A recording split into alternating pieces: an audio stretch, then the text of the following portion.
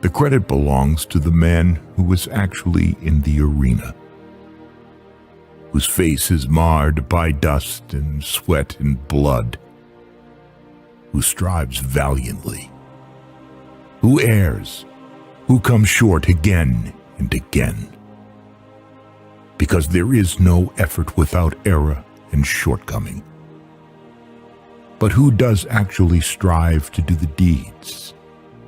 Who knows great enthusiasms, the great devotions, who spends himself in a worthy cause, who, at the best, knows in the end the triumph of high achievement, and who, at the worst, if he fails, at least fails while daring greatly, so that his place shall never be with those cold and timid souls who neither know victory nor defeat.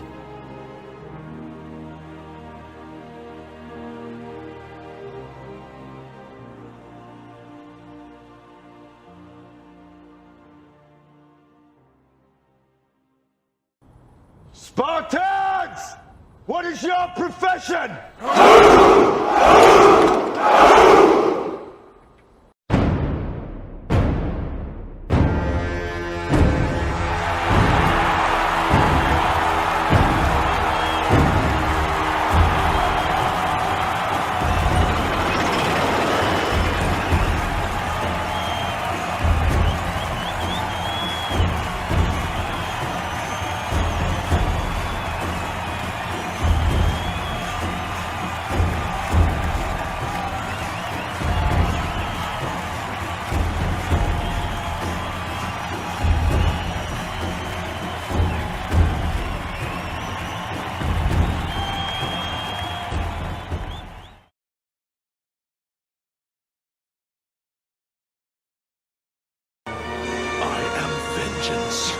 I am the knight.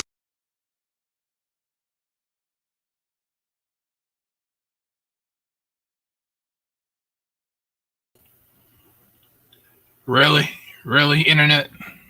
Now you want to act up? I am Batman!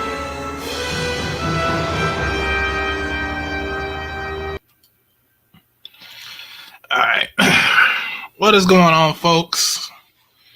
Hope everybody's doing good. Yes, we know. Kevin Conroy has passed away at the age of 66. Very sad. Very sad. There's some other people have died. I think Carlos Pacheco has died. Pacheco. I think that's how you say his name. He was one of my favorite X-Men artists back in the day. He has died at the age of, I think he was 62. So, well, not 62, but I think he was in his 60s when he died. And then there was somebody else. I was listening to somebody who was talking about it. But yeah, kind of a bad week if you're a comic book nerd and a Batman fanatic. So, rest in peace to Kevin Conroy. He was definitely the voice of Batman for many years. We all enjoyed his work. We all watched Batman the Animated Series. Legendary voice acting, I could say. And peace to Carlos Pacheco. One of my favorite comic book artists, like I said, on X-Men. Rest in peace to his family as well. Just a lot of death going on, man. And like I said, if you got family members that's in their 60s or 70s, make sure you check up on them, because you never know. Hell, I don't care if they're even not even 40 yet. Check up on your family, man. You never know when you're gonna go out. You never do. So let's get down to business. Hold on for a second. Let me put this on my Twitter. Okay, why the hell do that? All right.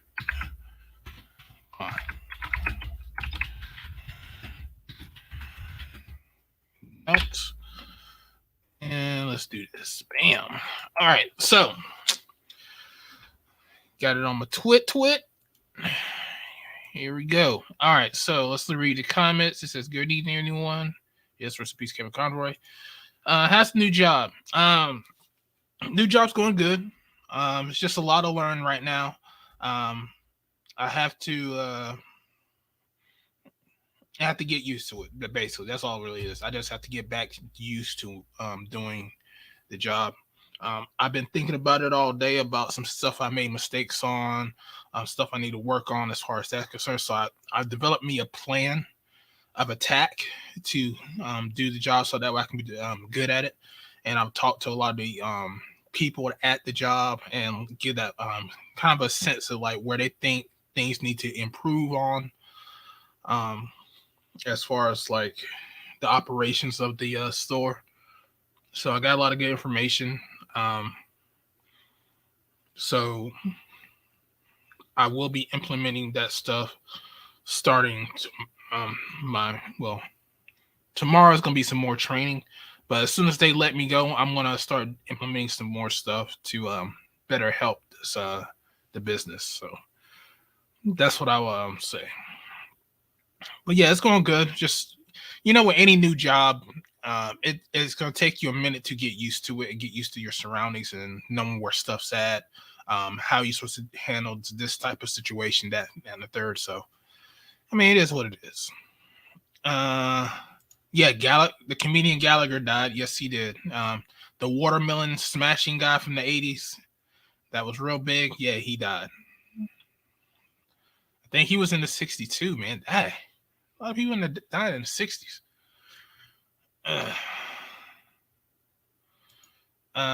Creative Tech guy wants to talk about the election. As far as the election is concerned, we can talk about it. Now I know talking politics has been a contention, but let's just try to keep it at minimum. If you want to talk about it, we're here. What's up, Snowman? How you doing, sir? Hope everything's going well with you. Thank you, Donnie Mac. Yes, appreciate you for the credit. The McRib leaves Monday. I didn't know. I thought he used to just do 30 days on that, so that must have been a little bit longer. Well, go ahead and get your McRibs on tomorrow. No one? Yeah, we early. Yeah. The reason why I started this hangout early is because I have to be at work at 7:00 in the morning. So the latest that I would or is willing to do this stream is probably about 1:30. So by 1:30, I will be shutting the stream down, but I wanted to get in early so that way you guys at least have a Saturday hangout since I was off today. And I'm in the process right now, it's just washing clothes and stuff. So I may have to leave to go put some clothes in the dryer. So just letting you know. No blue wave, no real red wave. I think they're fighting over two or one seat right now. I think in the Senate, if I'm not mistaken. So yeah. So it's a congratulations, just Snowman's not so good right now, but I'm hanging in there. Hey man, keep us up to date. And if anything that we can do to help, let us know. God, I guess I said God of War is something else. Yeah, I've heard God of War Ragnarok was actually pretty good. Everybody's giving it high praises, so interested in hearing about that. But I probably won't go get that if I get a PS5, which is hard to find one. But if I do get a PS5, I'll probably give it to my brother.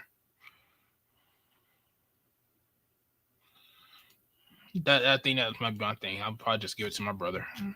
I already got a PC, so whatever.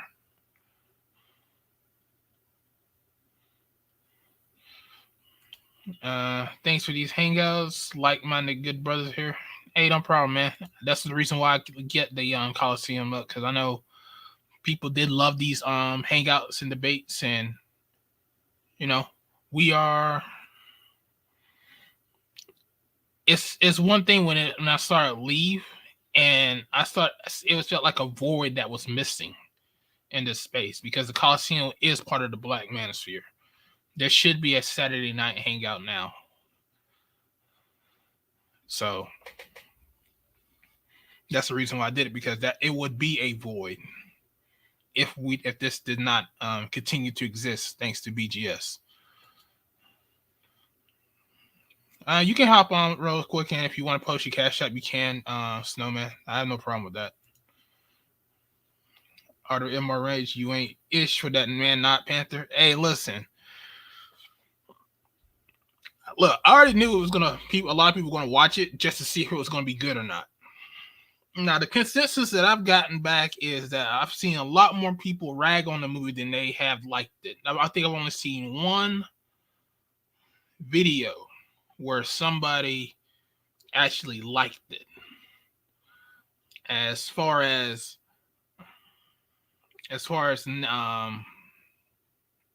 criticisms, there's a lot of people criticizing this movie. Midnight's Edge, those guys, they criticized the hell out of this movie. Artisan MC, he did a freaking rant out of hell about that movie. So there's a lot of people that don't like the direction of the movie. Dr. T.S. Johnson criticized the movie. So, I mean, there's a lot of issues with Wakanda Forever. I'm not going to call it Black Panther 2. It's a Wakanda movie. It's about Wakanda. It's not about Black Panther. But yeah, it's the man. Shiri is man, not Panther. Critical Drinker ripped it apart. I believe it. Go drop the link. Skillmonger says bag. Craig said it's good. He's seen it twice. I don't. You have to explain to me why it's good, because everybody who we talk to in this space, Artisan MC, Dr. T.S.I. Johnson, you got other people saying that it's not that great. So you have to explain yourself, Craig, on that one.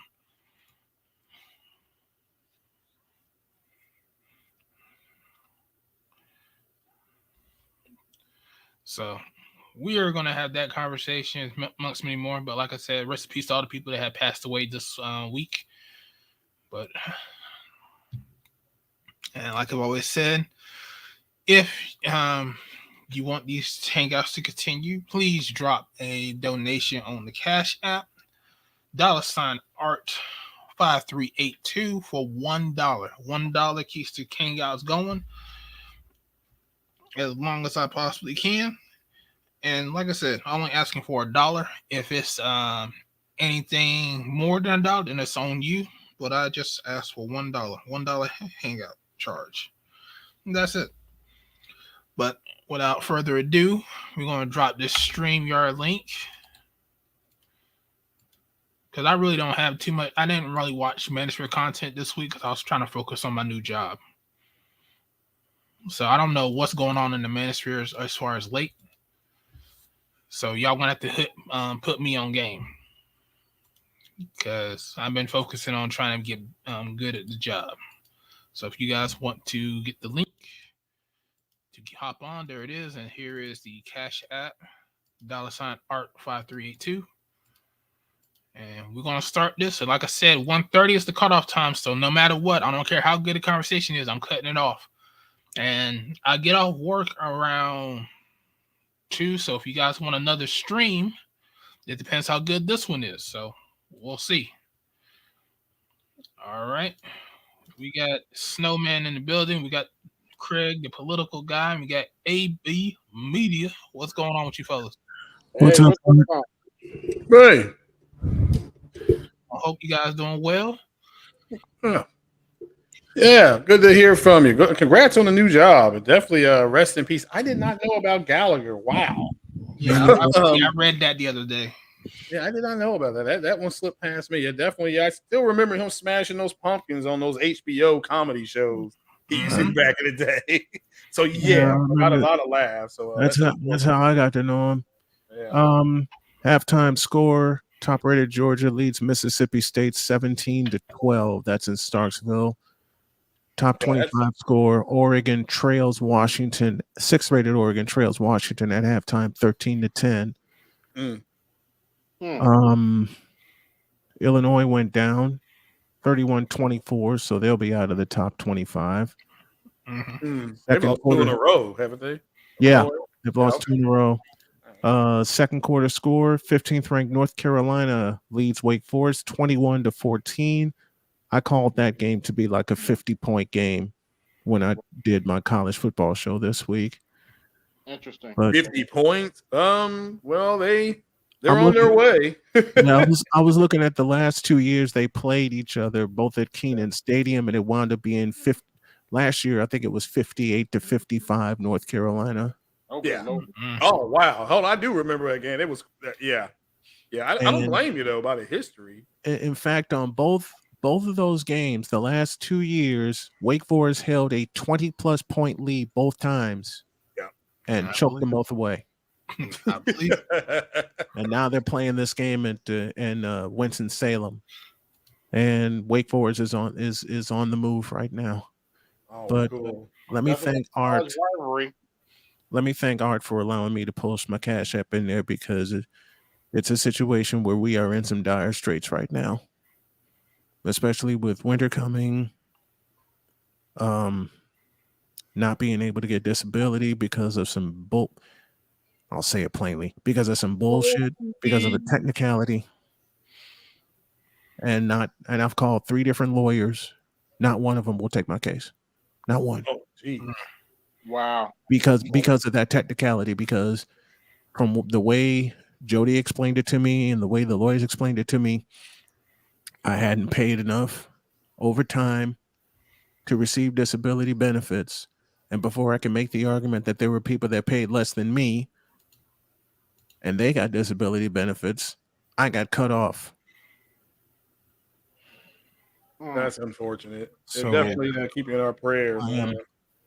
So when people ask me, and I know Charles has asked me, I know you guys have asked me over the past few months, and I'm trying not to cry. That's why I led with the scores first. I am just emotionally tired. I understand. I'm just emotionally tired. I even tried to take a part-time job, and the one day I was there, my body gave out. I spent half of the day in the bathroom and the other half in my truck. And the manager came to me and said, "Go heal. And when you're ready to come back, we'll bring you back." But they had to pull me because of my medical condition. And I went home and cried because I felt like less than a man because I couldn't help my family. So as Art explained, I make the same plea each morning when I do my show. And sometimes, do I get donations? Yeah. Other days, it just seems like it goes on deaf ears. And there are days where I close up shop, and AB can tell you because I've talked to him. I close up shop and I just go lay down and cry while my wife's at work. And it came to a point yesterday where I almost quit.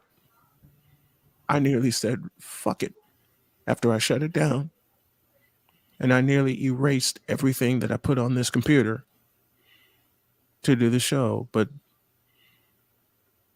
I kept hearing Jody's voice, my wife. I keep hearing my children's voice, and I keep hearing folks like AB and Charles saying, "Man, don't you quit." The war ain't over yet. And I got the ultimate compliment I got was when my buddy Victor said to me, there's not another sports show like yours. No. Television, radio, or internet. Do you have it like on Apple or Spotify? Do you upload it to Apple or Spotify? Yeah, I clip it and I put it on. That's what I'm in the process of redoing now. Is redoing the feeds and putting all the clips from this week, because I'm starting with this week and going from there, all up on Spotify and Apple and everything like that. So That's what I'm working on. New graphics and everything. I blew up the archives. I just felt like I needed to start fresh after what happened Friday. After I nearly walked away, then I just made the decision, you know what, we're going to just start from ground zero. I understand that. I've done that a couple times on my channel. Yeah. I'm starting from ground zero. I'll not necessarily scrap my graphics, but I'll create new ones for a different season, depending on the mood. Are you, when you're doing your show, what are you showing your face? Are you showing graphics of what you're talking about? Yeah. Yeah, Do all that. he's on camera, and he's talking about sports throughout the spectrum. I mean, I talk about sports that I'll go ahead and say it plainly, and I know y'all won't mind. Are you a mod on my channel? No. Oh, we can fix that, so that way you can post your Cash App yourself. Yeah, I just posted it in your back chat there. Yeah, I got it. But AB will tell you, because he's hung out with me many a morning. Yeah, we talk about everything. I mean, hell, there most Thursdays when my buddy Clark comes on from Canada, we talk CFL and we talk hockey. And being a black man, according to a lot, and this is where Jody jokes around with me, I'm not supposed to talk hockey, and yet I've seriously. I mean, listen, if Jody can make that joke with me, and my partner Cole can make that joke with me, AB dropped that joke with me when we talked Blackhawks one morning. But there are sports I'm not, according to a lot of the black populace, and y'all know this to be true, there are certain sports I'm not supposed to A, know, or B, talked about.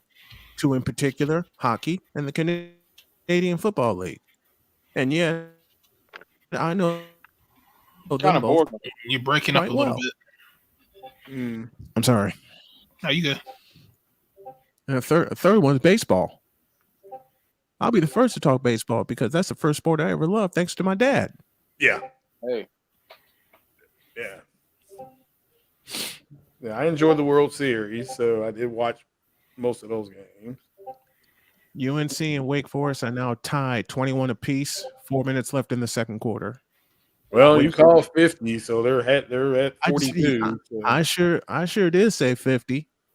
Yeah, or was that 42? So people should have taken the over. Look at the history. You know what the over was for this game?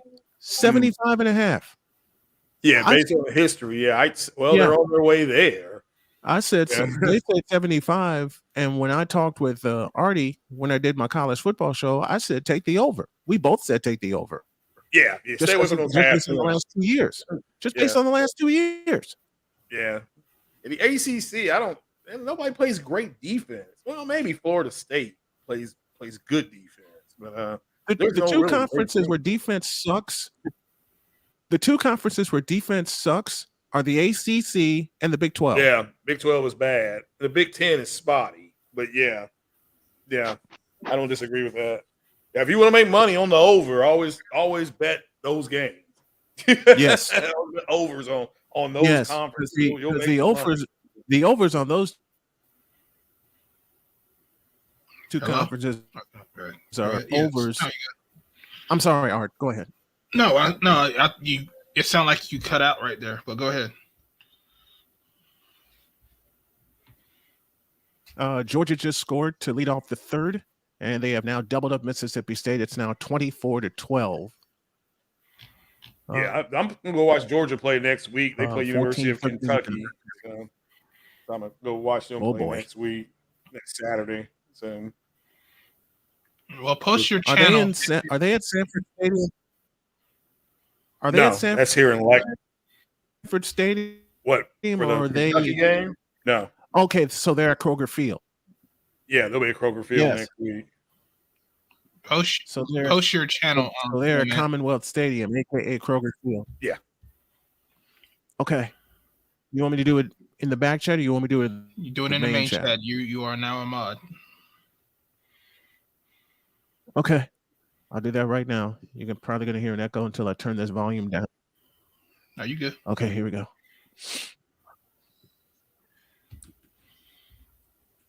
I'm gonna post 2 of them, one for my show and one for my my new radio station that I'm building. Nice. Hey, Art. Yes, sir. They still butt her because Stacy lost. Yeah, well, hey. Yeah. Oh, Hey, the listen, Bron- Any one of us could have called that from a distance. Yeah, pretty much. Let's just be real. Any one of us called that from a distance. she didn't run a Okay. good campaign. Any one of us called that from a distance. Man, She ran a horrible campaign. Yeah, I saw the saddest thing this morning. True story. I saw the saddest thing. I saw a brother on his TikTok crying about how could white women vote for Brian Kemp at the 75% rate. I was like, really, nigga? Well, it's because white women are not. They're not. They're smarter. They read the field and they can see. Hey, look, my husband has a business and he wants to take me to Bora Bora. I gotta vote Republican. Yes, and the women don't understand that. They don't understand that they're being used. So yeah, Abrams never got. I think did she get the 47 finally? I didn't see her final poll number. All right, yeah. Well, yeah, I tracked the election for 90 days. I'm like, these numbers do not look good like 12 points. So well, yeah, they didn't favor Abrams at all, and it didn't. The tracking numbers of the GOP weren't that well. I'm thinking either all these polls are wrong, or this is not going to be what a lot of people are saying. So, but they don't. They didn't understand what was happening, and there was a lot of late breaking people. Gen Z pretty much announced they came in and they dropped their pants and they whipped it out on everybody. They took over. That was their announcement call. This election was Gen Z saying that we are here, we're going to run shit now, and everybody just get out of our way because that's they pissed on that real quick. Yeah, they broke heavily real for the quick. Democrats. So and that it looks like right now, if we're still waiting on vote to come in from Nevada, but if this I think there's 50,000 more ballots out. If those ballots the Democrats could pick up seats, they could pick up. Well, that can't say they'll pick up, but they can hold out there and then control the Senate, and they still mathematically can control the House. So it was just a terrible misread by conservatives. And I mean, when Fox News is complaining, and they've been bitching since Tuesday night, they haven't stopped. When they won't stop either. Yeah, no, they weren't going to stop. It's bad. This is since 1934. This is one of the worst performances for one of the best performances for an incumbent party, and one of the worst ever since 34. I mean, Obama got shellacked, Clinton got shellacked until he got impeached, and then he did better. Bush got shellacked, Reagan got shellacked. Biden and Harris, based on these numbers, could pick up a Senate seat if they win the runoff in Georgia. That's if. So we'll have to wait and see how that turns out. So, but yeah, this is a horrible night for conservatives, and this the way they misread the electorate. So it's business as usual. It looks like. Yeah. I have an update for you. I have an update for you guys. Now you'll understand why when I tell you this, I concentrate on sports. As quick as I told you, Wake Forest tied the game. Drake May in North Carolina broke the tie. He hit Josh Downs for a 20-yard touchdown. 2 minutes left in the half. Carolina 27, Wake Forest 21. Nice. Yeah, on the way. And that's as quick as Wake Forest tied the game. I told people who watched my show Friday, when I did college football, take the over on this game, just from the past 2 years.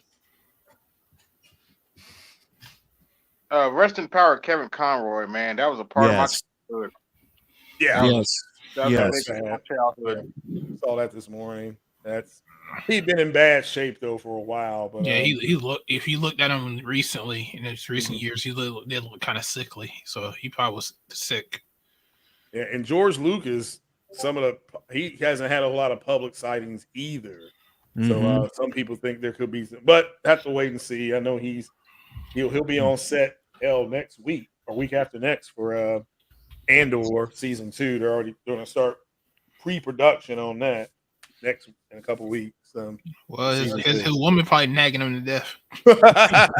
Maybe he did marry black, so yeah, that's true. Yeah, to me, Abrams should run for mayor. I think she would have had a much better shot at running for mayor than running for governor. So, but because the electorate would have helped her, but the Georgia electorate, yeah, it never fails to amaze me why black women complain about white women not, because white women aren't feminists. They're not as feminist as black women are. White women are smarter. That's all I can really say. White women are just smarter, politically more savvier, and talk about black women taking. They don't have the same hiccups that black women have with us. That white women want to be equal to their men. Black women want to be superior to us.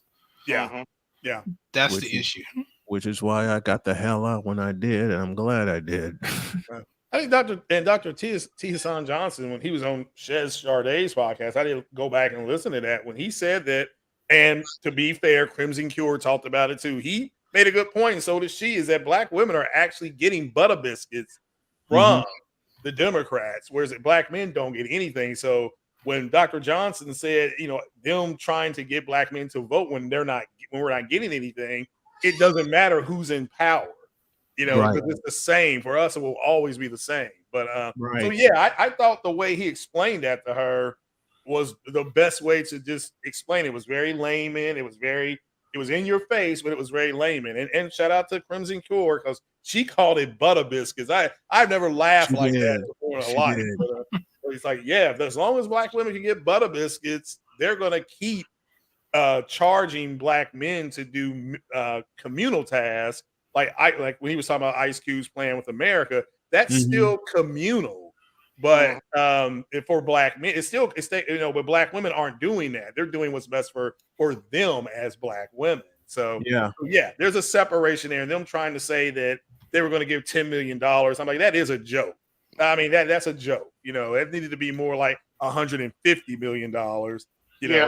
So and something closer to that. 10 million's a drop in the bucket. And they're excited for that.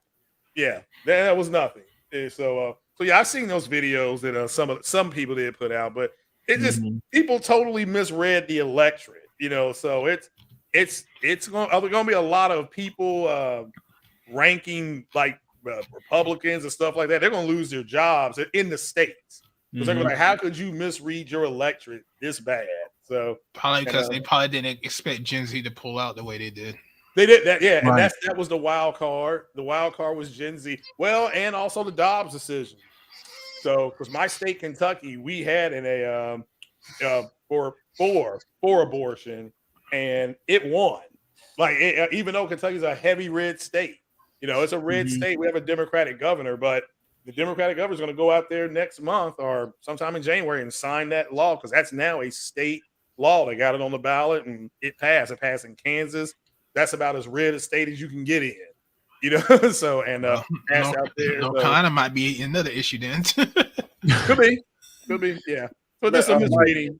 Just a misreading of the electorate. Another quick update. Remember when I said Washington led Oregon 13-10? I lied. Oregon just scored to kick off the third quarter. They're now up 17-13. Yeah, sounds right. Oregon's a better team. And Autzen Stadium's going bananas right now. Yeah, very very loud stadium. Anyone that's familiar with Autzen Stadium in Eugene, Oregon, knows that 40,000 people can sound like 100,000 people when the Oregon Ducks are on. Yeah. That's a loud stadium. Yeah, there's nothing like the atmosphere of college football. Yeah, it even enjoys the NFL. Yeah, I said it. It even enjoys the NFL. There's nothing like college football. A big college football game when you got all day tailgating. I keep telling people try to go to LSU for a night game.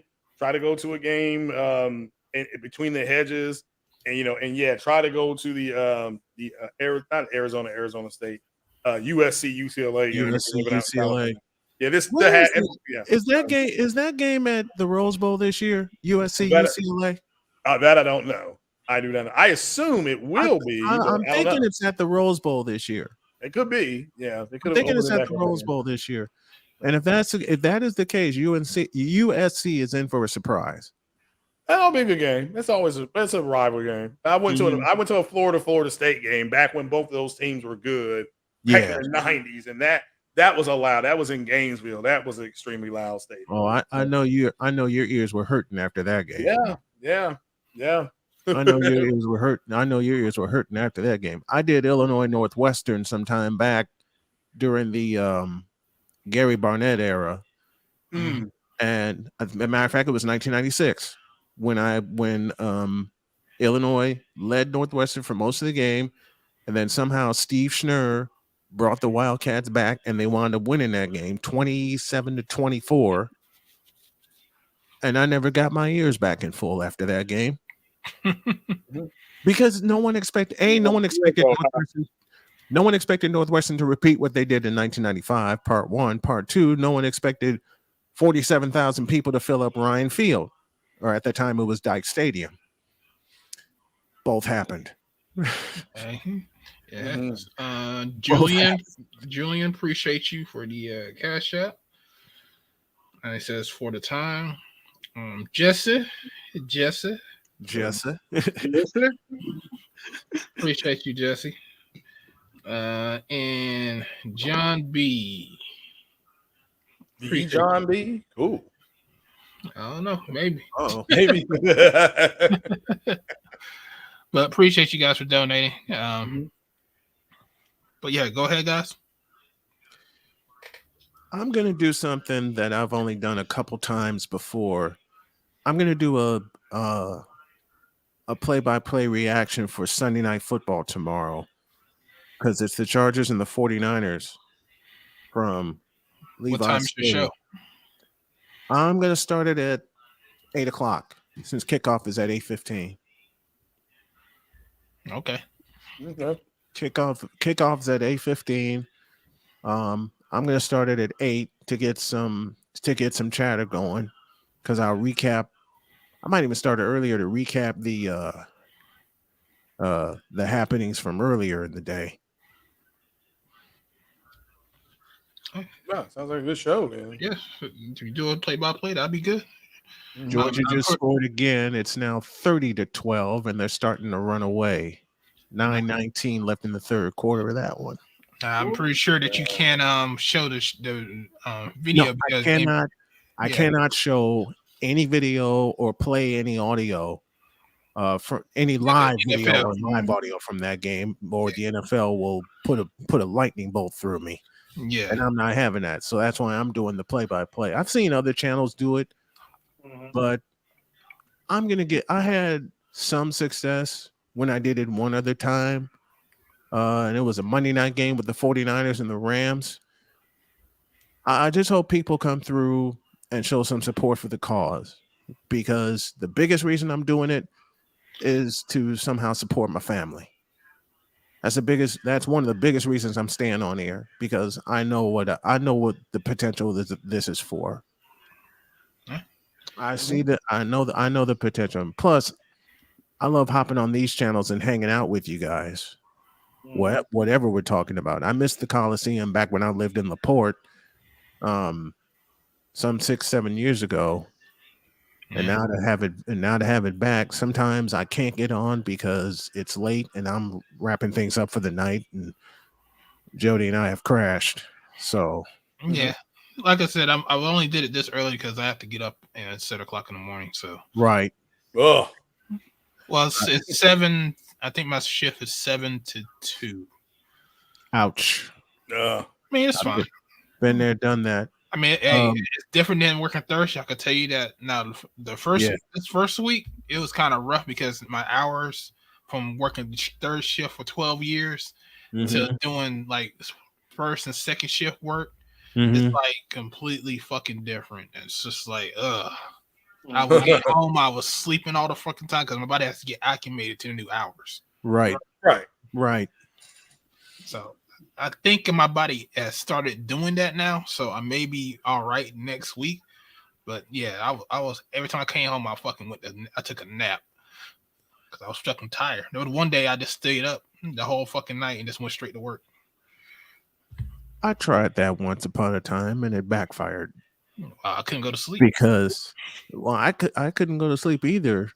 I was doing night security, and I was a full-time student, and I tried not going to sleep. One morning after I got off work, I went right to class, took care of business, went home, hung out with my dad, hung out with the family. I went back to work, and within an hour of me getting there, my body just crashed. My body was like, "You're not doing this." And my boss comes over, and we were right across from the United Center. My boss comes over and says, "Are you okay?" No. And what happened? There's one thing I forgot to do. And she looked at me and she says, "You didn't get a nap, did you?" Nope. So she brought in some relief and she says, "I need you at your best. Go crash. Go home." She gave me the next couple of days off, and I was fine after that. You want to? Okay, Big 12 scores go Kansas State 17, Baylor 3. They're in the third period.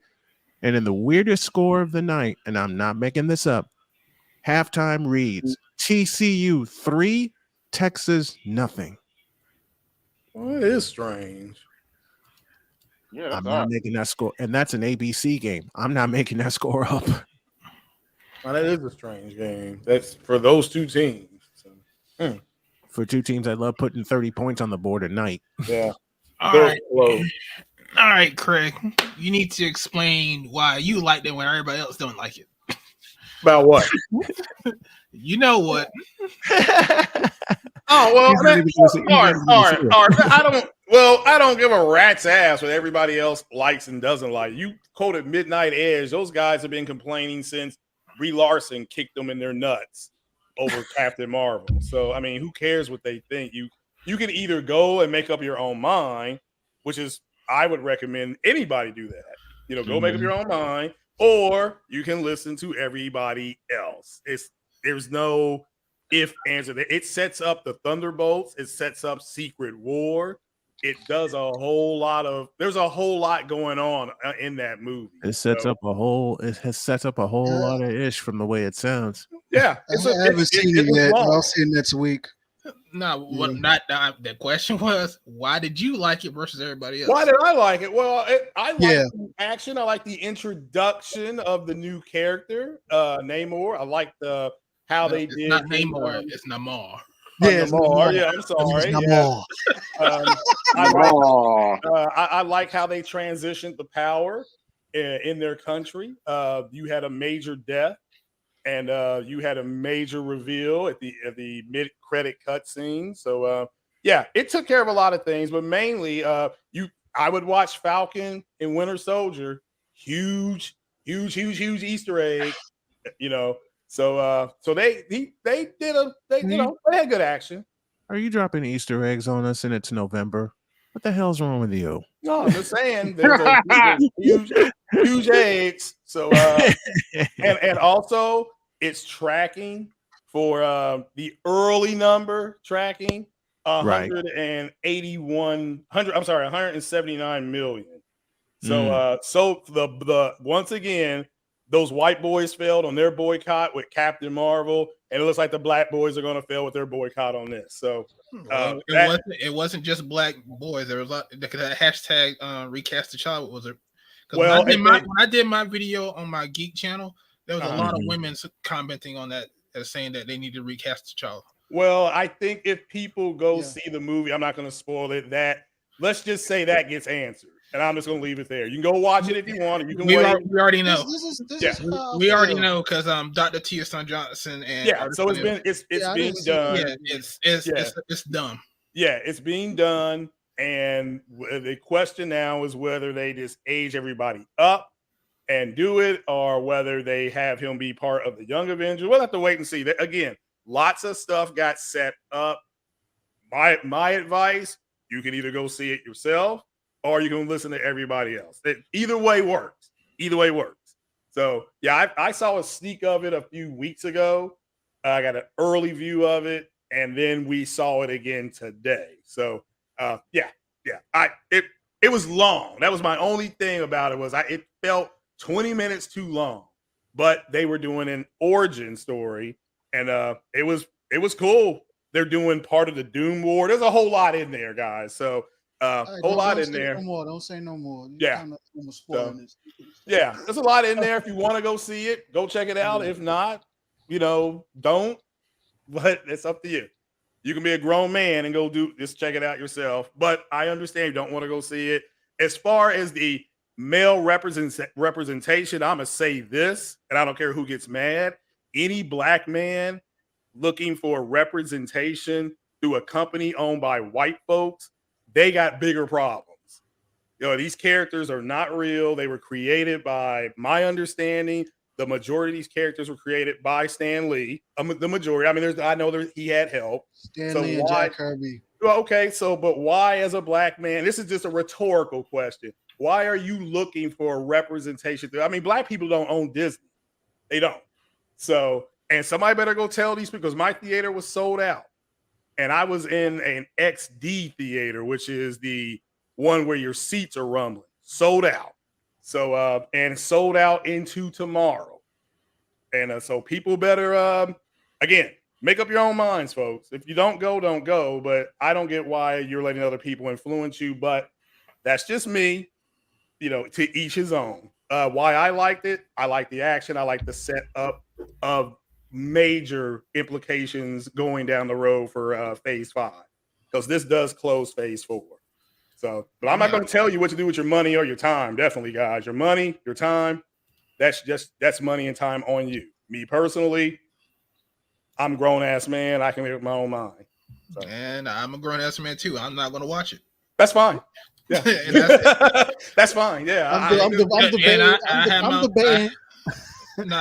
My reason is that I understand all this representation stuff matters, blah, blah, blah. Support black creator-owned, but as far as this is concerned, this movie, they were going to take the title from T'Challa anyway. So, because he was complaining about that before he died. So I already knew this was going to be something in the works. As far as this, for what I've heard from various sources, this movie is not my cup of tea, and I will not support it. Oh, that's perfectly fine. If it's not your cup of tea, and again, your money, your time makes sense. That makes perfect sense. Unfortunately, the masses are saying something different. But I've written stories. I've played in multiple bands. There's one thing. There's 100% always going to happen. There's always going to be people who don't like or go see what you do and you perform, or they may not like what your music is. So yeah, that's perfectly fine. Like I said, it's to each his own. That's fine. But you know what? If I have a critique on the masses, guarantee most of those masses don't really know nothing about the character of T'Challa. Period. Except for that don't matter at this point. Objection, Your Honor. That assumes not in the main thing. Because look, I've already knew this movie was going to make money the first week. What I want to know is what is going to be the drop off. Well, again, that's what the white guys were saying about Captain Marvel. So it's going to reach $1 billion or something like that. But what's the average drop off, Art? Isn't it like 62%? So Rotten Tomatoes, you talking about the Rotten Tomatoes score? No. I don't count Rotten Tomatoes like that. Yeah, I mean, what's the drop off for all Marvel movies? The average. The only ones that held high was the first Black Panther. Captain Marvel came in a little bit higher. Avengers Endgame, I think, held and Infinity War. I think those movies held a good number, but the average is about 62%. That's right now. That is the actual average, give or take. So Black Widow dropped a whole lot second week. Shang-Chi dropped a whole lot of second week. Spider-Man held. Spider-Man did hold. No Way Home, it was Spider-Man held. There's reasons for Black Widow, though. That's because Disney fucked over the movie. Yeah, exactly. Well, they gave that woman $20 million up front. And that's because they had to. They had to in the contract, but they broke the contract. They were supposed to pay after for movie ticket sales. No, they didn't break the contract. Yes, they did. Yes, they did. That's why she was suing them, because that was in her contract. She get a percentage of the movie ticket sales, despite we was in a pandemic. they still didn't pay her money. So it's because like you remember they released that movie in a streaming service while it was in the theater. That impacted the movie ticket sales. Her contract states that how much money they get off movie ticket, not streaming, but movie ticket sales. It depends on what it was, and it's like they cut her out of some money, so that's why she sued. Because what happens to DiCaprio do that all the time with his movies. He made sure he get a percentage of the movie ticket settled sales. out of court. Yeah, she was not going to win that case because her contract. No, then she would. But then she wouldn't have settled. She wouldn't have settled. If she was going to win, she would not have settled. They paid her what she asked for. She would have won the case. Remember Disney dropped her out of multiple productions that she could have been in, and then she settled. She could have been. No, Disney cut her out of their projects, but anything. But Jungle Book. They knocked her out. Was it Jungle Book? Not Jungle Book. Jungle Cruise. She was supposed to be in that. She was supposed to be in that. Never supposed to be in that. That was the Rock movie. Yeah. That's the other Emily Blunt. Yeah, Emily Blunt. But she originally could have had that role. But like I said, you don't settle a case that you're strong in. Nobody does that. You keep going. No, that was in her contract. It was a written agreement. I understand her contract. I was listening to. I don't think you do because you just said she would lose the case. Yeah, you can go ahead and pull it up because she got $20 million up front, and then she took part of the movie. She thought she was going to get Downey Jr. money, and she wasn't, and that was her choice to do that. Then she said, well, them releasing it day and date on the streams hurt that, but she could never show in the contract where she said they were not supposed to do that. So they did settle. No. But she did not get what she really wanted. But she got back in the good graces of Disney, which you want to because they made a deal behind the scenes because the lawsuit was still going on. But the only reason why they dropped it is because they made a deal behind it, so that's why they dropped it because they settled. Of course. But if you're winning your lawsuit, why would you drop it? Because Disney didn't. Okay, you dropped it because they gave you what you wanted. Exactly. That's why you drop it because you asked for this money that they were supposed to pay. They undercutted you as a business deal. Now, and that impacted your sales. That is damages towards you. So now they have to pay. Who dropped the lawsuit? Like the 20 million she got paid. That was automatic money she was getting off front. Because she was the plaintiff in the case, she had to drop the lawsuit. Yeah. Because they made a deal to give her some money on top of the money that she already got from the movie. Because Disney damaged her movie that she was in. Well, again, she sued for breach. And it says here that here are your key facts. Terms of the deal were not disclosed, but sources told Deadline compensation exceeded $40 million. Johansson reportedly asked Disney for $80 million in addition to her $20 million salary for the movie. So she got $40 million. She's asking for $80 million.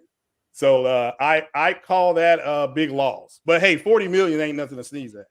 Now this was just a basic law search I used. I hate to say this, in the court case, when you sue for money, you're always going to go real high. And then that's what the negotiation is. But that's not what you just said, sir. You said she got what she wanted. No, she didn't. Yes, that's probably what she got. All right, we'll agree to disagree. A loss for her. She lost. We'll agree to disagree because she got $20 million up front, and she now again it says they were not disclosed, but these are just sources, so take this with a grain of salt. It says Deadline, which is fairly accurate in Hollywood. Compensation exceeded $40 million. She was asking for $80. That's nothing to sneeze at. 40 ain't nothing to sneeze at, but it's not 80. So if this is true, then she did not get what she wanted. She got part, and she took it, and she got back in their good graces, which will help her long term. But she was deposed, and she quit. She pretty much said she didn't like the fact that her character was killed off. I mean, that was something that she got on that. When she was disposed. It says right here in which the actress alleged Disney had breached its contract with her by releasing the Black Widow on its streaming service, despite promising her an exclusive wide theatrical release. That's how they didn't do it again. because they Exactly. would have done it again. They actually stopped remember- doing that. because this was during the pandemic. Yeah, and she sued for breach, and she won. But She got her money. she could not. She Yeah, won. that's what I just said. She got it. It says here that it literally does say the terms are not disclosed because you know everybody's under NDA. It's got it at 40 million. Hold on, man, for just a second. Okay. Go ahead, Craig. It's got it at it's got her compensation exceeding 40 million.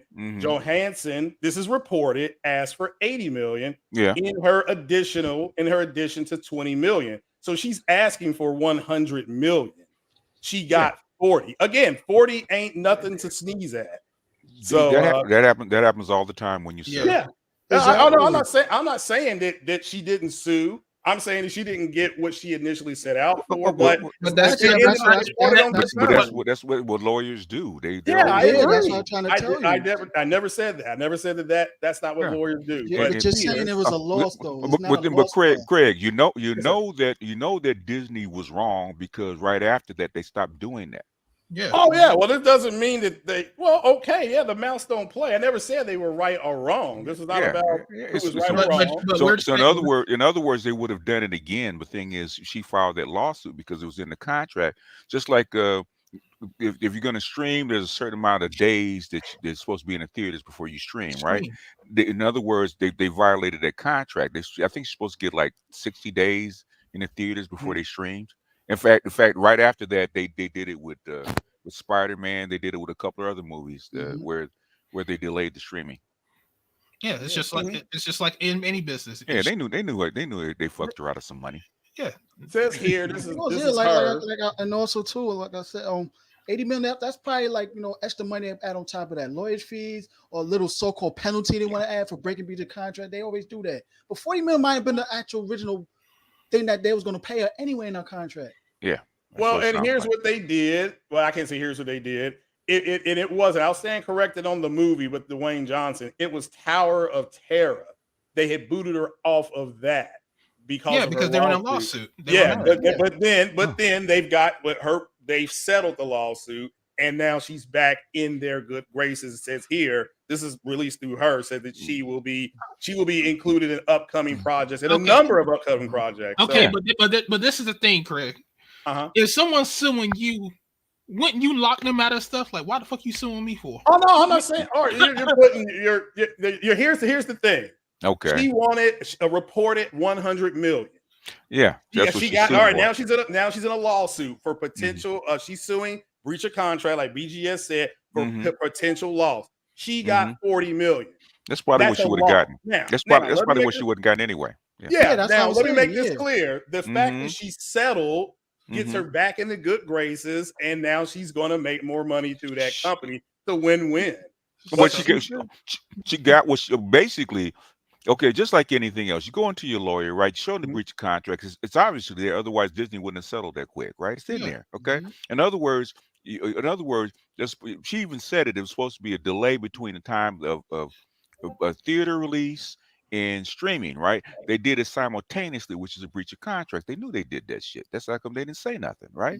So basically, they said, you know what?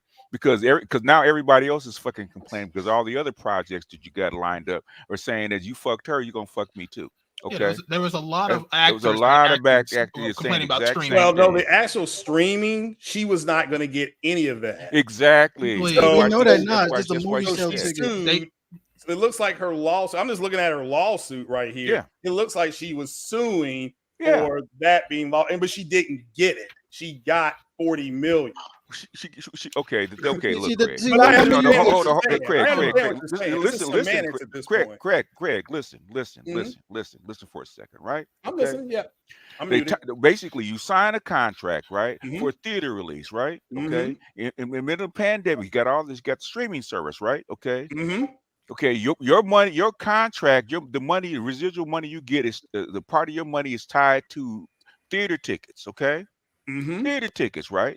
So basically, you get a theater release, and basically they simultaneously stream your shit. Okay, that fucks you out a whole bunch of money. Okay, that's the undercutter. But the 40 million, the reason they settled is because that's what you probably would have gotten anyway. So why are you going to? Well, that's what I just said. Yeah, the 20 million up front. And plus, the 40 million after. Yeah, that's 60 million. So she got 40. She got her money. Million.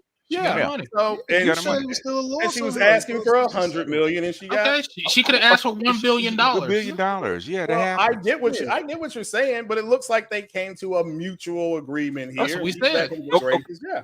The reason they came to an agreement because they had a whole bunch of people behind them would do the exact same shit in their contract, and they were already bitching. They were getting ready to sue them too. You remember when the Russo almost got sued over. remember the Russo brothers said they're no longer. They said they weren't going to work with Disney because of this shit. Yeah, because that's bad practice, man, and the screw people like that out of their money. That's bad. Let me use it for example. The same situation sort of happened with Wonder Woman 84, but the reason why we didn't hear Gal Gadot and them sue Warner Brothers because they actually gave them a bonus out under the table. It's like we can't do them dirty like this because this is supposed to be a theater release and we're gonna release it on the HBO Max streaming service. Yeah, so they actually gave them the bonus on the table for them not to want to sue them. Yeah, you mean Spider-Woman 84? Warner does it this. Yeah, Warner Wonder does Woman. things a No, little Wonder different. Woman. They actually Spider-Woman 84. I'm trolling. Oh, God. Yeah, Wonder Woman. That was a different thing. Yeah. Because we were talking about that at the time, man. Because at the time we were going back and forth about that with her because we knew that Disney did her dirty. Okay, because other than that, she would ask for more money up front if she knew that you're going to stream it simultaneously. Okay, you tried to screw her, and then everybody else said they had with the same thing in their contract going to say they're going to try to screw us too. So we better.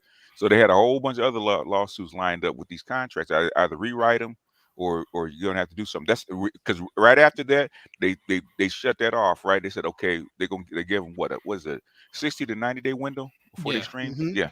Right after that, well, you know they were wrong because they changed the movies their run for right 10 weeks now. But I still remember her deposition, and she was saying that like they asked her, could she show that they weren't supposed to do this, and she was saying no.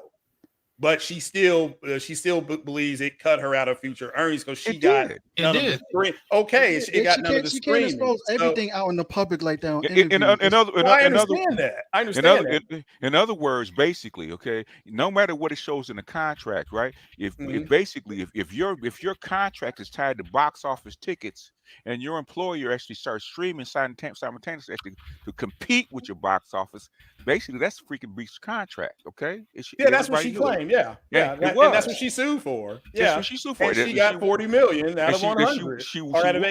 It doesn't matter how much she got. It doesn't matter. She got money. You're focusing too much on that point, and that is not. She got her money. She got her money, and she still is able to work with Disney. They came to a mutual understanding. If they probably calculated how much she would have gotten according to the box office sales if they hadn't streamed it. Okay, and they paid her. She wasn't going to get $100 million.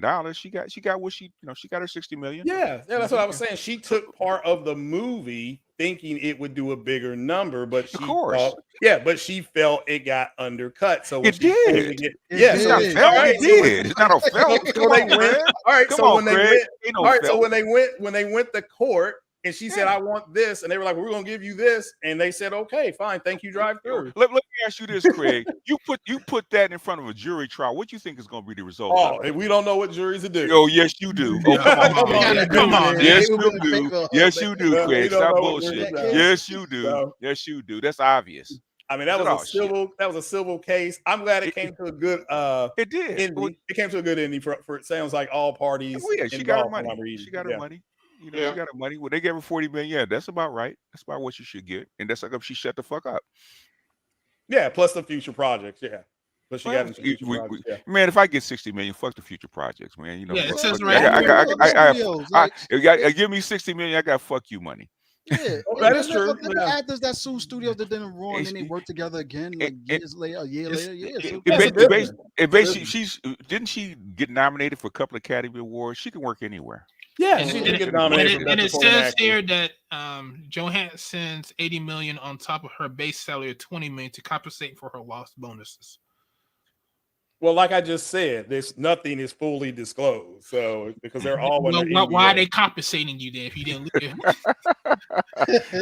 I didn't hear you broke up. Well, Disney made it right. Disney made it right. Yeah, I mean, again, if you come to my office and you say I want $80 million, and I'm gonna say, you know what, I'm gonna give you $40 million, you're gonna be happy, and then we shake hands. You did not get what you wanted, and I had already given you the 20 up front. I'm giving you $20 more, $20 million. more dollars. So yeah, that like I said, the mouse don't play, and when they start possibly colluding down the road with other studios to lock you out. And Black Widow was not $1 billion movie. So no, I agree, but that's the way she approached it, and that allegedly is the way she worked her contract. She got basically, Craig, that was some shady shit, man. Okay, I didn't say it wasn't shady. If it was shady shit, if she takes that to trial, okay, Disney's already, they already had to pay out $300 billion for this shit they did like 12 years ago. They don't want no more of that, man. If she goes a couple of years, she goes to trial, okay, and she puts that in front of a jury, man, basically they're gonna give her that $100 million. And possibly, yeah. I mean, I'm not here to say that they would not. That's why I said I don't know what a jury would do.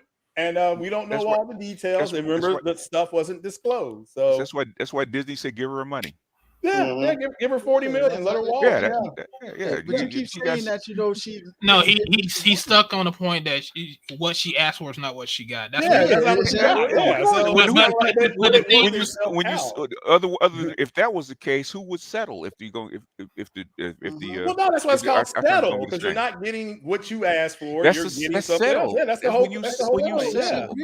She got what she wanted. Yeah, I said both sides got what they wanted. Exactly. She got what she wanted. Okay, Scarlett about, we never said they didn't. They didn't get sued. Well, that's what I've said. I said, guess what? She asked for something. They didn't give it to her. They settled on a lower number. It was a mutual decision for both.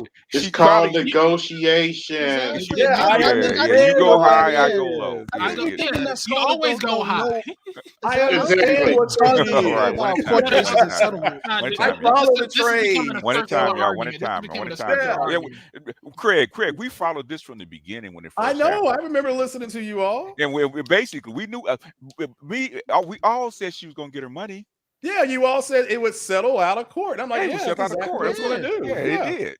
And they haven't really disclosed the amount, so everything is just arbitrary. So that's what I said. I said you have to. So why should they? If they already settled, everything's squashed, boom. Why you want them? Yeah, that's what I just said. They settled, and it's like they worked. What are we arguing about? And remember when the Black Widow came out and Scarlett Johansson was supposed to get part of the theater receipts. Yeah, and then Disney streamed her movie at the same time that was in the theaters. Yeah, and she sued. She got the money. She's not complaining. What are we arguing about? That's what I just said.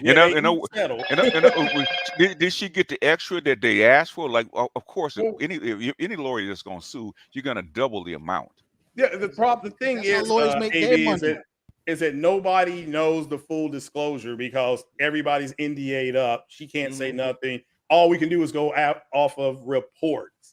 So, and if the report, that's why I said, if this report is correct, she did not get close to what they asked for, but they settled, and she even got back in to Disney's good graces to get back in movies coming down the road, which I think is a good settlement. She got back in good graces with Disney when Disney did wrong. The point you're making, Craig, is that's probably the money that she would have gotten anyway. I agree. I said, that's probably what she would have gotten. That's why she was cool with the $40 million that she got plus the 20. Yeah, and that's if it could be more than that. That's the reported amount. It could have been if it had gone to trial. Okay. That's what I just. Yeah, it could be more, but she could have gotten more. Maybe she got $52 million. Okay, we're going in circles here, guys. So why should she go to trial if they made you whole? That's what I just said. If they settled, it sounds like they both worked everything out. Yeah, they didn't get everything they wanted, and then she got a little bit. The bitch got her money, okay? That she's supposed to. Yeah, that's what I just said. She did get some money. Why are we going in circles? It's always saying she got her money. Yeah. I said that a while ago. No, you get what she wanted. No, you didn't. No, you didn't. No, you didn't. I did. No, you didn't. Because you kept saying that she didn't get what she wanted. She did not get what she initially asked for, according to report. Okay, let's to change the the subject. lawsuit, but yeah, but the thing is, she basically all she wanted was Disney to give her Make it the right. receipt, make it right Mhm. to her, give her the receipt. Don't fuck her out of money because you streamed, right? You gave her the Mhm. 40 million because that's probably the money that she would have got had it stayed in the theaters. You got a portion of the theater receipts, so Yeah, they and made her again, like whole. I just and like I said, BGS, if Oh. that is reported number is correct, it could have been more, maybe less. It's Less, nobody but knows. in other words, she got what she Yes, she initially got wanted. So yeah, and so she was fine with that, and Disney was yeah, fine with that because they didn't have to fuck with it, all the other people behind her complaining about the yeah, same shit. and she got back in their good graces and has more projects lined up. Like you just said, she was Yeah, nominated for other stuff, so she she could could have work. gone Yeah, someplace, but She I could don't. have on Warner Brothers. Gone someplace. Why, But the thing is, what I do don't you blame her mean for she suing. get back in their good graces? Like if things ain't work out, she wouldn't care. Like, hey, I did what my work with them. I'm She good. gonna Yeah, move on to yeah. another studios. well, Disney but was one the one that thing, was doing wrong. Period. spoken like somebody who doesn't follow the trades, you do not want to become somebody who's known as a hard to work with actor. She's not on. But You She's got a not hard to known work as. with actor, but Hold on, if hold it's on, behind hold a on, contract. hold on Hold for a on a second. second. Go ahead. She's not known as a hard to work actor. Yes, because She's she's actress. settled. Yeah, No, No, no, she's no, not. no.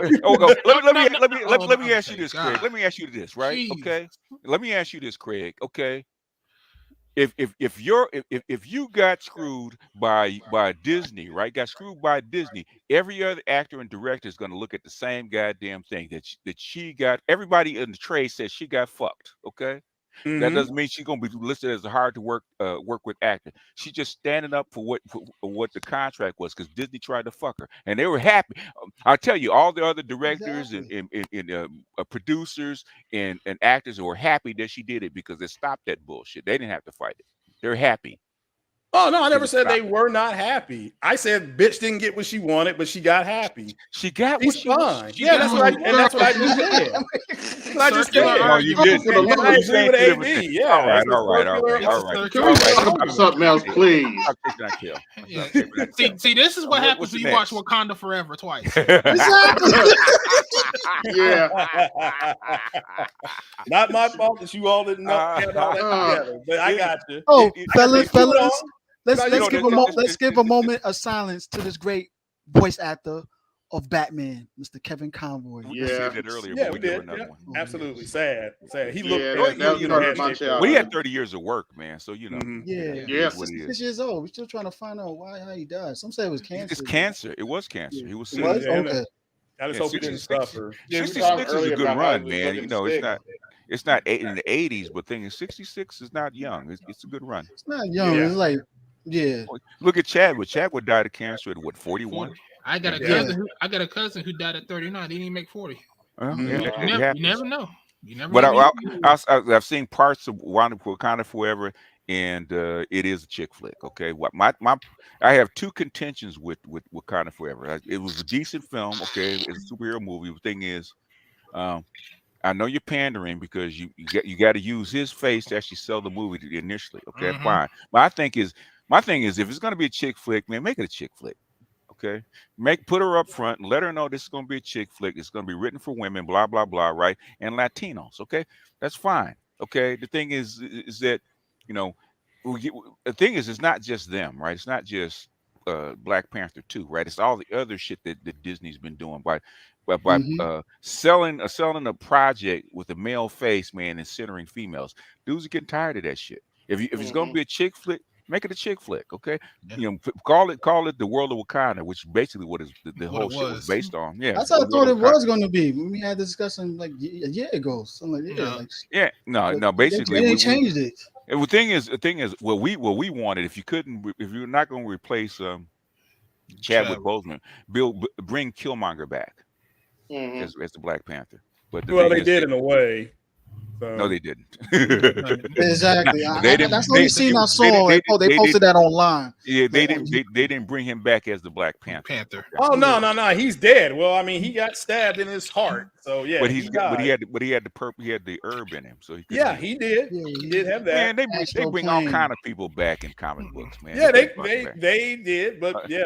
Unless you see them burn his body, okay, they can bring him back. Okay. Yeah, but didn't Michael B. Jordan even say that he would not be in the next one? I mean, this was a couple years ago. Of course, everything's negotiable, but He said that he wasn't going to be in it. But no, like I said, I was saying earlier, I thought it was a good film. I thought it had good action. I thought it set up a lot of other stuff. That's where I left it. That's where I left it. It's a good film, but the thing is that it can be a good film. I think it'll make money because me and Ed were actually arguing about this. Okay, it was demographically situated to where it's going to make money, right? Yeah. Okay, you're hitting the black female population. Okay, and you're going to have black males are probably going to come see it at least one time anyway. Just check it out. But the females will come back over and over again, and then you put Latinos in it, right? So it's gonna make its money. I have no doubt. It's tracking right also now. Too, like, I think I mentioned this also too earlier. Like the people that really don't know nothing about T'Challa from the comics, they just focus on Chadwick Boseman and him in the movie period from the first one and stuff like that. Yeah, they gonna come back and see this movie to see like a regular action movie type stuff. How much that they mentioned him with the sentimental part of him passing. Hey, Art, didn't I tell you they were gonna put Paw's picture in the back? And Paw's picture in the back, and Big Mama's gonna run Wakanda. I mean, I already knew what this movie was gonna be. That's why I was like, I'm not gonna watch it because it's not a bad movie. It's okay. It's not a bad movie, but you know, it's just like. But what my thing is that they're no better than Black Lives Matter in my opinion. Who? The I understand what all this saying because this is the thing. You market this movie off the body of a dead black man, and you're using him as a catalyst to try to make your money, and that was the whole contention that I had with this damn movie. Why is it every time? Well, I saw it and they did not. Well, all right, I'll leave that out. I'm not going to comment on that. But I hate to say this, Craig. That might be your point of view. From what I'm hearing from other people, they will agree with Art from this point of view. So I agree 100% with BGS. It's a good film. It's tracking to do about 179, 182 million over the weekend. They said over the weekend. So it's going to make, like BGS said, it's going to make its money, and they're going to. You say it was banned in China. Well, yeah, China hasn't shown. China didn't even show Shang-Chi. So I mean, why is it banned in China? China, they showed Shang-Chi in China. In China, they showed Shang-Chi later. Yeah, they said they didn't like him because he was ugly. Oh, okay. Yeah. Well, yeah, but China. Why is Black Panther, there's let's just say there's a certain part that got China is literally if they're not part of the studio, a certain percentage, they're making it tough. Even Sony had to buy into Kodakawa, which is Japanese with Tencent, to help get some of Sony's products in, like PlayStations and stuff like that, software into China. Again, I don't think it's no grand conspiracy, but that's why movies, if they lose the Middle Kingdom, plus, like you were saying, BGS, the movies are only running for, you said a few months ago, movies are only running for 10 weeks now versus 13. They're missing a lot of income. I think this will run through. I think this will run through Christmas, probably in January. Oh, I agree. Because Ant-Man comes out. Yeah, Ant-Man Quantumania. I think it comes out in February. So that ends. What about the other DC movies? Okay, it's getting banned in China because it has the openly gay characters. That's right. Oh, I was about to mention. Yeah. Oh, okay. Yeah, China don't play that shit. Yeah, exactly. Yeah. What's going on there, Sid? Hey, the world of Wakanda. Yeah, and they're doing a TV show. They set up the TV show. They set up partly like they're going to be pulling out of Doom War. There's a lot in the movie. Like I agree with you, BGS. I thought it was a good film. It's demographically set up perfectly, and my whole recommendation was people can make up their own mind. They don't want to spend their time and money. Don't go. If you like action flicks, go watch. If you're looking to go see the Black Panther, this is not the flick for you. Okay, because he ain't in there. Yeah. Yep. Yeah. Well, it's basically all it is they put the Dora Milaje in a Panther suit. That's all. Marvel Woman King. Woman King, basically. I just call this. I really just call this the bedazzled Black Panther. It is. Yeah. It basically okay. It is a woman-centered movie. Okay, let's put it that way. I call it Wakanda forever. With the transgender character and the openly gay people and stuff like that. Yeah, it's woman centered. I called it. Even the jokes and stuff like that are woman centered. So yeah, okay. A woman, that's the kind of stuff would get a laugh from women. So here's what it is. The issue. I like that. I like that M'Baku joke. He was like, they don't call this dude general or sir. They call this dude, Kuk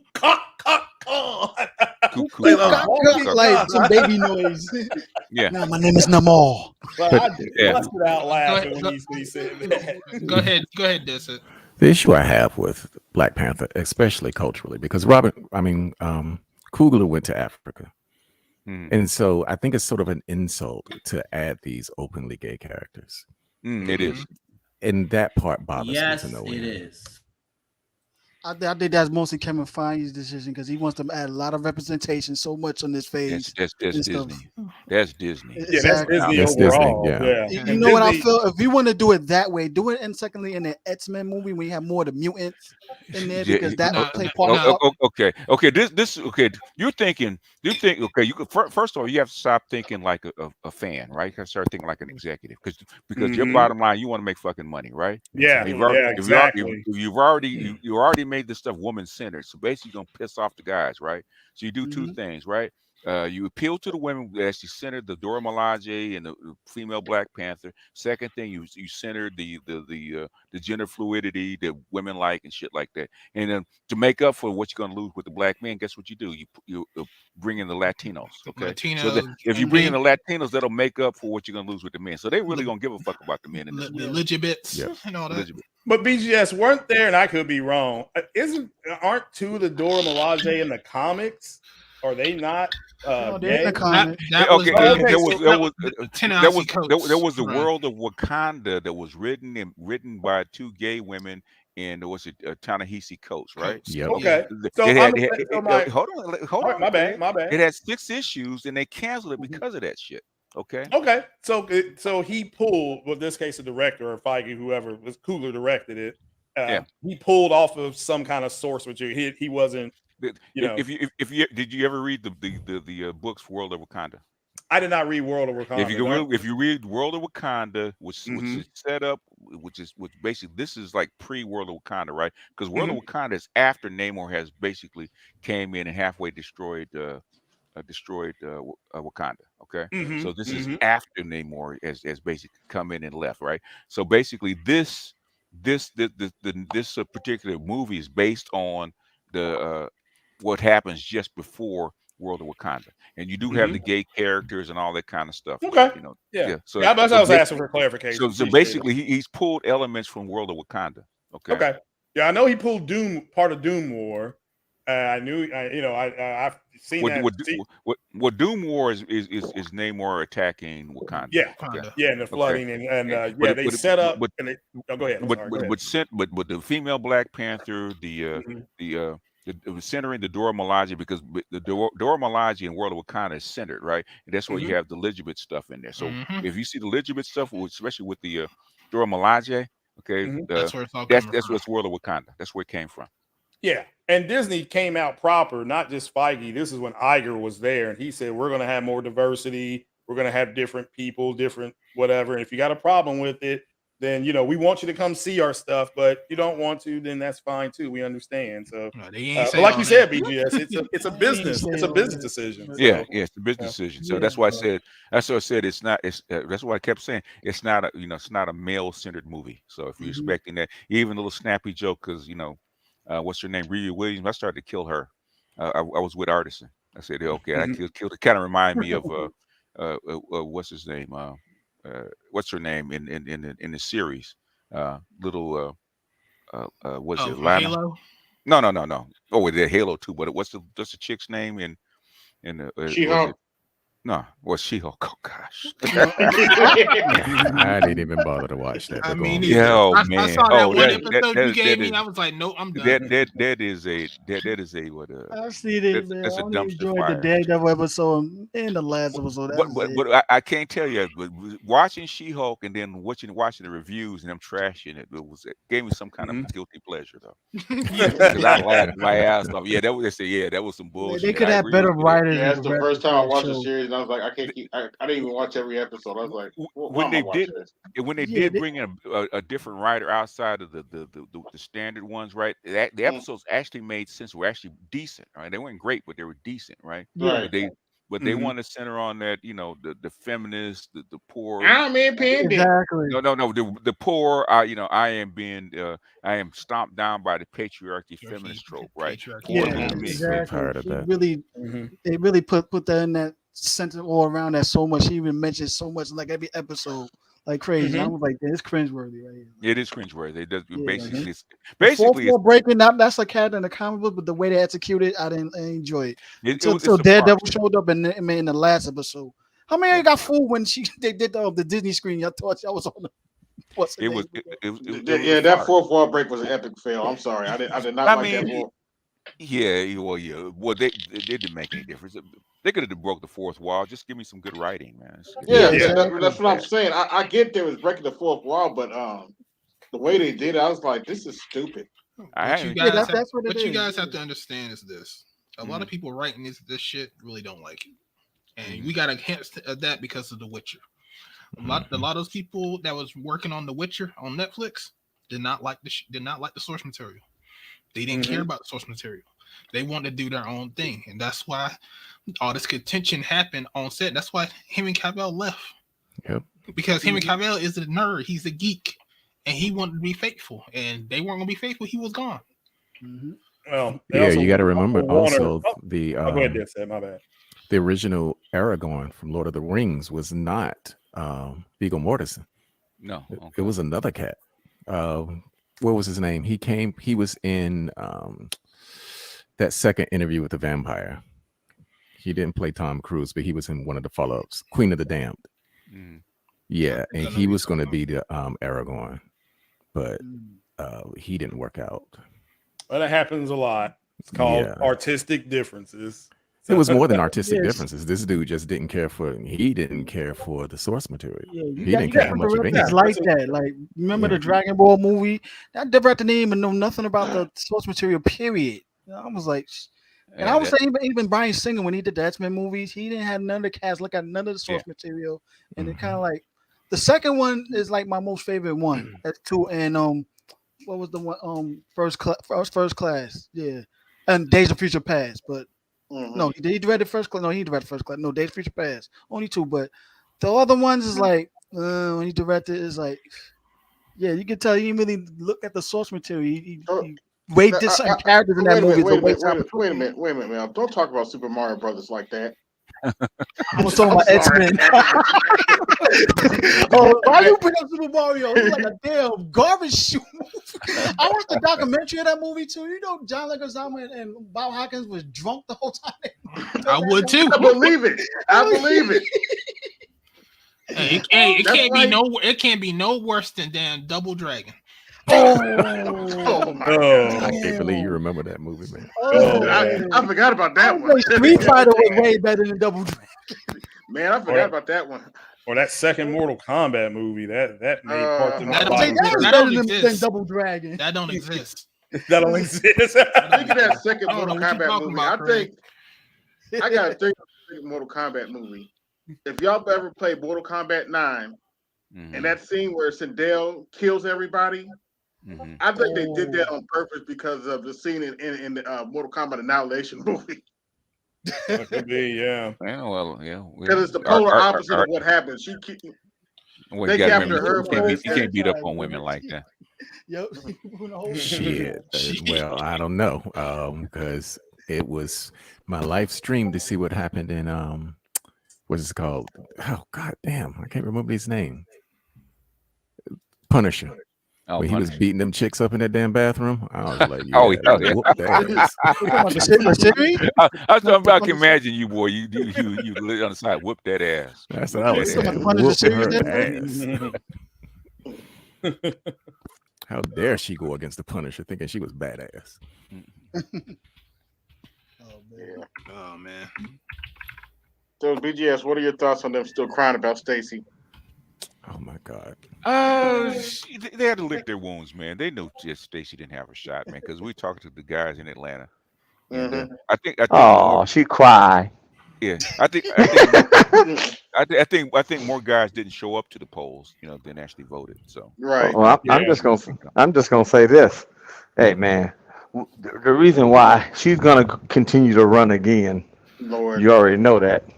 because Soros is paying her. That's why. Oh, not in the fact that is, but I hate to say she need to be running to the gym. That's dead set right. Yeah, no. Mammy. I mean, like you. Popcorn. I mean, the thing is that because 2 months before, right? Because we were on Art's thing, right? And Mike V was trying to make his case for it. I said, I said, he kept saying what she does that was going to actually appeal and help men, right? Black men. I said, why don't you just take those talking points, okay, that you just said, and go to black men with the exact same exact language that you just used, okay? Men will actually stop and listen, okay? But thing is, she never did. I mean, she didn't give a fuck. And I think that's what really pissed black men off. You literally did not give a fuck. When you have your Republican candidate that doesn't give a fuck either, but he's willing to go down and start, doing photo op and meet with black men. Yeah. Okay. He actually showing that he cares, or at least pretending like he cares, and you don't. Yeah, really. Man, yeah, then he publicly supported those schools with just being there, and I do remember Killer Mike saying they say we're going to do something like this, and if not, you forget about it. But she never got above 46%. So her number got to 46, and it stopped. So it's like, yeah, you got to get to at least 48, then hope you get some miracle on election day, and she didn't. I'm hearing that this whole kerfuffle about black men causes some middle of the road voters to go the other way. Oh, really? Yeah. Really? It actually did. Just give an example. I'm not gonna lie. After the Stacey Adams Tabasco, it was even people here like in Cleveland. Tabasco. I heard men say this. I don't. Now think about it. We ain't even voting. Wait. Whoa. Time out. You meant fiasco, but you said Tabasco. Tabasco. Right. You know what I'm. But I say it was some men here that said. Did you have some hot wings today? That's what I'm talking about. Well, you know everything is when it relating to her is food. I said, is this a fiasco? Tabasco. Everything related to her is food. I just had to get on that one, man. Go ahead. But one of the things I heard men say is this. I heard men say, I'll never vote Democrat again. They don't realize this campaign right here, they screwed, because some Democrats in other cities like, I wouldn't vote Democrat again after the no voting, no fucking thing. All you had to do is be like, hey, black man, we're going to build a program. I mean, you could have just sold them a pie in the sky type bullshit. Hey, we're going to make sure that you can see your children more. Like I told them, I said, this is how you can I can guarantee you, any candidate to come out and be like, we're going to give you 50-50 custody. You're winning. It doesn't matter who you are. You're going to win. Period. Off rip. Yeah, especially now, if the Republicans came out and said that the white women already vote with their man anyway. They would get so much of the black vote, it wouldn't be funny. They might lose some women, but they would get 100% of the black man vote. Well, but then black men need to start their super PACs and put that out there. Yeah. So that's the next step. I mean, complaining about it is one thing. You got to put the ass and get out there, spend some money. There's plenty of black there. You can get the Michael Steele. He's a good Republican. You can talk to him to help put something together. I mean, and why y'all niggas ain't out here helping me with this damn house? Can we stop? I probably would say this, man. If most majority of black men would think like little Scrappy did when he stood up to his moms, then he can start taking some power. Well, I mean, anything like this takes time. Okay. Yeah. Stop shaming guys for complaining, because complaining is where it starts. It's where it starts. Yeah. Right. And this shit where you said we just stop complaining. It's like, no, you continue to complain until shit gets done. Yeah, because complaining turns into action eventually, especially when they get tired enough. Yeah. But Republicans are not going to give you anything. That's what I hate about this conversation. Is like, what do you mean? Yes, they will. Yes, they okay, will. what? Okay. What has Brian Kemp actually promised he was going to give to black men? Because all I see here is guys. I get it when it comes to Stacey and Democrats and cater to the women, but there's really nothing tangible I'm seeing from the other side. All I'm seeing is I believe in the right for you to vote for me. That's all I hear from Brian Kemp. Well, Kemp said he he has can keep the some photo McRib ops, so- around for 3 more weeks. Well, okay. Hammer. This is the way it works, sir. Okay. Now listen to me, Padawan. This is the way it fucking works. Okay? Wow. Okay. Okay. Yeah. Go No, ahead. I'm serious. No, because you coming off all wrong and all left foot, and you don't know shit. Okay. Oh, okay. Okay. Yeah, This is the way it fucking works, right? Okay. First you got to change the goddamn mindset of the men of the constituency that you're working with. It's the first thing, right?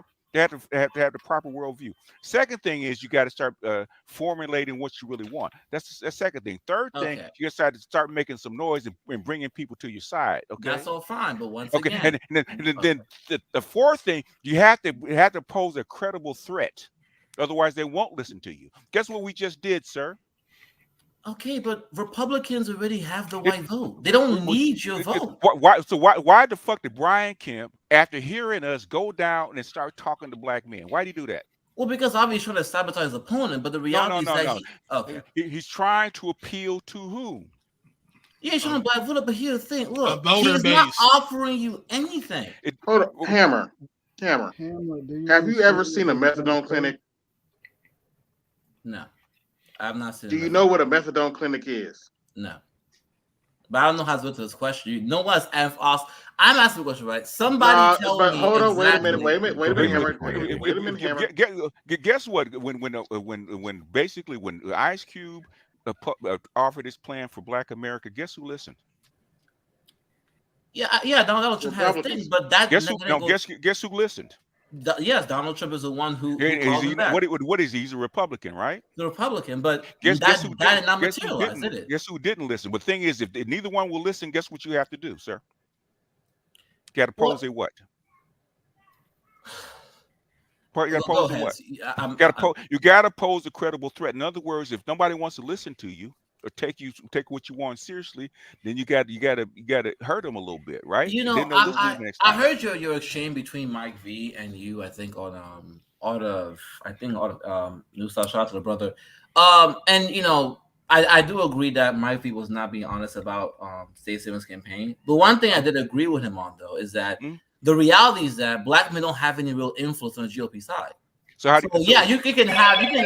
You can wage a threat to the Democrats because they need the black vote, but he doesn't need your vote. He just needs you to stay home and not vote for either side. In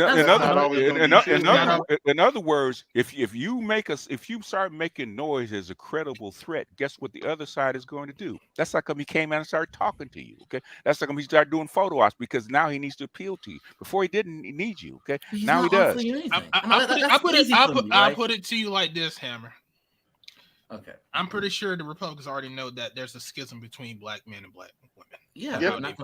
And so the Republicans didn't do very well in this red wave they were supposed to have. Yeah, they didn't. So guess which is only going to accelerate them reaching out. Go ahead. So guess what the new strategy can be for Republicans now to start reaching out to black men and figure out what they want. Because you already got Ice Cube already put his plan out. You already got Brian Kemp appealing to black men. So who's next on the you got New York Times. How do you appeal to black male voters? You got the Washington Post saying the goddamn thing. You got the Atlantic saying the goddamn thing. Even the papers in Atlanta saying the same thing, right? Let's not forget Newsweek. That all sounds good, but right now the Republican strategy is really to cater to Hispanic. So okay, really? so okay, Hammer. Since you say they're not, give me your plan. What's your plan? Well, to be honest with you, when it comes to me, I feel like I want you to think. Okay, I don't want you to think. I think black men are the really bad situation, right? Because you have one party on the Democratic side where they hate the fact they need the black. What's your plan? Not what you think, or not what the situation is. What's your plan? I'm just thinking. I feel like when it comes to black men, what's your plan? Okay. I don't really. I don't think there's. Thank you. You don't have a plan. Okay. Exactly. What I would say is this, right? The best plan that black men can do right now. Okay, you're not gonna get the Republican vote, all you can do is maybe weaponize your vote and try to force them. Yes. Yes. Yes, Now you get it. Just finished saying. Lord have mercy. Did I say that or something? Yeah, he did, but he didn't catch it. Yeah. He on a late freak. I'm like, yo, what I said was completely different. Go back I to don't know what you drawing guys are board. saying yeah for. Look, my thing is, look, keep talking. you can only get Democrat. Look, Republicans, they have the white vote. They're trying to get at Hispanics right now. So when it comes to black voters, black male voters, all you can really do is just threaten the Democrats, saying, "Look, yes, Even if you feel like they didn't need our vote, they don't want to take that chance. If the Democrats don't want to listen to black men, who's the next person that can? But that is not me voting for Republicans. Hammer. What the fuck do you think just happened, sir? Okay. The red wave. What do you think just happened? Are you talking about Stacey Abrams or no? What do you even with Stacey Abrams and a couple others? What do you think just happened? Well, what happened is that the red wave did not materialize. You sabotage certain districts, right? You sabotage certain Democrats districts, right? That's a warning shot, right? So what you just said was already done, sir. So what are you talking about? Okay, but here's what I'm talking about is that that's my answer to your question, but the answer is not quote unquote jumping over to Republicans. Okay, bro, Hammer. Let me show you something, Hammer. Look. They never cared about the black man's vote at all. So what you do is this: you say the Republicans don't give a fuck about it now, but say now, say wait, just slip back and listen, put two and two together. But say now I'm a Republican, I don't care about niggas' votes. But I always want to make sure that Democrats never get in office again. All I got to do is throw a nigga a crumb, and they coming now. Because think about it, I'm giving them more than what the Democrats been doing. Yep. Well, and then so now you think about it. Basically, you let the Democrats shoot themselves in the foot. So all I got to do, every time I want to get a Republican elected, throw a nigga something. And I hate to say, you say, well, they just throwing it to you now because they want to get elected. But no offense, nigga, that's what. But nigga, it's more than what I've been getting. That's still nothing. Thank you. You get nothing. And somebody say, here, Dre, here's a $50,000 contract a year. I'm getting $50,000 more than I was getting last year. Now, Hammer, Hammer, you understand bullet points, right? You're a college student. You understand bullet points, right? Yes, I understand. Give us the bullet points to your plan, okay? Instead of all this verbiage. I'm like, so you want me to formula bullet point? Yeah, you said you got a better plan. Give us a bullet point plan. And then, I'm not gonna be able to afford a bullet point live on air, man. I just hopped out. But I've listened before. Nah, bullshit, man.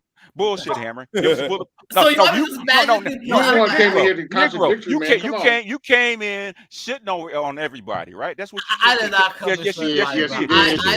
Yes, you did. Okay. Yes, you did. You came in shitting on everybody. Okay. Now you said, did you have a better idea? Give it to us. What I said was that the strategy that the guys are formulating is this idea of just we're gonna hop over to the right. It's not a nobody. Who says that? Hold on, wait a minute. Well, I mean, you have guys talking about, Brian Kemp. It doesn't matter what Brian Kemp is. So why you bring it in here?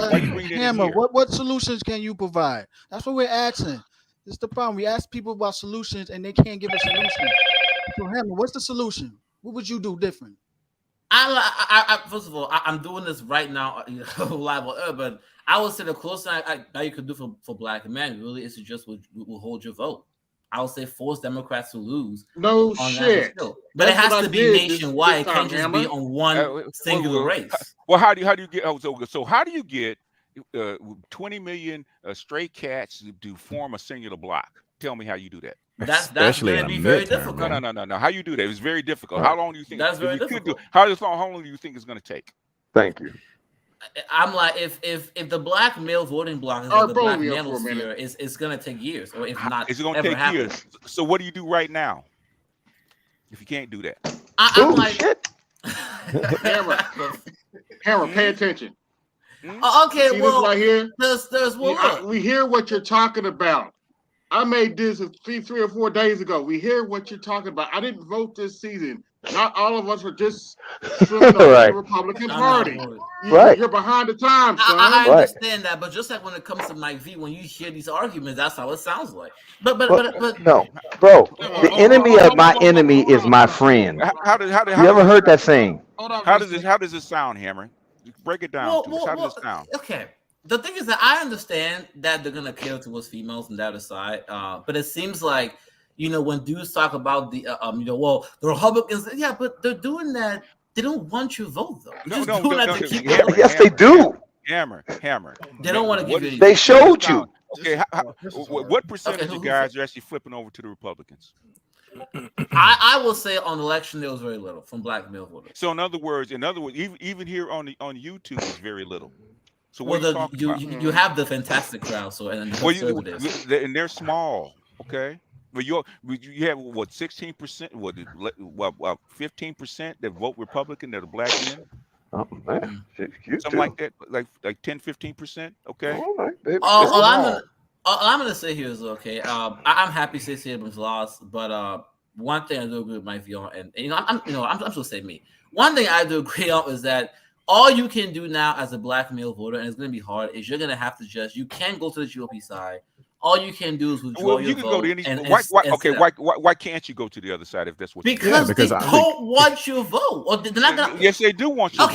They want you to vote for them while giving you nothing. So what the Democrats? So what the Democrats want you to do? Okay.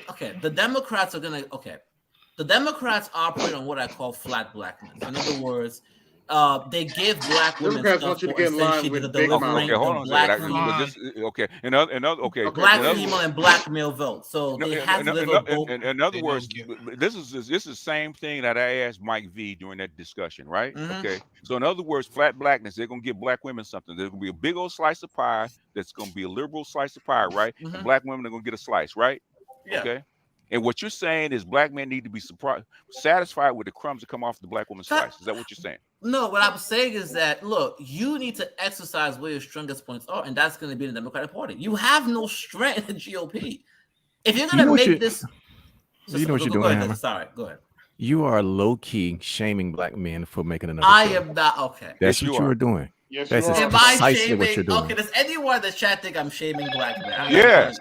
Is that how I'm coming off? Yes. Okay, let me make it very clear. I am not shaming dudes. I'm happy they stayed at home. I'm happy it wasn't Abrams, right? I just don't like this whitewashing of the Republican Party. I'll be honest here.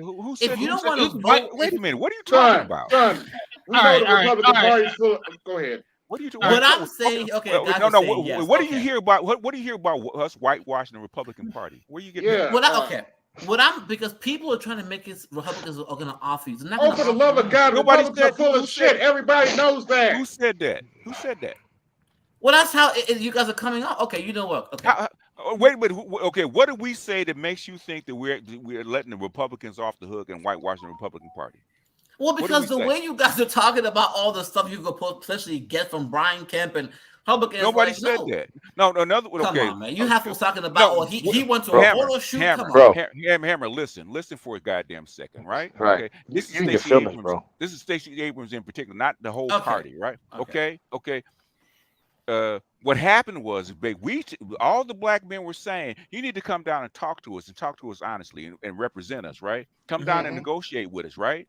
Visit us, act like you care about our plight and our concerns, right? Okay. Guess what she did not do? She didn't do that, right? Nothing. She just said, "Fuck y'all." But guess who did? The white dude did. But the white dude. Okay, what did you say? I want to make sure you said it. Hey, let me finish, goddammit. Okay. Right. Before you run off at the mouth paddle. Okay. Right. Before I had to bring out the fucking lifesaver on your ass. Not the lifesaver. You don't want to go there, Negro. Okay. The thing is that everybody do, because we talked to people in fucking Atlanta, right? The guys in Atlanta, right? Stacey Abrams had a man problem because she never addressed black men in the whole 4 years that she was running. Period. Right? That's right. I agree with you. And what black men were saying, you need to come down and talk to us. Talk to us. And all she did was say, "Get in line and do what we tell you to do." That's the same. Hold on. But things you come down talking about about feminists and LGBTQ and abortion, right? Which is not black man issues. Talk about black man's issues, which she did not do. And guess who picked up on it? It was Brian Kemp. Guess what he did? Whether he's going to offer you anything or not, guess what he did? He came down and talked to you about your issues and your concern, right? And what did Killer Mike? What did Killer Mike say? Because Killer Mike's in Atlanta. He's in Georgia. He's been in politics forever, right? What did he say? Because he damn near went to school with her ass, right? He's in the fraternities. What did he say? You need to go every place he just went. And what did they do afterwards? Act like you care. Act like you pretend. want to. Yes. What did they do to him right after that? They trashed him. Yeah, they trashed him. So what does that tell you, Hammer? That you ain't worth nothing. What does that tell you? And I hope you finished. I don't want to cut you off, so you finish. Go ahead. Yes. Okay. So just let me make it clear. I agree with what you just said, right? Stacey, and that's something I disagree with Mike V. Stacey Abrams ran a horrible campaign.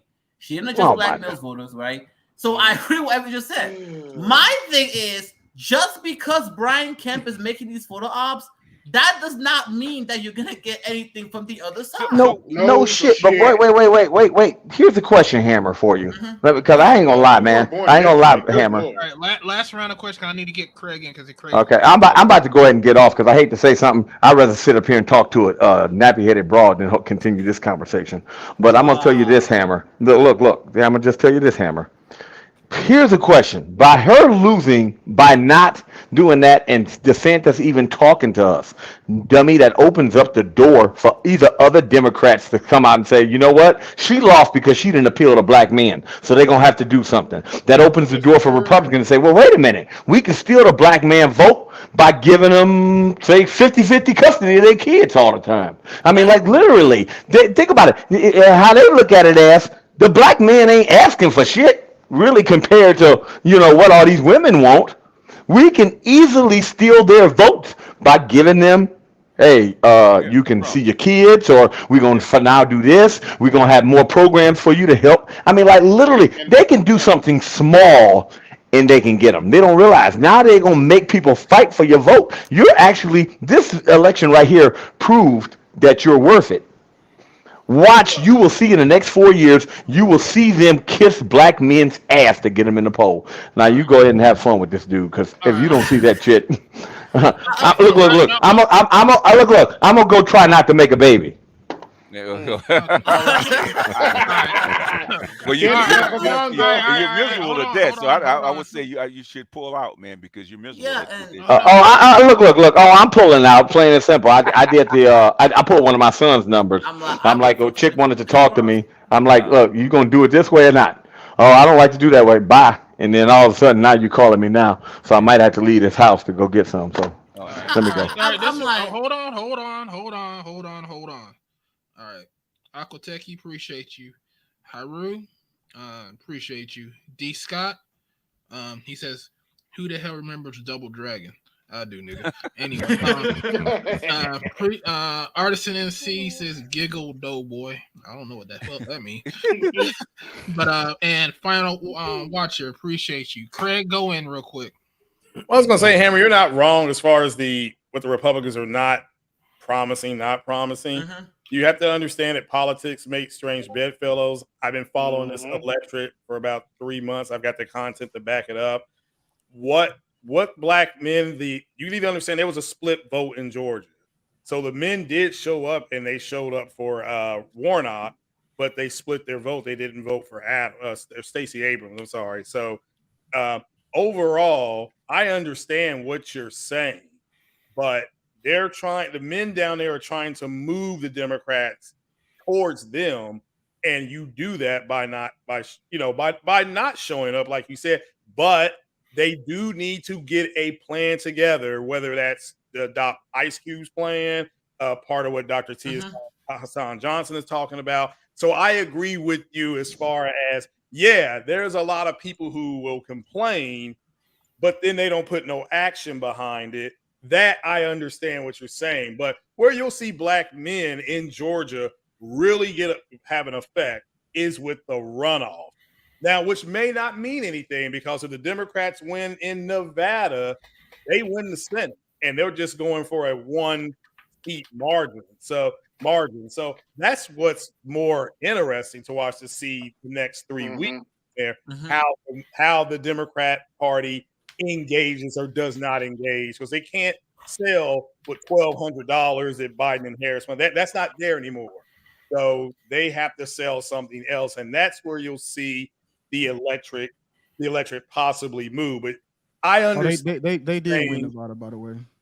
Well, again, yeah, and men did vote for Abrams. The problem they had down there is white women. Black women don't understand that black women are feminists.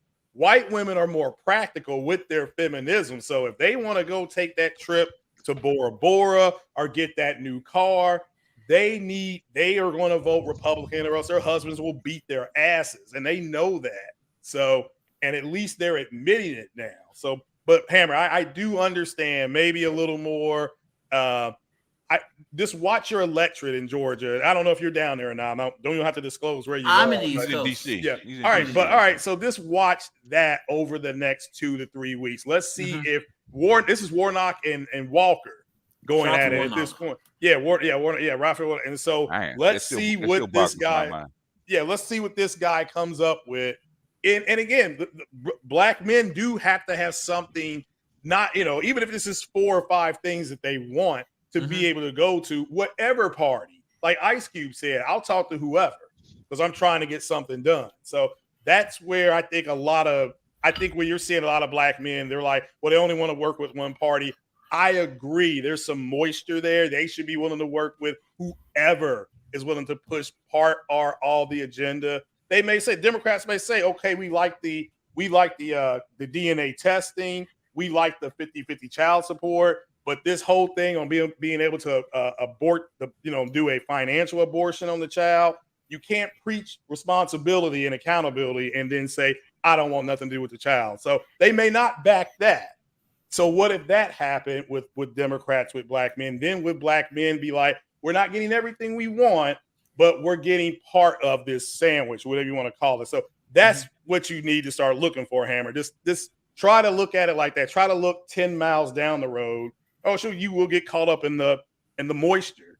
But I don't disagree with what you're saying. Just the long term is what a lot of the men here are saying. They're wanting to move the needle long term. I do agree. You got to put foot to ass. I've said that before.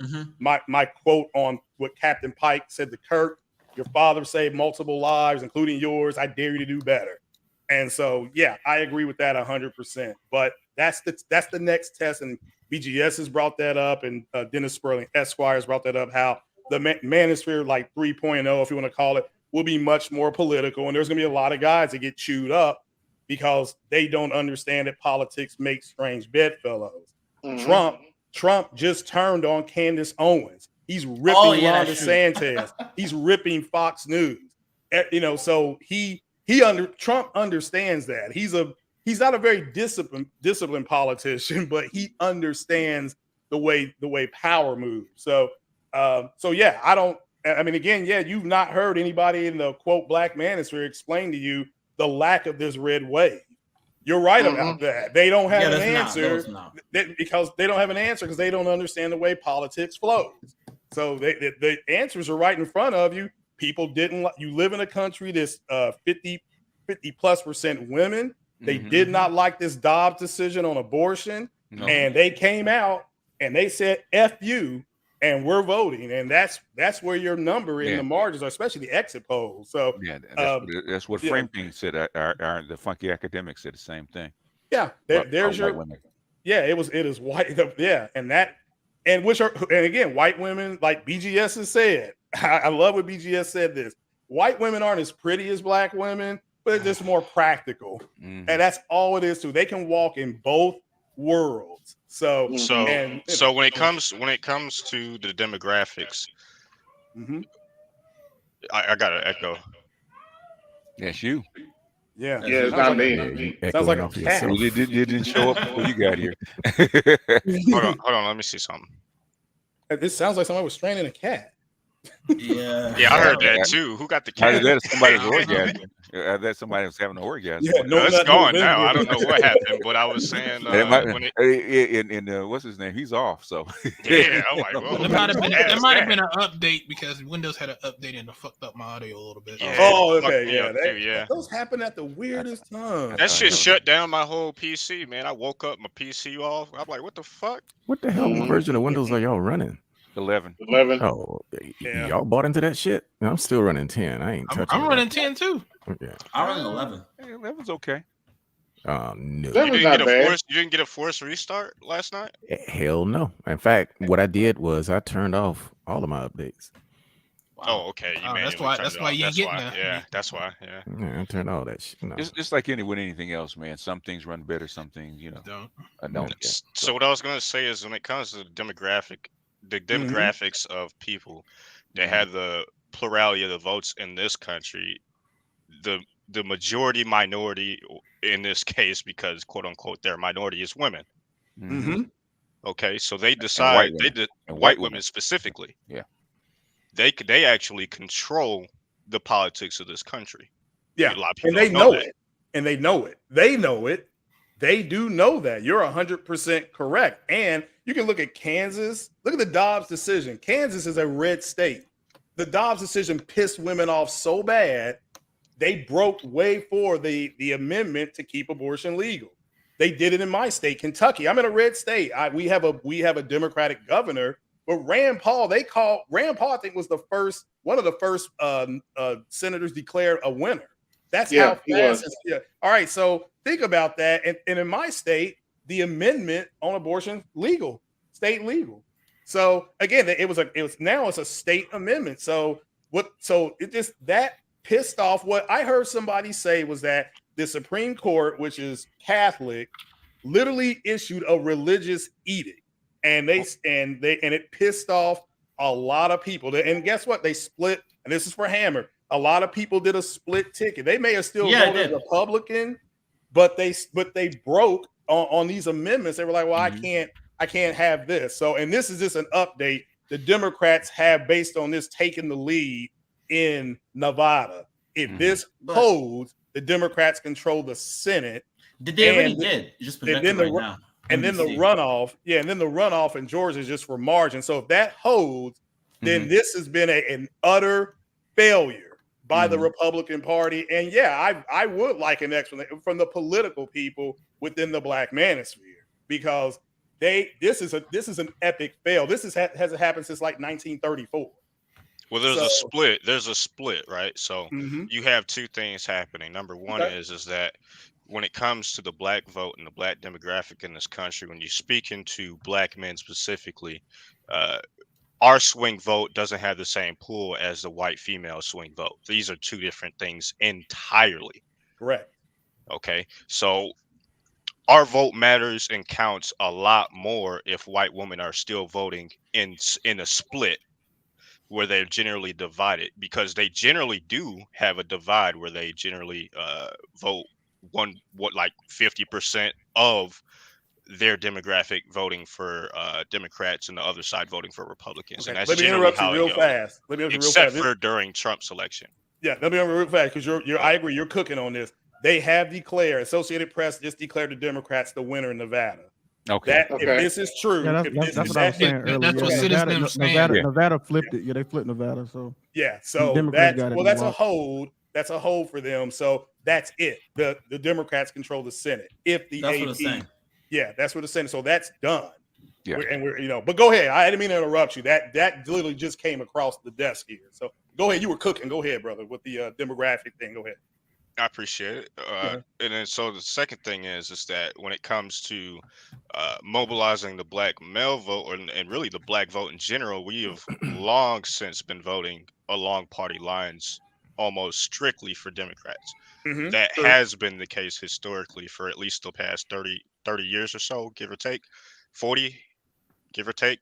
So that's been the case. And so what you're seeing now is somewhat of a split in some places, not everywhere, but in most places across the United States when it comes to the male electorate, the Black male electorate specifically.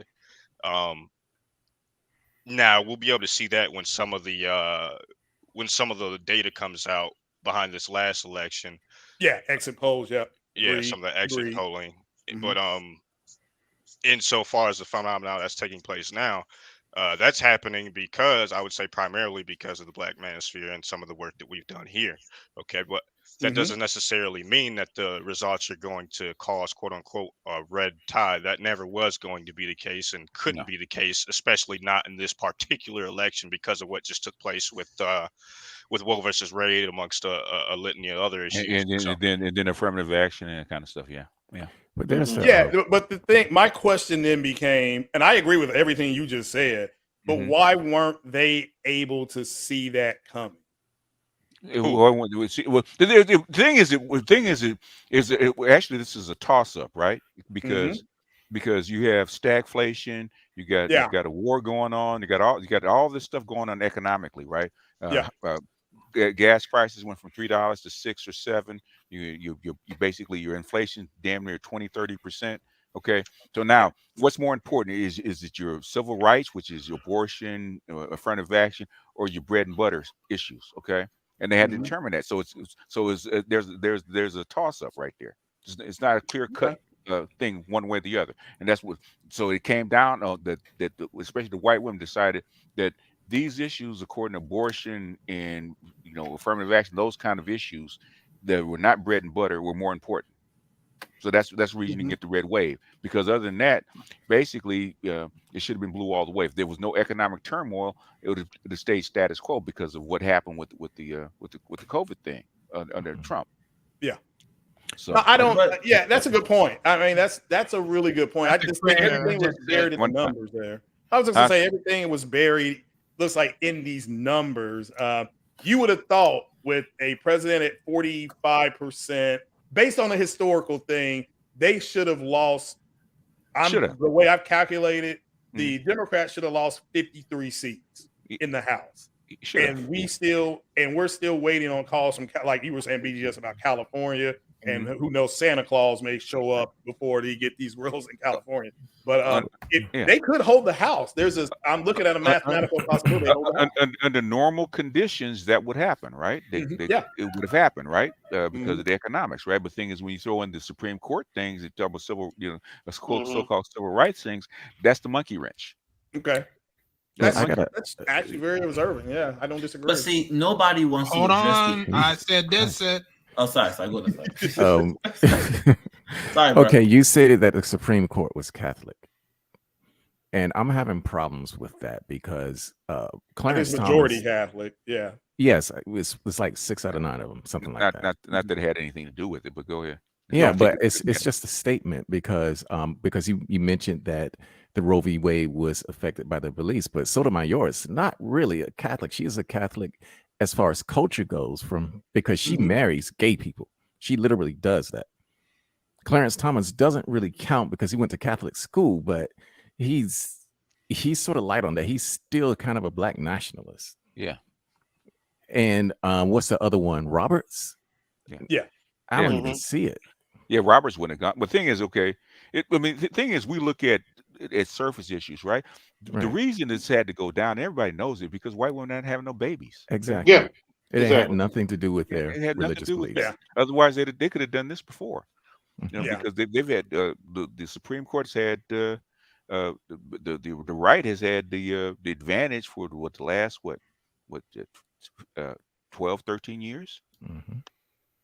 Yeah, it's been right leaning. They could have done this before. Things why now is because I've argued this, man, since 2017. Okay, when you saw all those heartbeat bills, white women are not having enough babies. I knew this was going to go down. As soon as it went to the Supreme Court, it's best interest of the society. Okay, high school right now has more minority children than white children. Yeah, it's been like that for a few years now. For a while, yeah. I think the census said I think they said I've seen for the first time, white people have slipped into the minority status. Yeah, that's true. That is true. Mel, are you there? Because if you're not, going to drop you down because I think someone's trying to get in. Hence another reason why Republicans are going to start to reach out to us, once, even if they don't like us. Go ahead. Going once, Mel. Going twice. Sold. All right. Well, I agree with you, AB, 100%. That's why I was saying that if that does happen, if that happens Monday morning, what are black men prepared to go with either party with? I mean, what are you willing to say? If the Democrats say, you know what, we're bleeding votes into the Hispanic. I heard somebody bring up the Hispanic. That's a huge red flag for Democrats. So let's just say the Democrats come and they say, what would it, to get you back to the table? What would it take? What are the top 4? Like BGS was talking about bullet points. What do you think the top 4 bullet points for black men could or should be? I would number one, the first bullet point depends on what it is, right? The first thing I would say, number one would be should be 50-50 custody. Outside of that, I would say economics, right? Number one, this goes along with Richard Reeves' book, right? There should be an economic Marshall Plan for black men and boys, right? Get them off the street. You got a whole bunch of black men that have records, that have tough time with employment. Okay, you need to have a Marshall Plan for them, right? Get them back to work. Get them off the streets. Get them instead of them being underemployed, put a Marshall Plan out there. Okay, I would love to have single sex education for black boys because only 10% of your black boys can actually read. Okay, those are the things that I would like to hit. Even above everything else, outside of the family court, because that's going to be a tussle. Because black women ain't giving up, women and black women ain't giving up their kids or their money. Okay, that's going to be a tussle. Yeah, okay? I'm convinced that. By the way, Richard Reeves has been listening to us specifically. He has. Oh, tell him I said hi. He actually mentioned. Number one, he actually talks about Tommy Curry's book and The Man Not and that kind of stuff. That's number one. So he couldn't get that in any place but here, right? And secondly, he actually does mention about the manosphere overall, right? What he's telling the leftists is that you need, to people on the left especially, y'all need to actually have pay attention to these men. As a whole, men as a whole, boys as a whole, because if you don't, they're going to start going towards what they call the evil manosphere.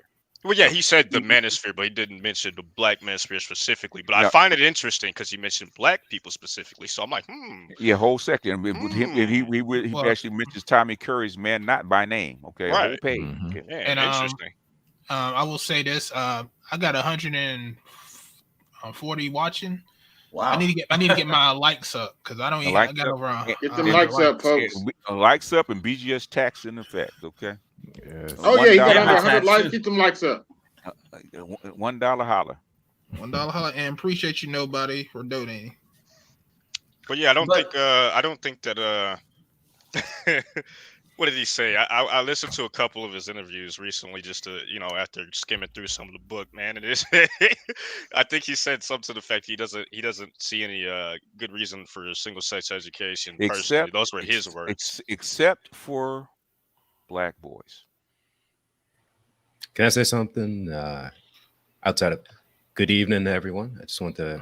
So you go dovetail into the subject because we're not going to change subjects. Right now. Actually, nobody wants to keep the McRib around. Very much. But I do want to say this: anybody and Hammer didn't get his thought in because he was supposed to be after somebody. Yeah. I just want that. I just want to say something. Lindy and Citizen Lou, y'all still there? Yeah, I'm here, man. Shout out to Lindy. I'm here. Yeah, I'm here. I'm just Oh, hey, Lindy. We got a Lindy sighting, so. Okay, I was just making sure. Where you at, Lindy? You still in South Carolina? Hey, RDM, did you take the private chat? Yeah, I have to go into my okay, YouTube. I bet.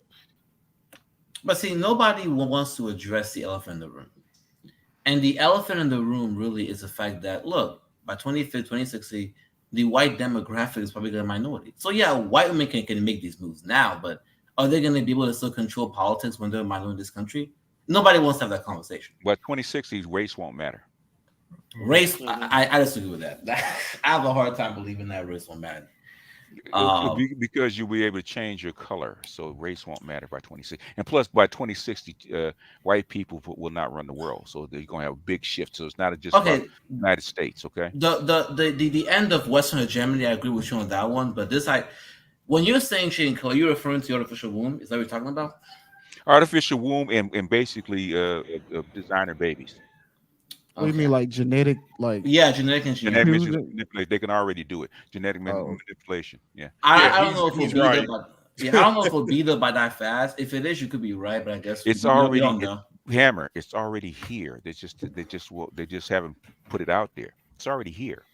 Yeah, we're 10 years in the public behind what I'm in the medical field, like the robotic stuff you're seeing. We had that stuff back in the 90s. Yeah. We just they did not.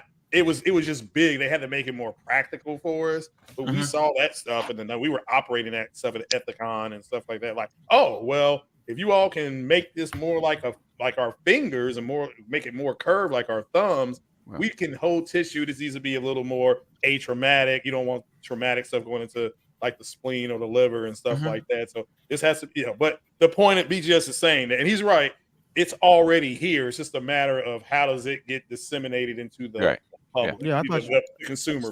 So the ethical question is what's holding it back, essentially. Yes, the moral question. Ethical question. Okay, correct. How do you sell it to the public? Which they're trying to sell to you right now with bots, gender fluidity, and all that kind of stuff. They're trying to sell to you. You should know that, Hammer. You've been talking about it. I know, but I just didn't think it would come that fast. But that's fine. That's great.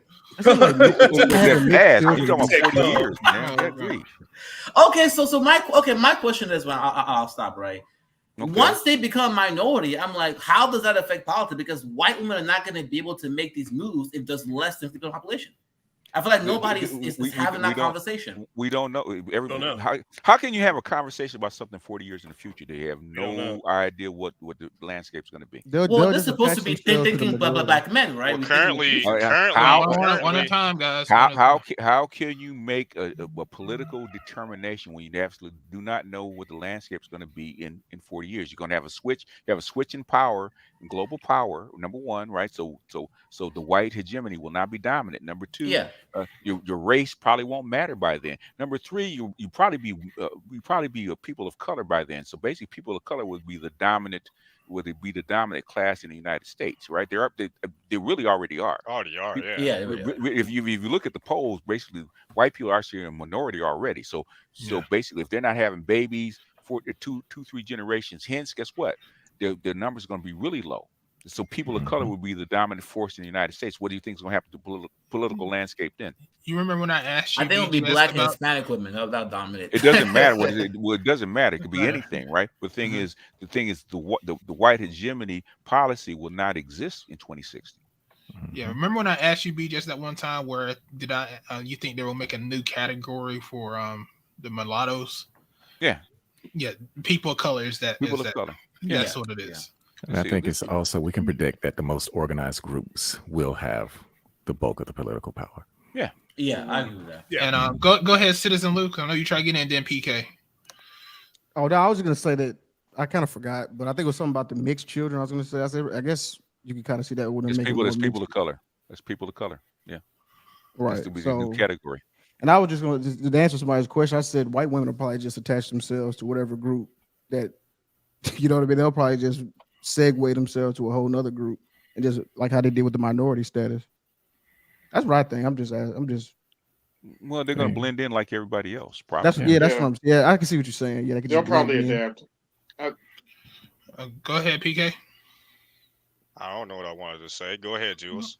All right, go ahead, Jules. Love is honesty. Happens to the best of us. I was gonna say I went to an all boys school, and I did an interview with Dr. Gigi like a year or two ago, and I'll tell you, it is a great experience because it teaches boys how they should get along with each other, because eventually you do start forming tribes within tribes. So the environment I was in was about 500 boys, and while we didn't all get along like splendidly, we all did work effectively. So you'd have, my group of friends was probably 10 guys on one side and then 10 guys on a different side, academics primarily and then sports on the other. You'd have different environments, right? You'd have, you get in fights, right? You'd work on projects, you'd work on team development, all these different things. It taught you the responsibility that you have to kind of commit to in order to get something accomplished. On the other end, I've also known girls who've gone to all girls school, and it's a more heightened version of what you currently see in like the matriarchal gynocracy type of environment where the girls play that mean girls type of game. They do a lot more bullying amongst each other and set rank. And boys set rank too, but it's a lot more. You'll have a general, but then you have everybody gets to have their say, and then you have to execute. The girls will have rank. Nobody gets to have their say. The girl at the top has her way. And so it's a very different experience. But I think the all boys school is like a way that you could really propel a lot more Black boys, especially, forward into, understanding that they can do a lot more and accomplish a lot more. And that there's very few things that can really like hold them back. But getting them into that funnel is the hardest part. Guess who said that back in 1965? Moynihan. And Clark. Yeah. I was going to say all male environment. Okay. Yeah, it is needed. What's underestimated about the all male environment is how we naturally form these hierarchies. I think that goes understated. Yeah. Because once you get those young boys out into the real world, they begin to respect hierarchies. They understand the importance of them. And Reeves said the same thing. He said boys and girls need to be educated differently. Can I tell you something that there's the most famous example that people think of is Lord of the Flies, right? Where it breaks down into anarchy and everything like that. That is not exactly true, because that's based off of a real case of boys being stranded in some island off of like Fiji or something like that. Yeah, they became feral, basically. No, yeah, in the book. They became feral, but in real life, those boys organized like camps, cleaning stations, hunting stations, all that. And I'll tell you, my experience was very similar in that we organized lots of ways to generate money, generate projects, have study groups, have fitness groups. We had like projects that we worked on outside of what the administration and the professors would, have dictated in the syllabus. But we also had good experiences because almost all of the professors outside of the ones under like 30 were married. So we got to work with the families because they lived on campus with us. And they'd invite us into their homes. And I'll tell you, what the biggest difference I think was what I deal with most women in the modern world, when they want to get their way, they start raising their voice, getting very high and shrill, and like they want to get their way. They like kind of pounce. But on campus, the women have power. Yeah, but it's like a false power, right? But the women on campus, they have power. It's not false power because they can get you fired. They can change. They can change policy because they got the backing of not only the status quo of the university, but also the federal government. So they got backing. They have power, sir. I agree with that. Yes. But what I'm saying is like they get outside elements to force you in, right? But on campus, the women who wanted to get you to do something, they wouldn't get that high-pitched shrill. They wouldn't get aggressive. They would actually lower their voice, make it softer, speak slow and in, so that you pay attention to what they were actually trying to get across to you.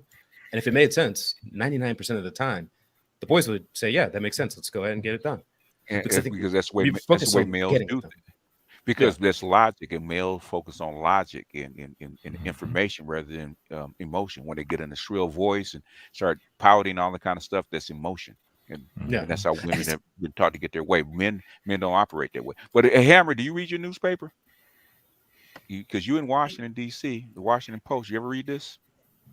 Bro, you think Hammer buys a newspaper, bro? He's a Gen Z. Stop it. No, man. I spend one thing I will say is that he's definitely sharpened my ability to read the news. I do a lot of news reading, but yeah, that's right. You see the headline? Yeah.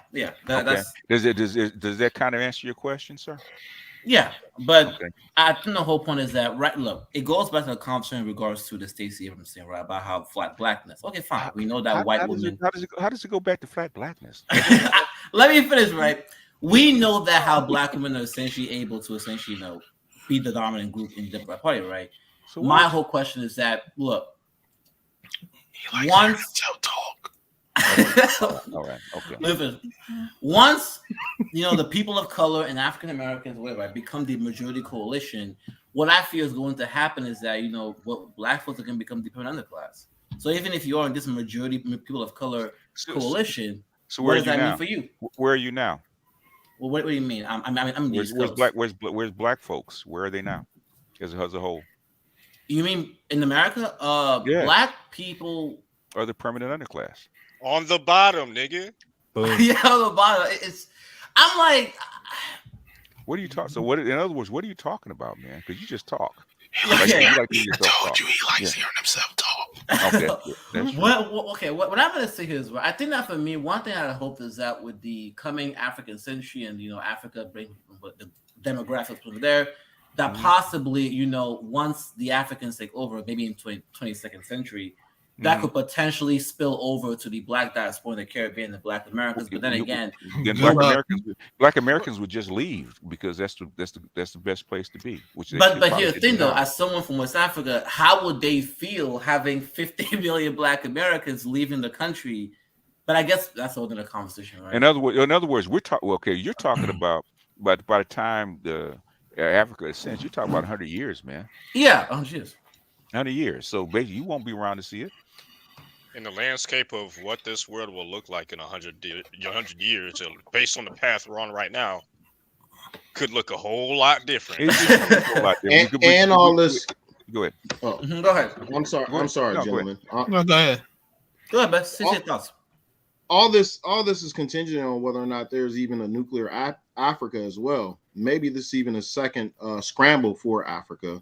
As far as I'm concerned, I mean, people are saying there may be, some African domination in the 22nd century, and of course we won't be around for it.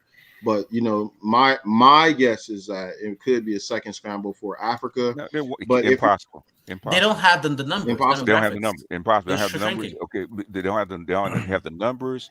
The technology is flowing to Africa. So in other words, once technology infrastructure gets into the continent, and basically you go from because I think when we first started looking at this, I think Africa was continent had 700 million people, right around 700 million people. They got 1.5 billion, right? They're slated to have 4 or 5, right? They're going to dominate. They're going to dominate not only Europe but also the West, but just by sheer numbers. So if you get, hold on a second, if you get infrastructure, you get technology, you get that equals weapons, that equals people, that equals a lot of young energy. If you get them educated, they're going to dominate the planet. It's not even close. It contingent upon it being a nuclear Africa. You know what I mean? We all know that. Why do you need a nuclear Africa? What do you mean by that? Well, I mean, South Africa had nuclear arms at one time, and Israel took them back. Yeah, exactly. Yeah, exactly. And because they didn't want the brothers and sisters have them out there, and that they can still develop them. So let me tell you something, bro. If we're looking at anything that has to do with nukes in Africa in the 2100s, bro, you're gonna stop it. No. It isn't. It ain't even a thing to talk about for real. So why do you need a nuclear Africa? As far as the power balance, I think that actually determines the current world order, and possibly. I mean, look at how long North Korea is kind of holding out. Yeah, but they're not a world power. Yeah, exactly. Never have. So what are the okay? If you want to lead, the this is always a question I get, right? Yeah. if you want to lead the world in economics, okay, what are the 4 things you need? Obviously, resources, land, labor. Land is resource. Land. What else? Population. I see where you're going. I see where you're going with this. Then you need what? You need infrastructure and technology, right? Yes. But all the you don't necessarily need a population. You need a young population, right? Yes. Hammer, mute yourself. You trying to get some pussy in the background, Hammer? Yeah, he sound like he trying to. Yeah, you are. You trying to mag in the background? Mute yourself when you talking. Now, hey, wait a minute. You can't suck my dick while I'm on the air now. I'm not Donovan Sharp. Fuck it, do it live. Tamara getting his toes spread while he's on the stream. Wow, y'all just making all these assumptions, right? Wow. He gets his ankles licked. But hold up, BGS. We hear that leg shaking. We know we're in trouble. But BGS, hold up. Okay, show. Go ahead, show. I'll do that. That's the reason why you stuttering. Y'all have to stop, bro. Y'all have to stop. Okay. Go ahead, show. Probably the 40-year-old chick that tried to hit you up the last week, right? Got her over him. Okay, go ahead, show. Go ahead. Any boat storm will do. Oh my God, y'all just let it go. Oh hell no! Oh hell no, Padawan. Go ahead, Shocks. All right. The other thing I was thinking about, man, is you know how nomenclature actually, either could be beneficial or is telling a possible future. You know how there's all this sort of literature in the law, minority this, minority that. I wonder how's that going to flip when it comes to white people being the technical minority, economic power, and them trying to get all the benefits associated with quote unquote minority. Let me ask you this, man. It's plain talk, right? And I'm going out on a limb a little bit here, man. What the fuck happens if Europe freezes and basically goes into free fall economically? Doesn't mean deindustrializes in the next 2 or 3 years. What do you think is gonna happen to white power all of a sudden?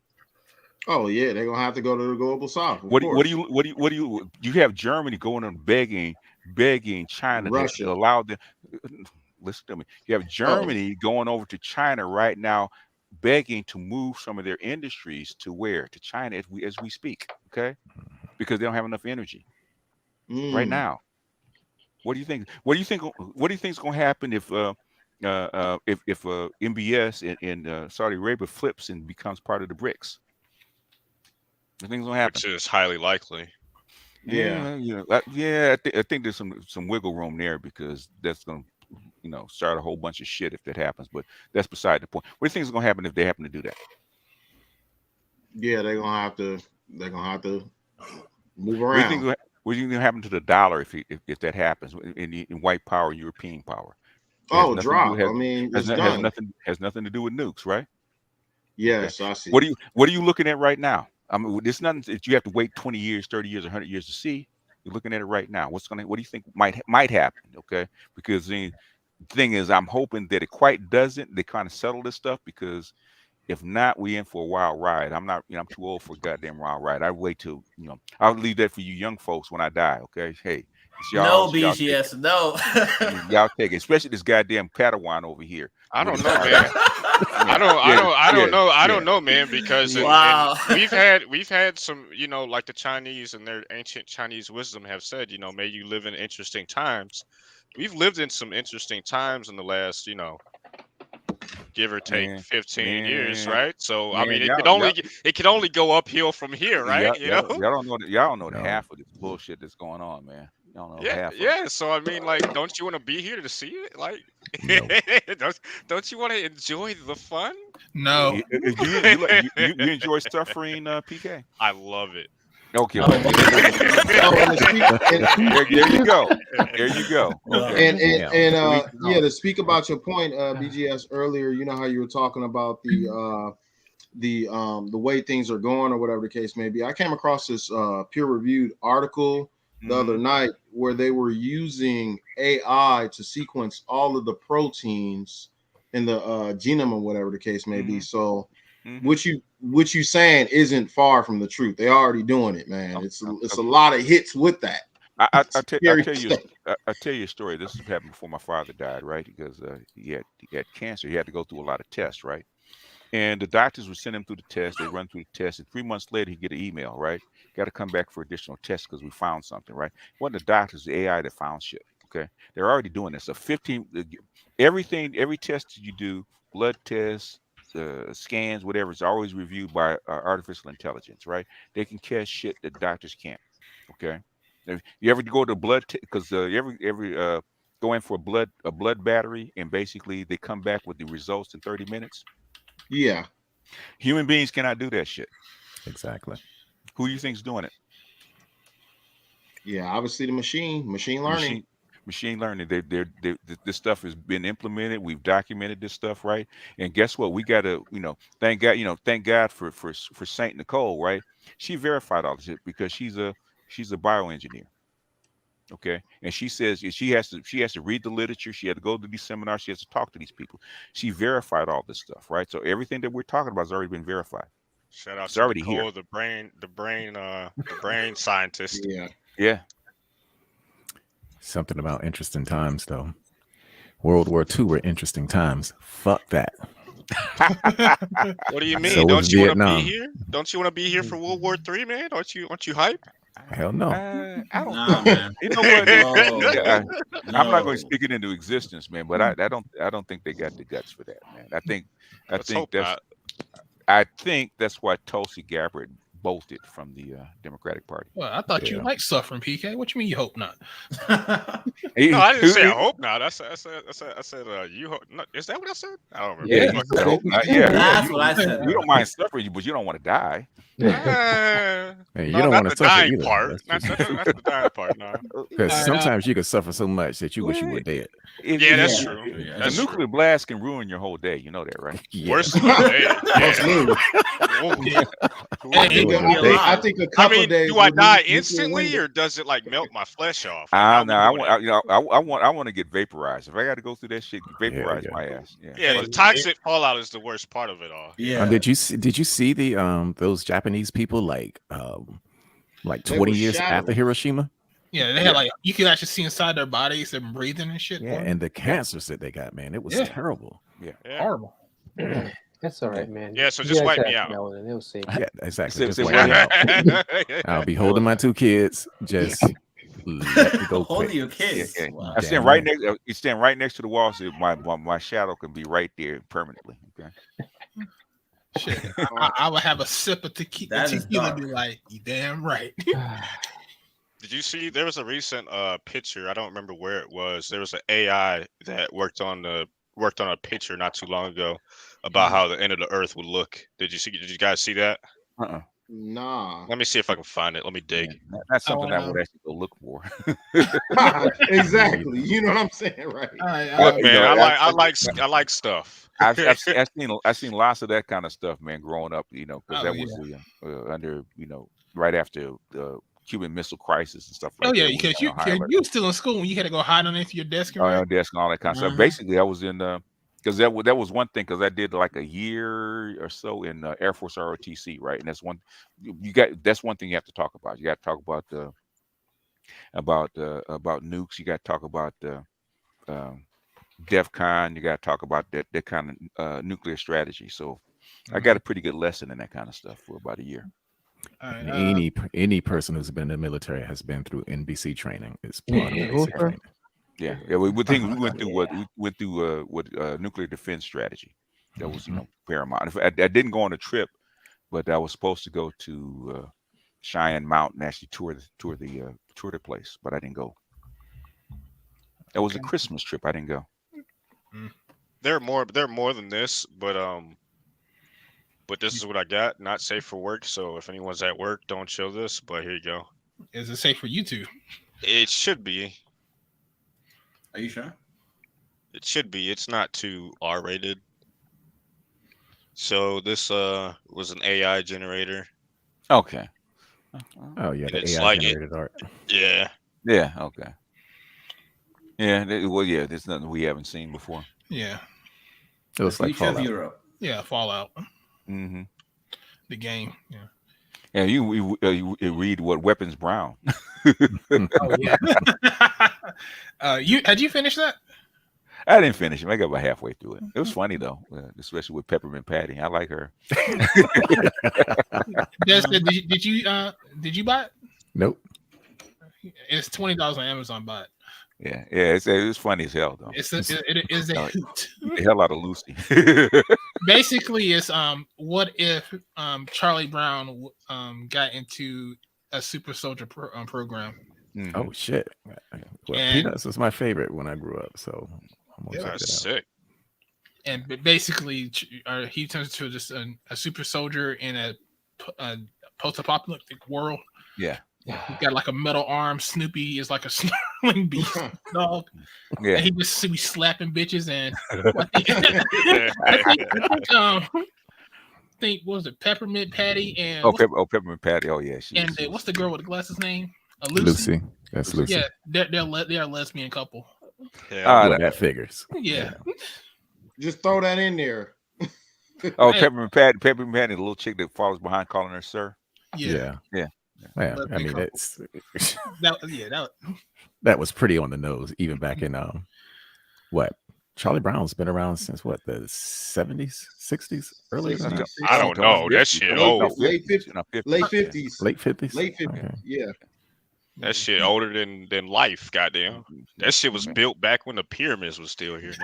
Nah, I wouldn't say all that. Hammer, Baby you Boo's older than that. finished with that Candygram, Hammer?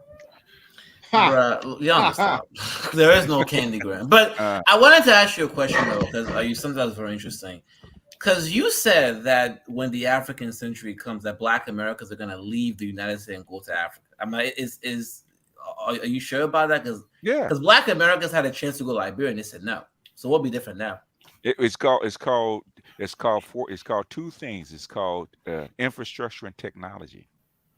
Japan is in other words, Africa will not be a third world continent; be a first world continent. Okay, so why wouldn't you go? So you're saying that's the only reason Black Americans have not left this country? What makes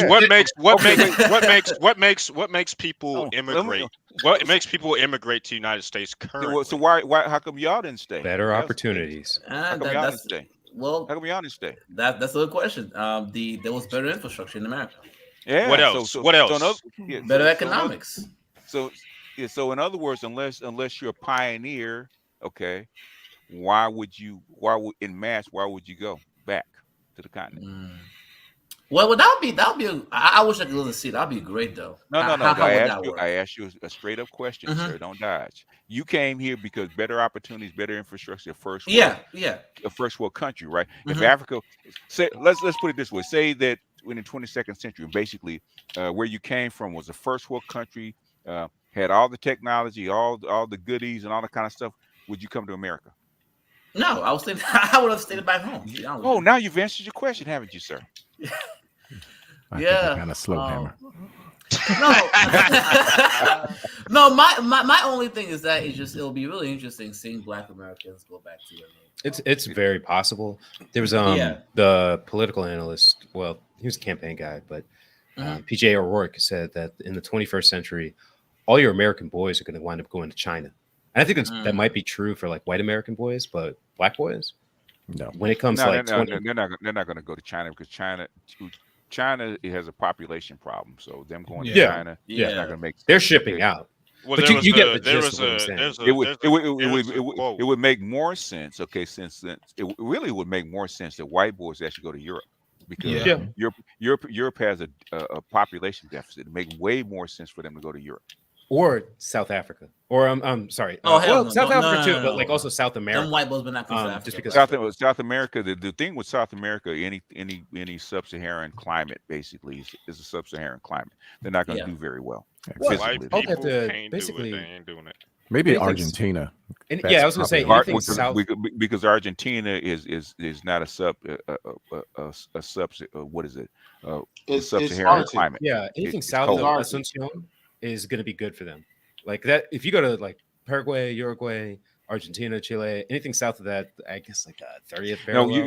You know where Paraguay, Chile, Mexico City, and places like that. You know where white people actually live because I went to Central America. Those are higher altitudes. Higher altitudes, right? And guess what it is? Guess what the climate is at higher altitudes? Colder. It's cooler. It's colder. It's milder, right? So like the higher altitudes, basically they called it. What did they call it? They call it Forever Summer. I'm trying to remember the name of it. But in other words, you have like a Mediterranean climate year-round.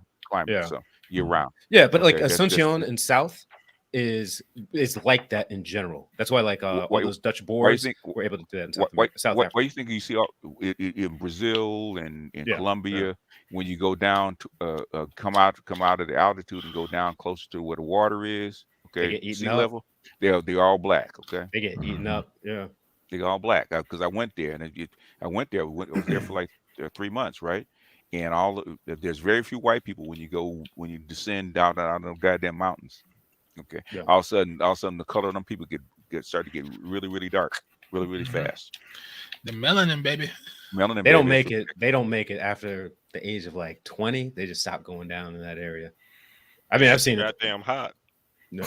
It's not even that it's hot. The sun will just be so direct which that you can't even escape it. Which is why the Chinese men, when they come over, don't stay.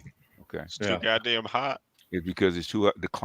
They had Chinese workers that have to go back after 2 years. I couldn't understand it until I actually started reading Daughters of the Trade. Oh, that's why because they come there for 2-3 years and they just boat right back to China.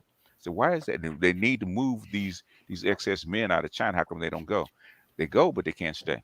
That's because of the climate. Because I know they have to do that with the men. Because I remember when I was in the DMV area when those what do you call it? The Arab Springs were happening. Mm-hmm. They were getting all the boys outside of Saudi Arabia, UAE.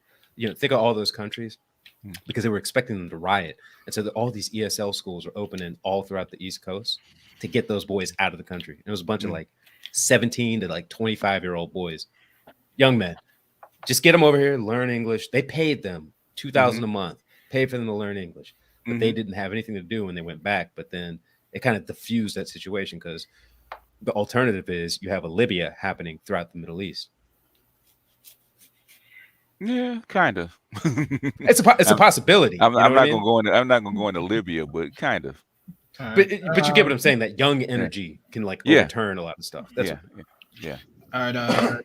More like an Egypt. Thermocat. Yeah, there you go. It says BGS Tex. Montreal. Appreciate you. BGS Tex. New. What's going on, man? Appreciate you. And Mr. J Vegas. Appreciate you. He says great stream. I appreciate you. I try to every once in a while. All right, I'm gonna drop down. Somebody else can come up. You getting tired of this? Yeah. Hey. Man, I'm getting old, man. I need to get my damn sleep. I understand, man. Hey, Art, I'm gonna drop down too, brother. I know you're working tomorrow, so I do appreciate the Vine and shout out to everybody on the panel. Have a good rest of the night. Craig. And remember, Wakanda forever. Wakanda, whatever. Wakanda, whatever. I gotta get used to these new hours still, but I'm slowly getting there. Yeah, working days is hell when you've been working nights for a long time. Yeah, did it for 12 years. Well, it looks like Democrats just went back to the Senate, so that's interesting. Yeah, I think the House is still going on at the moment. Yeah. If they win back the House and the Senate, man, that would be. I've never seen that before, man. A midterm election, the president, the party's president keeps control of the Congress. That's crazy. It's happened before. Son, you ain't never been born during a lame duck administration shit. Me and BGS, we done been through about 3 of them. Shit. It's very, very seldom you actually see. It's very rare. A total, all 3 branches actually controlled by one party. Yeah. Obama's first term, that was. He had a mandate to do a lot, and he didn't do a lot. It's damn shame. He did some things, but not first 2 years, and then it slowed down. What was Obama's job coming in? Stabilize, fix the economy, stabilize the banking system to keep it. When you guys get a chance, I want to accommodate the conversation. So I'm gonna go ahead and sit back until you're ready. Go ahead, Dre. Go ahead. Oh my fucking God! Hear this nigga. He said I need to vent. I need to vent. I need to vent. I'm gonna give this man an industrial box, like a shipping container full of condoms, to save his life, bro. That's gonna help. No. I was playing simple. No, we got. Matter of fact, I should have just I shouldn't have got off. I shouldn't have got off the line to do that. I should have just picked up the other phone and allowed you to hear this bitch's conversation. So we don't need to hear that. Yeah, so you call me, you want to, you trying to hit on me. Now listen, you trying to hit on me. All like this is. So you ask me like what I do and all this other crap. So it comes down and then you say, like talk about what you want and all this shit. Oh shit. So I made a comment. I'm like, well, yeah, I kind of don't work on the houses in the inner city because they can't afford me. And I mean, you came out. Well, I'm one of them ones. I'm very blunt. This is how I just meet you.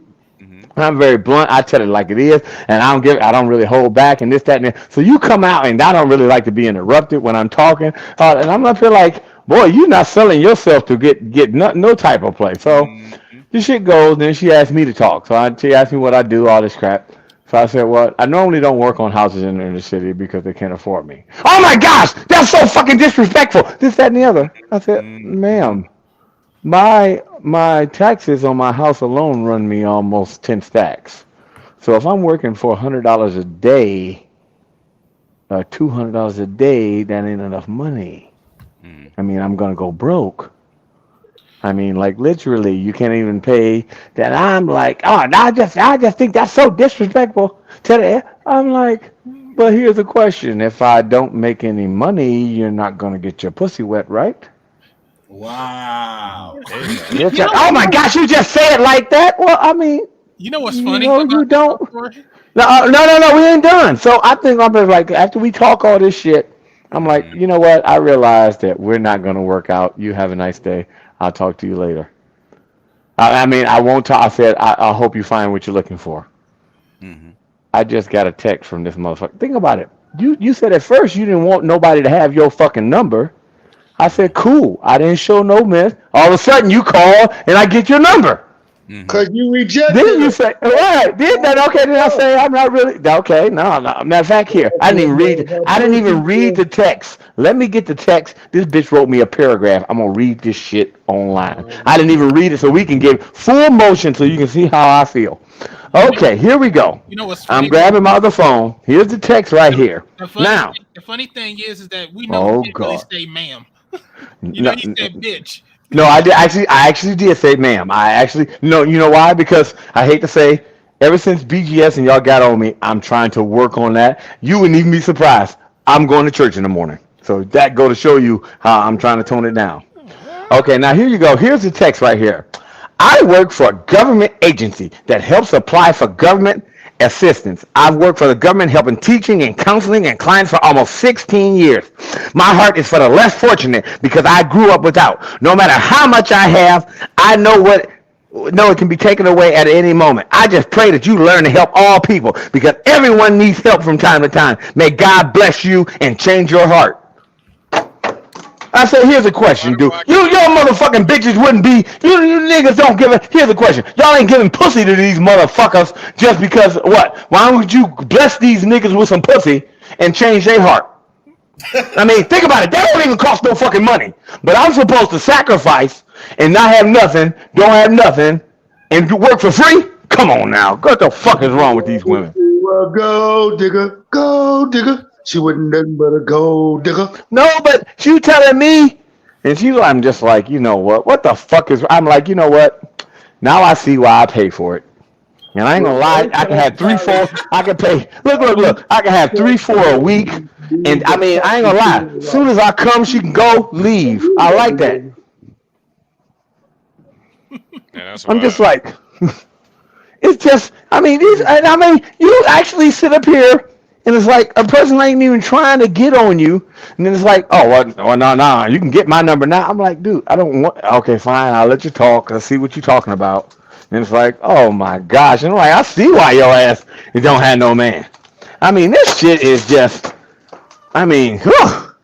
And I mean, like, you be blessing too many of these bitches with. Well, this the thing, Judge. He's a gynocrat. So. This the thing, bro. Judge. You gotta hit him with the cold shoulder and eat him, bro. I did hit him with the cold shoulder. That made it like me even more. Now she's still texting me. What the fuck? I haven't responded. Hold on, Judge. Hold on for a second, Judge. Calm down. Are you still gonna fuck with her? No, because she's fucking crazy. Yeah, well, you dodged the bullet, sir. That's obvious. But I'm just saying this. Just like who knows what goes on behind the women? How is she any different than most of the black chicks out here? I ain't even gonna lie. It seems like she worse. No, that's about right. That's about right, huh? She's just honest. She's just This more honest. bitch come out, Hold on, but she hold on, told Dre. me. Hold on, Dre. This is the thing, man. Like, and I'm sure that BGS is slowly turning all the way to the dark side. He on the dark side. But he all the way to the dark side. I've been there. I mean, like, so you experienced it recently talking to the two girls. What are the girls that you used to talk to, whatever, on BBS for women?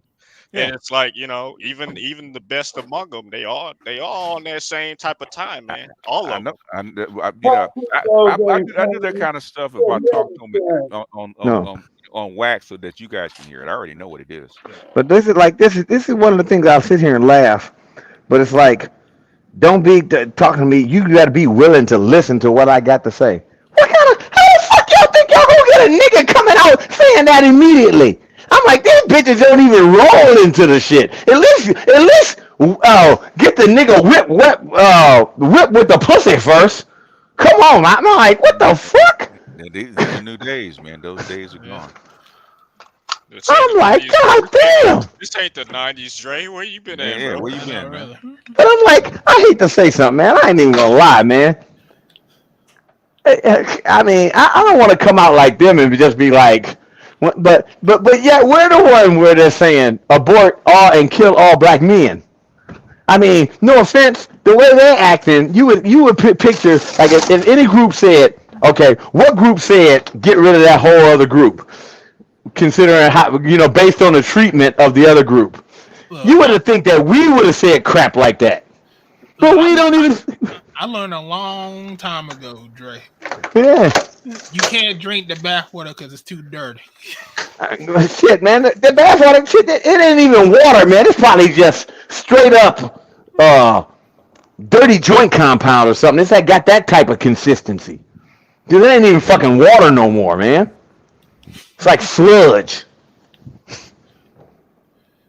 Yeah, bitches be crazy.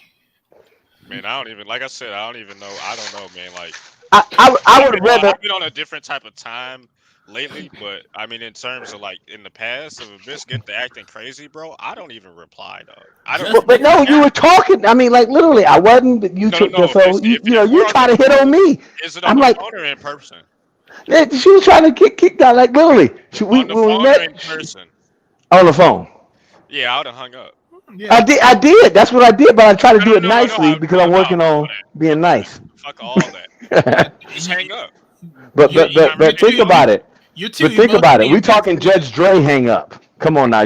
Judge got kind of You too emotionally attached to this woman. No, I'm not emotionally attached. It's just the fact that I love giving people a piece of my mind. No. I ain't gonna lie. Look, this is what I'm not gonna lie. One of my problems is this. I love no. He likes conflict. No.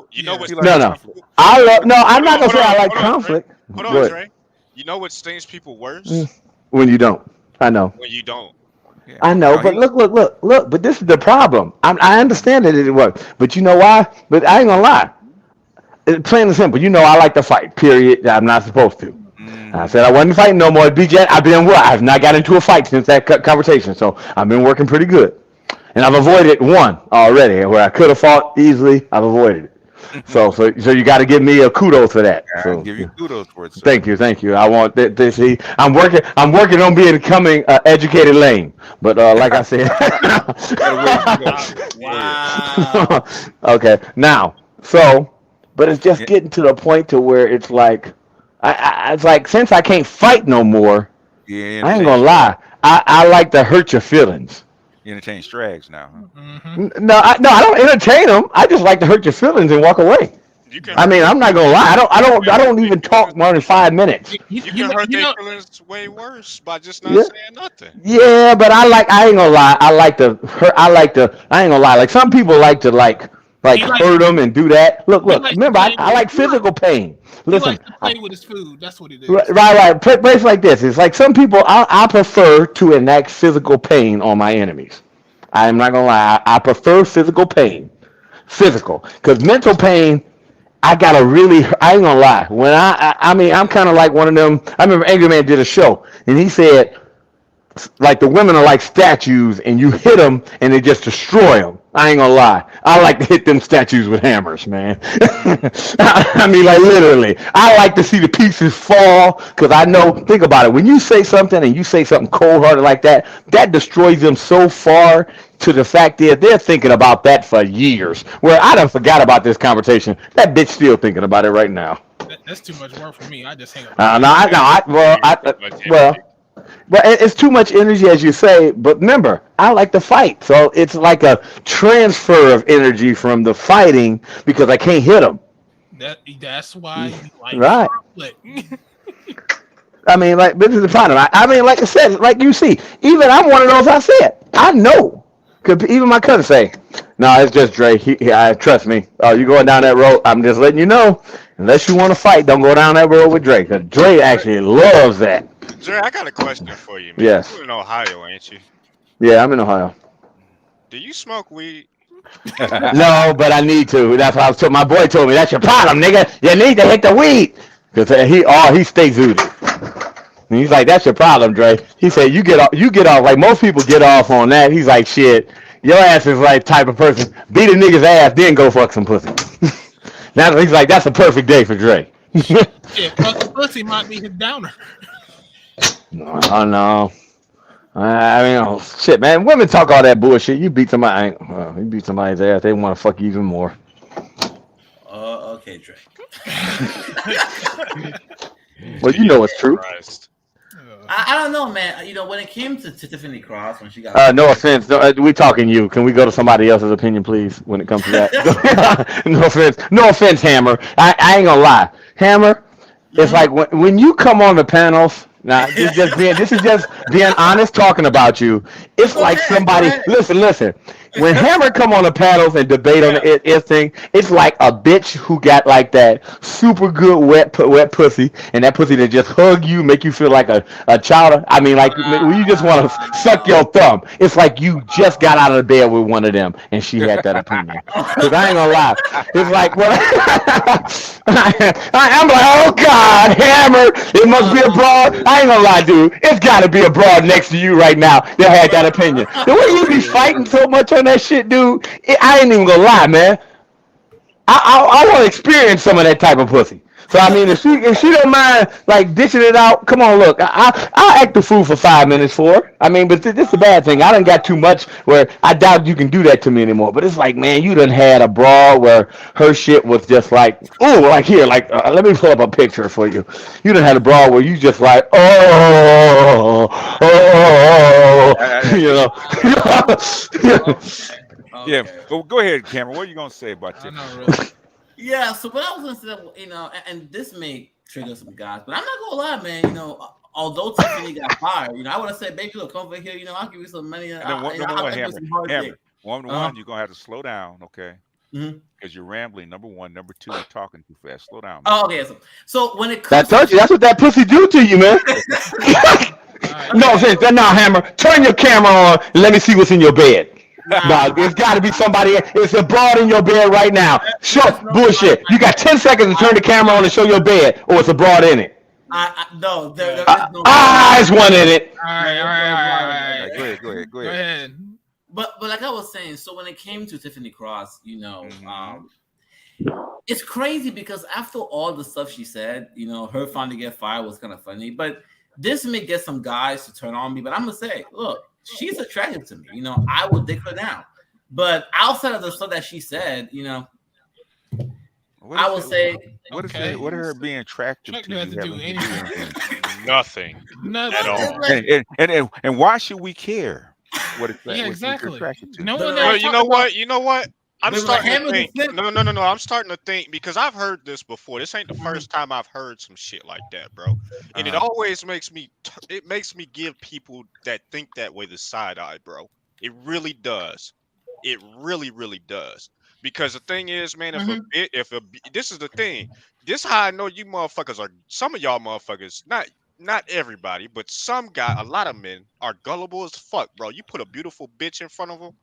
And they can say just about anything. I like. And if they're attractive enough, they'll fall for it. Hook, line, and sinker every time. I can do two things at once. I can acknowledge what I don't. Bullshit. No, you can't. No, okay, wait, nigga. Wait. I'm gonna show you why you can't do two things at once. No offense, nigga. Every time you get on a every time your ass get on a panel, you talking about I can acknowledge. You can't even acknowledge when people got a opinion with facts behind it. No offense, bro. No, bro. When people got a fact with facts behind it, proof, and that's the normal way of life. Your ass skim over it like a broad. And the only reason I can say, the only reason why I say that you do that is got to be a fine ass broad in that bed right now thinking that way, and you ain't trying. Cause I ain't gonna lie, bro. Yeah, look. You can come on here and lie for like 10 minutes and then be like, yeah, bitch, I was just saying that to get her wet. You ain't gotta be that fine if you attracted Tiffany Cross, okay? Right. Thank you. Thank you. Every man's bar is different. This nigga bar is low. Besides you being attracted to her, what do you want to say about her? Yeah, besides how she looked. What about her? Yeah, what I was trying to say is that it really is funny that she got let go because she was saying all this crazy stuff. You know, y'all need to get in line. All you Kevin. You see this? Yeah, you see this nigga ain't showed the bed yet. That's why I'm telling you, man. I'm telling you, boy. She probably got them perky stand up like, hello, sir. Why do you think he muted himself? Boy, he was. Thank you. Oh, wait, here. Matter of fact, I bet you this is what she looked like here. Let me see. She probably one of these. Oh man, dude. Oh, I was looking at one today, dude. All kinds of allegations right now, but no, that ain't an allegation. That's fact, dude. Ain't no way in the world you can ignore so many facts unless Hammer ain't got no girl in his bed. Hammer got a fucking waifu bed pillow. She looking like that. That's what's in his bed. So a girl like that right there, probably right there. That's not even my type, bro. But no. Bro. Whatever, nigga. Oh, look at you. You stuttering. If you like Tiffany Cross, it would be your type because that's. Yeah, dude. Thank you. I mean, Tiffany Cross is a fucking. She's super. Oh, she's basic. Yeah, she's basic. Come on now, you know already. Look at him, he's stuttering. He lost for words thinking about that picture. Oh no, oh shit.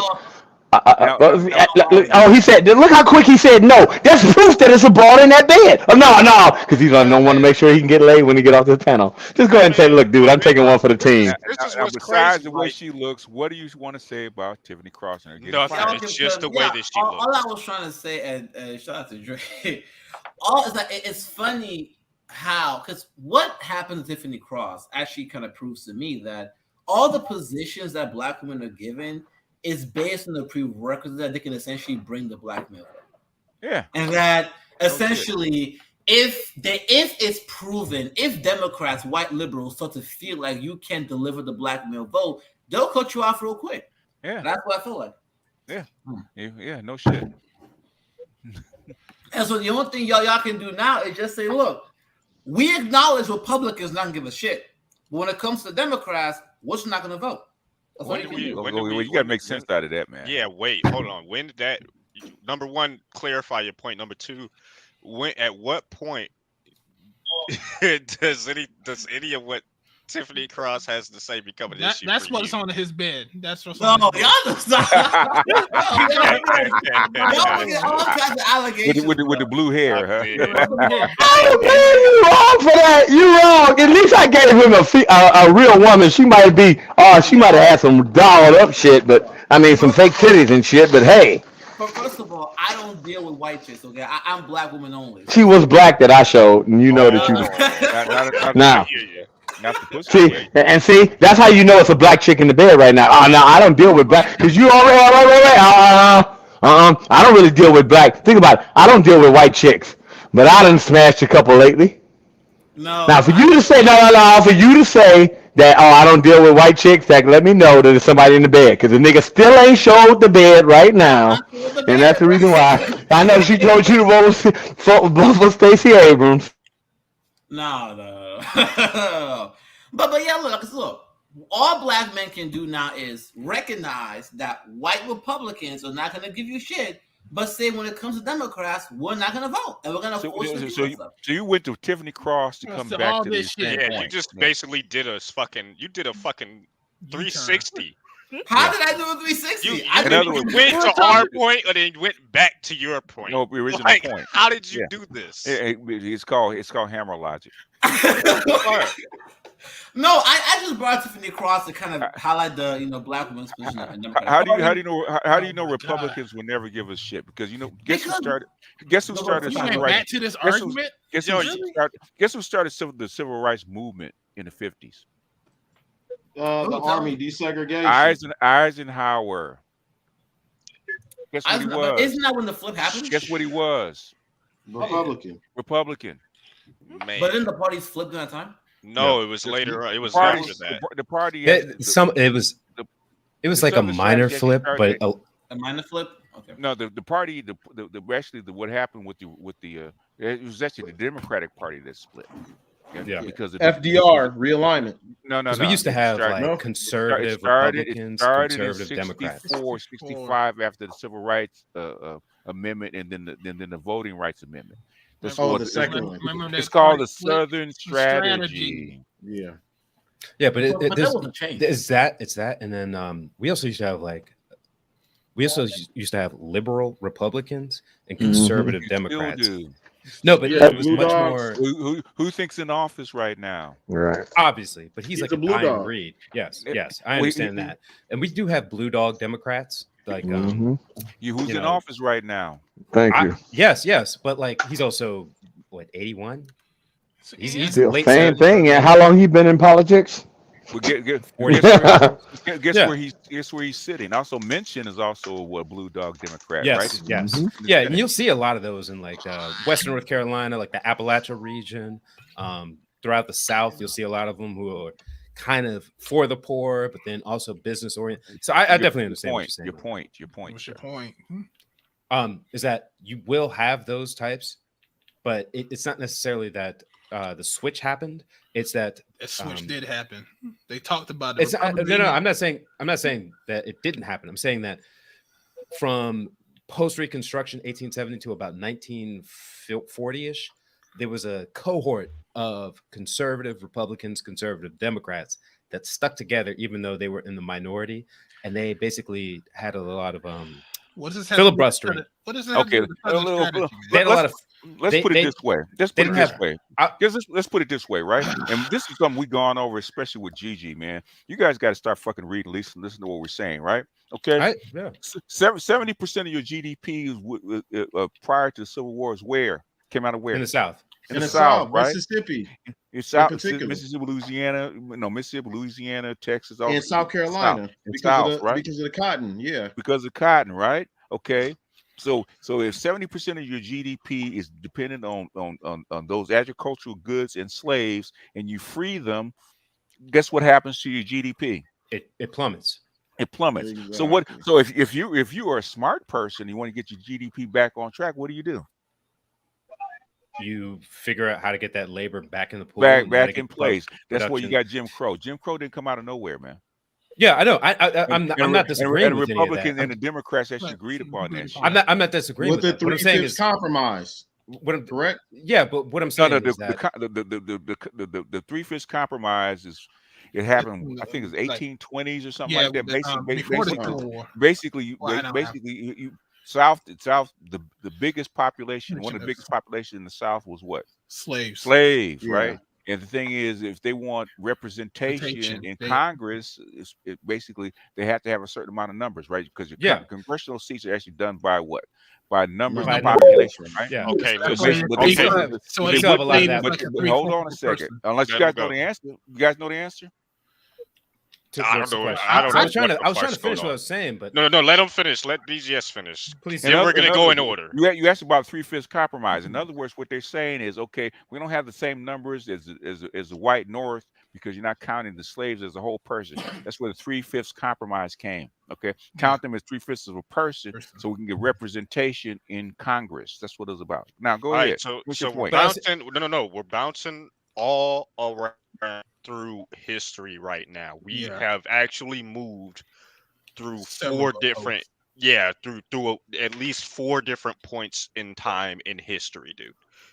We gotta get, what are you trying to say here? Was that directed to me? Yes, directed to whoever the question what I'm saying is like was.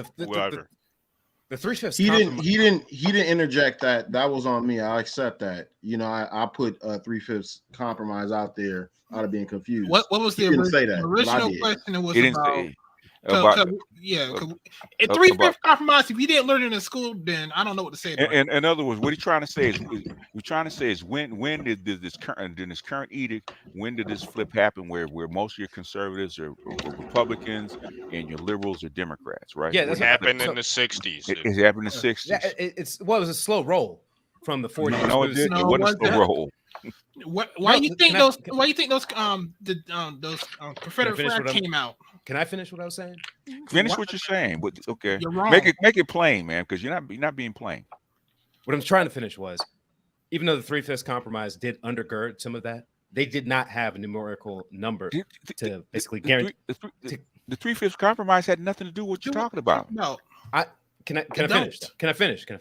No. In other words, when you're wrong about something, we're gonna stop you. Okay? No, I'm trying. That's why I'm trying to finish this. Is that no? I'm trying to say they did not have the numbers in the South to have a legislative majority throughout the expanding United States, but they were able to have enough of a number in the legislatures throughout the federal and the state level to enact the policies they wanted, or to filibuster the ones they didn't.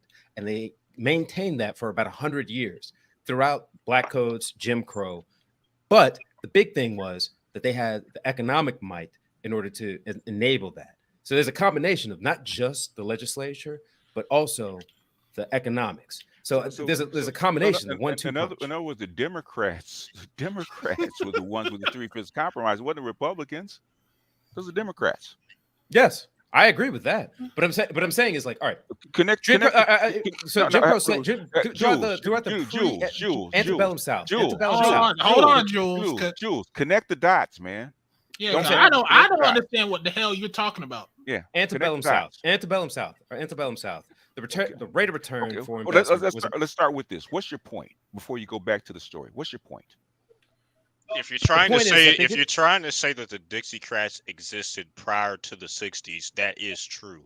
But the split didn't officially happen and actually swap sides as we know it today until the 60s. It was a slow period lead. Point block. In other words, that's just what happened. The Dixiecrats swapped to the Republican Party. It's kind of like what happened in China, where the main people went to Taiwan and Taiwan. Right, that's kind of like that, basically like that. In other words, a switch like that. In other words, normally the Republicans would have led, or the Liberal Party, right? That's known as the Liberal Party, which is what Eisenhower did, and prior to John F. Kennedy.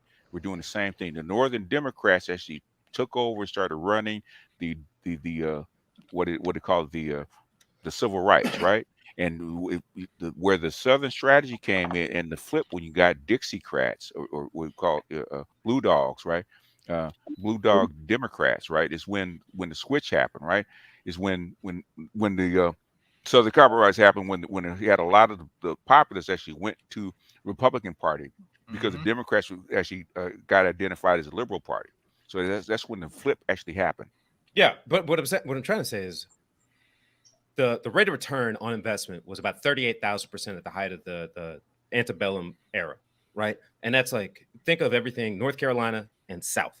You're talking about a 38,000% return on investment. That's a huge. You don't get much like that in the modern era outside of like a fluke.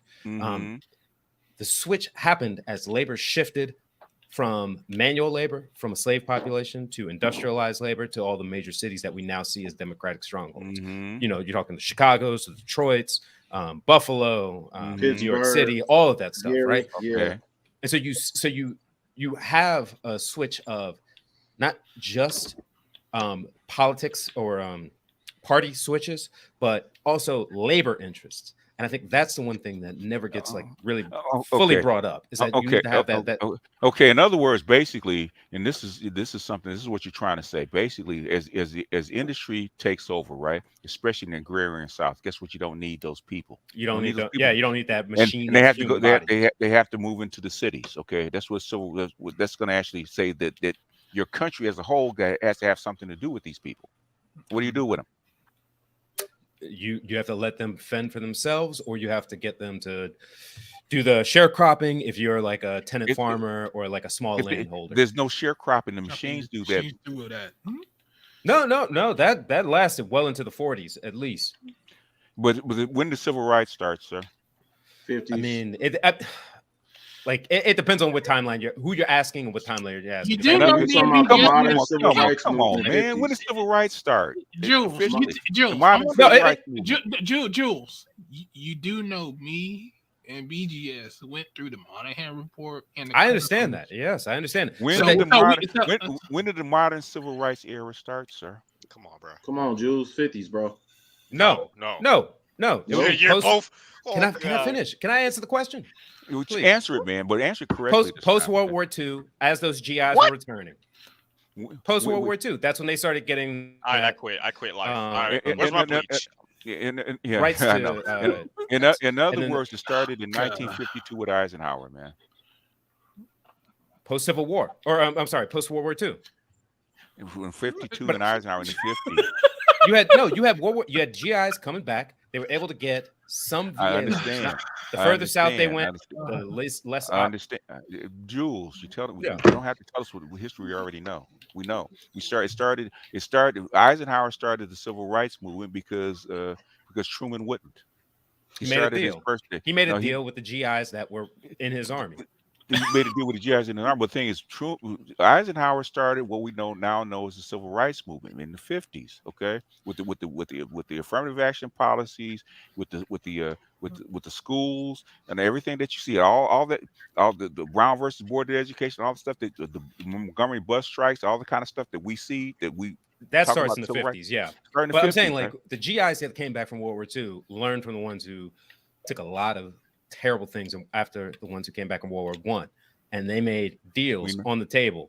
I think you guys are basically real close in the era. I mean, I think we just getting real close to the years. I mean, one could argue desegregation of the army forces, of the military. Some people believe it's the kickoff of the early 50s and stuff like that. But it's very close. Most of the policies, even though there was to desegregate the military, even that didn't really happen until Eisenhower became president. Yeah. But they said they started with those contracts, those defense contracts. The thing about when did it happen, sir? The defense contracts, the desegregation of those defense contracts. Exactly.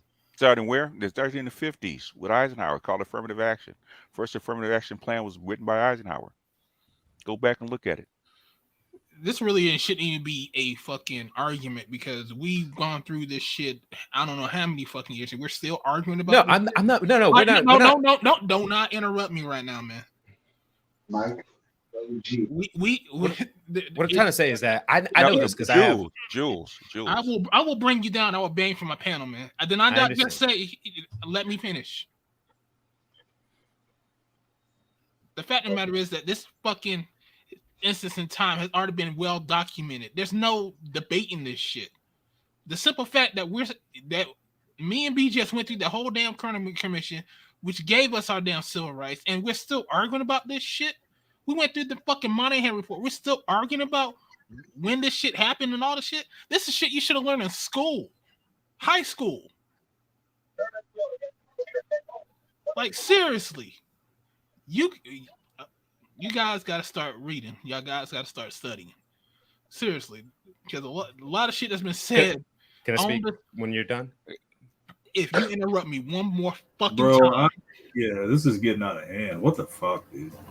If you interrupt me one more fucking time, man, I am not fucking playing right now. He wants to be right, but go ahead, man. Finish what you're saying. The problem, the thing is, man, y'all guys need to start doing more of your fucking study. Y'all need to start understanding the material that y'all are reading, and you need to read it not once, not twice, but fucking thrice. Because this is fucking irritating. This is really fucking irritating, man. You want me to handle your light work for you, Art? No, don't I haven't gotten to fight in a while. Let her go. Let Art finish because it is irritating. Yeah, it is. I'm done. Go ahead. Okay, make your point, Jules, and make it plain because you're not connecting the dots, sir. That's what we're trying to say. We're rambling. Make it plain. I want this to stop, bro, before I commit seppuku, bro. No. Yeah, I agree. Yeah, stop, bro. I agree. We don't need to go down this rabbit hole. This is basic history, bro. At this point, I don't even know why this is the discussion. I don't know how we got here. Right. I don't know how we got here. It's like we wasting tape, man. Yeah, we are. We don't have unlimited time for Art to be running this panel. We don't need to spend it in pointless arguments like this. Yeah, because I got like another hour and a half, and I gotta go to sleep because I gotta wake up soon. No offense, dude. I can call that dumb old broad back if I'm gonna have to listen to this shit again. In other words, what they call blue dog Democrats. That reason because they're holdovers. Okay, they're holdovers. But thing is, because most of these the old what they called conservative Southerners actually became Republicans. That was the flip. That was a Southern strategy, and that happened in the '60s. You know, which Nixon used in the '70s, and then Reagan used in the '80s. That's where it happened. And we're still feeling the effects of it. You have holdovers. We really still have some young folks that still do it, but that's where it came from. I know one damn thing. I do not want to look at Hammer's bed, so let's just get that shit. Oh no, we don't. No, we don't. Yeah, we ain't looking at that shit. Now make your point, Jules, because you're not making. No. Okay, all right. Can I speak or no? No, we're moving on. I just want to finish. We're moving on. Fuck that. Let him finish. Let him finish. Let him go. All right, we're doing it. All right. Mute. Okay. Go get some weed or something and come back. PK. I'm gonna need some weed. Shit. Yeah. Because everybody hit the Cash App. Look, no. Everybody hit the Cash App. If we get $50 in the Cash App, we not letting them say a word. So please hit the Cash App. The thing is now I'll have to start having you cite your sources and shit. Okay. All right. We just read this. This Is just went over ridiculous. Go ahead. All right. Finish your point. Okay, I'm gonna drop Prohibition of Discrimination in Defense Industry, 1941. My grandfather, one of my uncles, who's actually still alive, he's about to hit 100. Both of them, Montfort Point Marines, came back, World War II. They were able to take advantage of the things that the GIs refused to bend to from the ones who lost their lives in World War I. A lot of compromises were made, and because the white legislatures made those compromises, this is in North Carolina at the time, a lot of people defected, but they did not have the new numbers in the legislatures on the federal level to make sure that they had legislation stick so that they could reinforce Jim Crow or in the armed forces. That's where there's a lot of things that come about. There's a split between the responsibility of the GIs who went abroad, did those fights and came back, versus what happened in World War I when they did the same thing, but they were able to put their foot down and take a lot of lives. And that's what I'm trying to express, is that a lot of people made compromises that were unpopular, but they were necessary to maintain the logical standpoint of what America's supposed to stand for.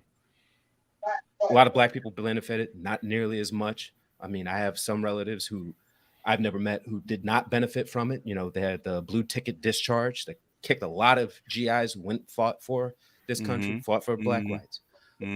But because whites were making those compromises, other whites said, we're going to stand on our ground. And those are the ones who held a numerical minority in the federal legislatures. That's what I'm trying to say, is like it became a different type of split, not just on party lines, but also ideological lines. So it took more time to just it just all happened at once in like the 1960s. It took time, and there were like numerous events that caused this type of split. All right, bro. We agree. We all agree here. All right, shit takes time. All right, we're good. We all in agreement. We good. All right.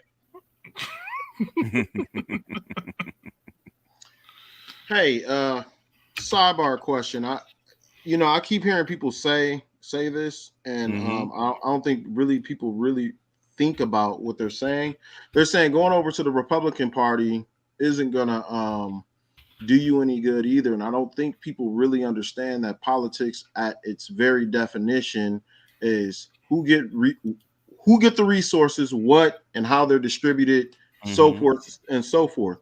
And so I don't think people understand leveraging power. You know, if black people aren't donating, then you use whatever power you have, and that's votes. So if you refuse to vote, just to kind of swing stuff around, regardless of what party's in, you just basically go with what's your interest.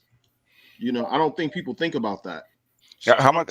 What kind of? Okay, if you think about power, right? Okay, if you think about power and different levels of different kinds of power. Okay, voting's one of them, right? Money's another. What other kind of power is there? I mean, community influence. Physical. It's social pressure, right? Influence, right? Yeah. Influence, social pressure, leverage. There's other kinds of leverage, right? Did the civil rights marches? Did they have votes? No. Did they have money? No. What did they have? I mean, numbers and I mean, I would say force. They didn't have numbers. They didn't have numbers. I would say to a certain. I would say to a certain extent, force or the threat of. I mean, really. No. Come on, man. You're trying to get away from force. What did they have? Well, I mean, did you ever see the movie Selma? Nah, I'm not gonna lie to you. Go back and watch the movie Selma. It's called Social Pressure, right? What do you think started? What do you think started the what's called the color revolution? Social pressure. Okay. I mean, you don't realize it too. Just because you people say, "Oh, we're just going flipping over to the Republican thing," you don't realize before there's a main candidate, there's primary candidates, and sometimes they might need black votes to get past that first. And I don't understand why you don't realize that if you say, "Well, fuck it," like they say, "We ain't giving you nothing, but still vote for us." Then they can say, "Well, look." I mean, that's kind of what happened with the black community. Y'all don't get no say-so in it. Y'all don't say nothing. You do what the fuck we say. And what did the black people do? They just left. All the productive men are gone. So now, like, once you don't got a say-so in a thing in it, what's the point? And that's what happens. And they know that. That's the reason why they say, "Well, wait a minute, and then they're gonna say, "Well, we want these people to participate. We want their votes, so we're gonna have to give them something." Something that's mind-boggling. Hold on, something that's mind-boggling to me, and this is a question that's always expressed poignantly towards black men in particular, especially up here on panels. It's usually about PACs or about money, or about what the fuck are you actually doing? These sorts of weird ass arguments. Right, but, dumbass arguments. It's really strange to me that these arguments are always posed to us as a group in particular. Thank you. When it comes to the political landscape of this country and how most of this country doesn't even know how the fuck this place operates in the first place, it's kind of weird that people that actually discuss some of the issues and advocate on behalf of black men somehow get posed these questions on YouTube as if we were politicians. Why does that happen? Are we politicians? Are we your last hope or something? No, What's going on? this ain't to you, Dre. This ain't to you, Dre. This is I'm going to answer that for you though. For him, this is the problem, and and it runs really rampant in the fucking black community. That's the reason why I try to bring black people on and try to help them out, start them in the business. These motherfuckers keep acting like they know every fucking thing when they don't know a goddamn thing, and instead of sitting up there saying "I don't fucking know," you know what I mean? You can't teach them nothing, and that's the problem. They won't listen to shit. I mean, they're like plain and simple. In the black community, one of the things that they got us by the balls by is saying niggas will act like they know shit and don't. Like the nigga I'm taking under my wing. You've been in jail for fucking 8 years, and you gonna tell me, I know how to do that, nigga? I've been working on houses for the last 20 years. 25 plus actually. But I mean, it's just you can't tell a black person shit, and that goes with a lot of the men too. Yes, and that's the problem. I wish somebody, not from you, Dre. I get your point. Yeah. But I mean, I just want to know, because Shock's posed the question. So you gonna play devil's advocate? Go ahead and play it all the way out, man. I want to hear your explanation, man. Why is it that we're posed that question? Why is that happening? I honestly don't know. Should we not advocate for positions? Should we just be quiet and shut up and get in line? Much as Tiffany Cross has said. I mean, obviously not. I mean, what the hell? I mean, it's almost like when stuff is rolled out, it's almost like, well, here's your menu. Hey, well, could you make Shaming something language, custom for me? 101. Yeah, could you make something custom for me? Right. Nah, this No. is just what's on the menu, and this is what you get. Nah. So how do you change it? Don't go to the restaurant no more. But this No. the problem is niggas want you to still continue to go to the restaurant. You gonna answer for him, or you gonna let Oh, him I'm in? sorry. I figured he didn't have enough intelligence to do No, that. don't. I'm mad. I'm just fucking with you. Don't kick the chair just because you know. I'm sorry kicking the chair. Let me just go ahead and It's all sit right. down. Don't take it out on us. Yeah, hey man, hey look man, I if you would have had your see, this is the problem. If you would have had your head on, I would have got my stuff. The what? You had to open your mouth. You should have just open your mouth without saying nothing. Go ahead. Oh, okay. All right. Go ahead, Shocks. Yeah, so I mean, I think of it as a huge negotiation exercise. I mean, in negotiation, there's the BOTNA, and I guess we're practicing the best alternative to a negotiated agreement. Okay. What does that mean? That basically it's almost like politics is a big exercise in negotiation, and the alternative, the best alternative, is not participating whatsoever because there's an incentive to get a gain. If you already feel that black folks or the black vote is already covered, there's no incentive to do anything. Almost like the chick you took for granted. You're not going to put that much time into the. Being involved in politics is that just during election time or what? I would say not at all. So in other words, what we're doing right now, is that not a part of the political process? It is, yeah. It's a protest. It's leveraging. I'm saying it's leveraging. It's effective. I'm saying it's effective because it's almost like, what are you going to put your energy into? People that I mean, they're put it like this: for you to sit up here and throw out outright lies, and that means you're desperate. Okay. Let's not put you, it but I'm talking about what recent events. This is the way it works, and I've done this over the past almost 20 years, right? Okay. If you study and you learn the way the system works, there's always people inside the system that can help you get things done. You don't have to be elected officials. They could be copy boys. They could be pages. They could be aides. Okay, that will put something in front of a person that will actually start the ball rolling. In other words, a lot of people focus on the 2 to 4 years between the elections, right? That's what you focus on. That's part of your strategy. But also part of your strategy is basically how do you solve a problem? Because when an elected official gets into office, right? Okay, they have to do a job. They have to solve problems. They got to keep people happy. They got to balance things out. Okay, you have to learn what problems you're having, what problems they have, what solutions on the table, and how can you put your solution in there to actually help solve their problem. Okay, that's all called politics. It's called asking for something after somebody's been elected. It's called political pressure. Okay, sometimes it's money, sometimes it's social, sometimes it's putting a whole bunch of tweets on Twitter that nobody wants to see, or nobody wants to reveal, or putting emails out. A lot of ways to do things. Okay, and everybody talks about a vote. Okay, vote's just one way to do things.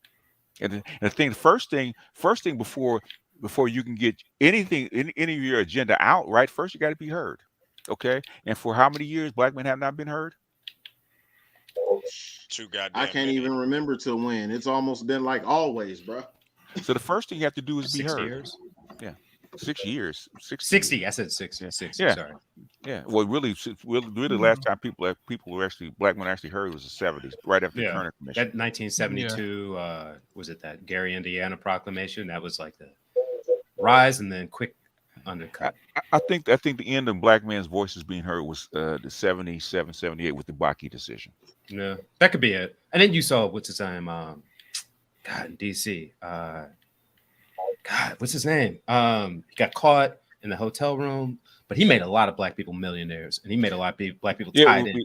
Yeah, but that wasn't directly aimed at black men. That was what they call flat blackness. But yeah, but I'll tell you, man, I know a lot of people live in PG County, Maryland, who got put on because he was like, look, these schools need chalk.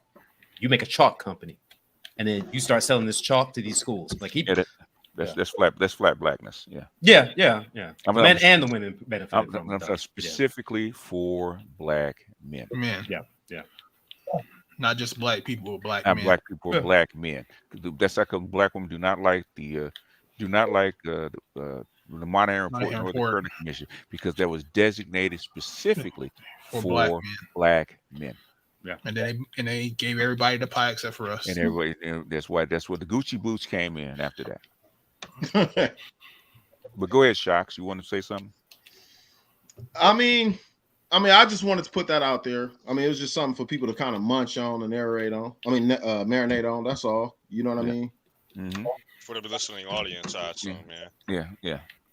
I know Hammer is pro-Democrat, so that's like a me pushing. Yo, no, bro, don't do that. Mike V. Hold on. Like Jim. Don't even start that, Hammer. Wow. Don't even start that, Hammer. Don't even start that shit. You're Democrat. What? No. The Republicans ain't giving you nothing. But that's the truth. They're not gonna give you anything. Ain't giving you nothing. So what are the Democrats? What are the Democrats giving black men? Stay with the Democrats. What are the Democrats giving? What I'm saying is that what are the Democrats giving black men? They're not giving much right now, but they're not giving you nothing. So don't vote for neither one. Listen, don't vote for neither one. Okay, no. Hold on. Let's go off that. I answered that. What have the Democrats gave black men lately? Very little. If nothing, what? Really. I asked you what. What leaving the little? Give where the crumbs at? I can name stuff. The only thing I will say none because everything they're giving is really on flat black. And really none. What happened to my brother's cheaper for the most part? They try to shoot that down, didn't they? I can name stuff to black people that the Democrats are giving black people. But I can name some stuff for you. You want me to name some stuff? Yeah, I can name you one thing. Private prisons. No, I can name you something. Prison pipeline. Come on. Go ahead. I mean, 3 strikes law. Go ahead, they did that too. Democrats. But that's just Democrats. No. They also gave you those are Democrats. Yeah, it was. So the 3 strikes were just Democrats, right? It was. Started in California. Democrats. Pete Wilson, right? Okay, yes, I will accept that. But once again, you have more leverage in Democratic You ain't getting no more tonight, Hammer. You realize this. You starting to. You say, she ain't giving you no more after tonight, so you might as well. No. I mean, come on. I get.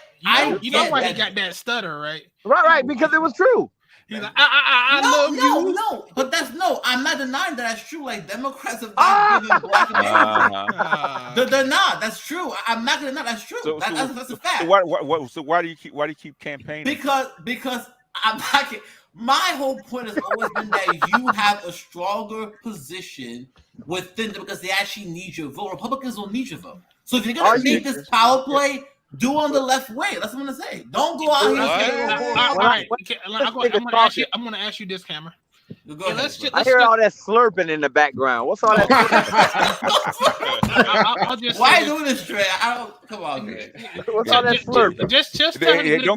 Hey, don't kick over any furniture while you're at it. Wow. Okay. Who's that coughing over there? I think I heard him slap the table a couple times. No, argument's sake, you're making the same. You're actually on the same side as Mike V. Believe it or not, Mike V tried to make the same. Yeah, no, Hammer. You're on the same side as. You're actually on the same side as Mike V. He made the argument that you should vote blue no matter who because that's not my position. It really is. That's your position. Here's the position. How do you get leverage out of the Democratic Party? Right. My leverage. He's not concerned about leverage. Answer the question first. Answer the question first. I just answered the question, right? Just don't show up to the polls. But the answer is not throwing your vote over to the Republican. That's my answer. I hate to say something. Wait. I hate to say something, Hammer. If you throw your vote on a Republican, that does double damage. Yeah. Because not voting is it doesn't one. have to be. Doesn't have to be. When you throw it on Republican, it takes 2. So basically, it's like they need one more to even neutralize. But They you need ain't one to getting break nothing from even. And guess what? Guess who? If you don't show up at the polls, guess who you're helping? Right, Republicans. Who? Republicans. Thank Not you. Yeah, that's what necessarily. it's Not you. necessarily. You can inflict the same damage on the Democrats No, you without can't. It's having not to very go and true. vote No, it ain't the same. over the Republicans. It ain't the same. No, Oh it's not my the God! It's same. not the same. You definitely got somebody slurping over there because No, your dumb ass. bruh, Wait. no. What's the difference? Wait. Why What's the you difference why you between pandering for the 0 Democrats? and negative 100? Now, most of the folks on here are basically neutral. They're mostly Right. independent, right? Why are you pandering for the I'm not for the Democrat? Yes, you are. Yes, you are. I'm making a practical announcer. No, you're not. Politically, oh wow. Okay. Look, the You thing. have no leverage on the others. That's the truth. Listen. You don't. The thing. You know why you have leverage? You get like, listen. Okay, you know, tell me what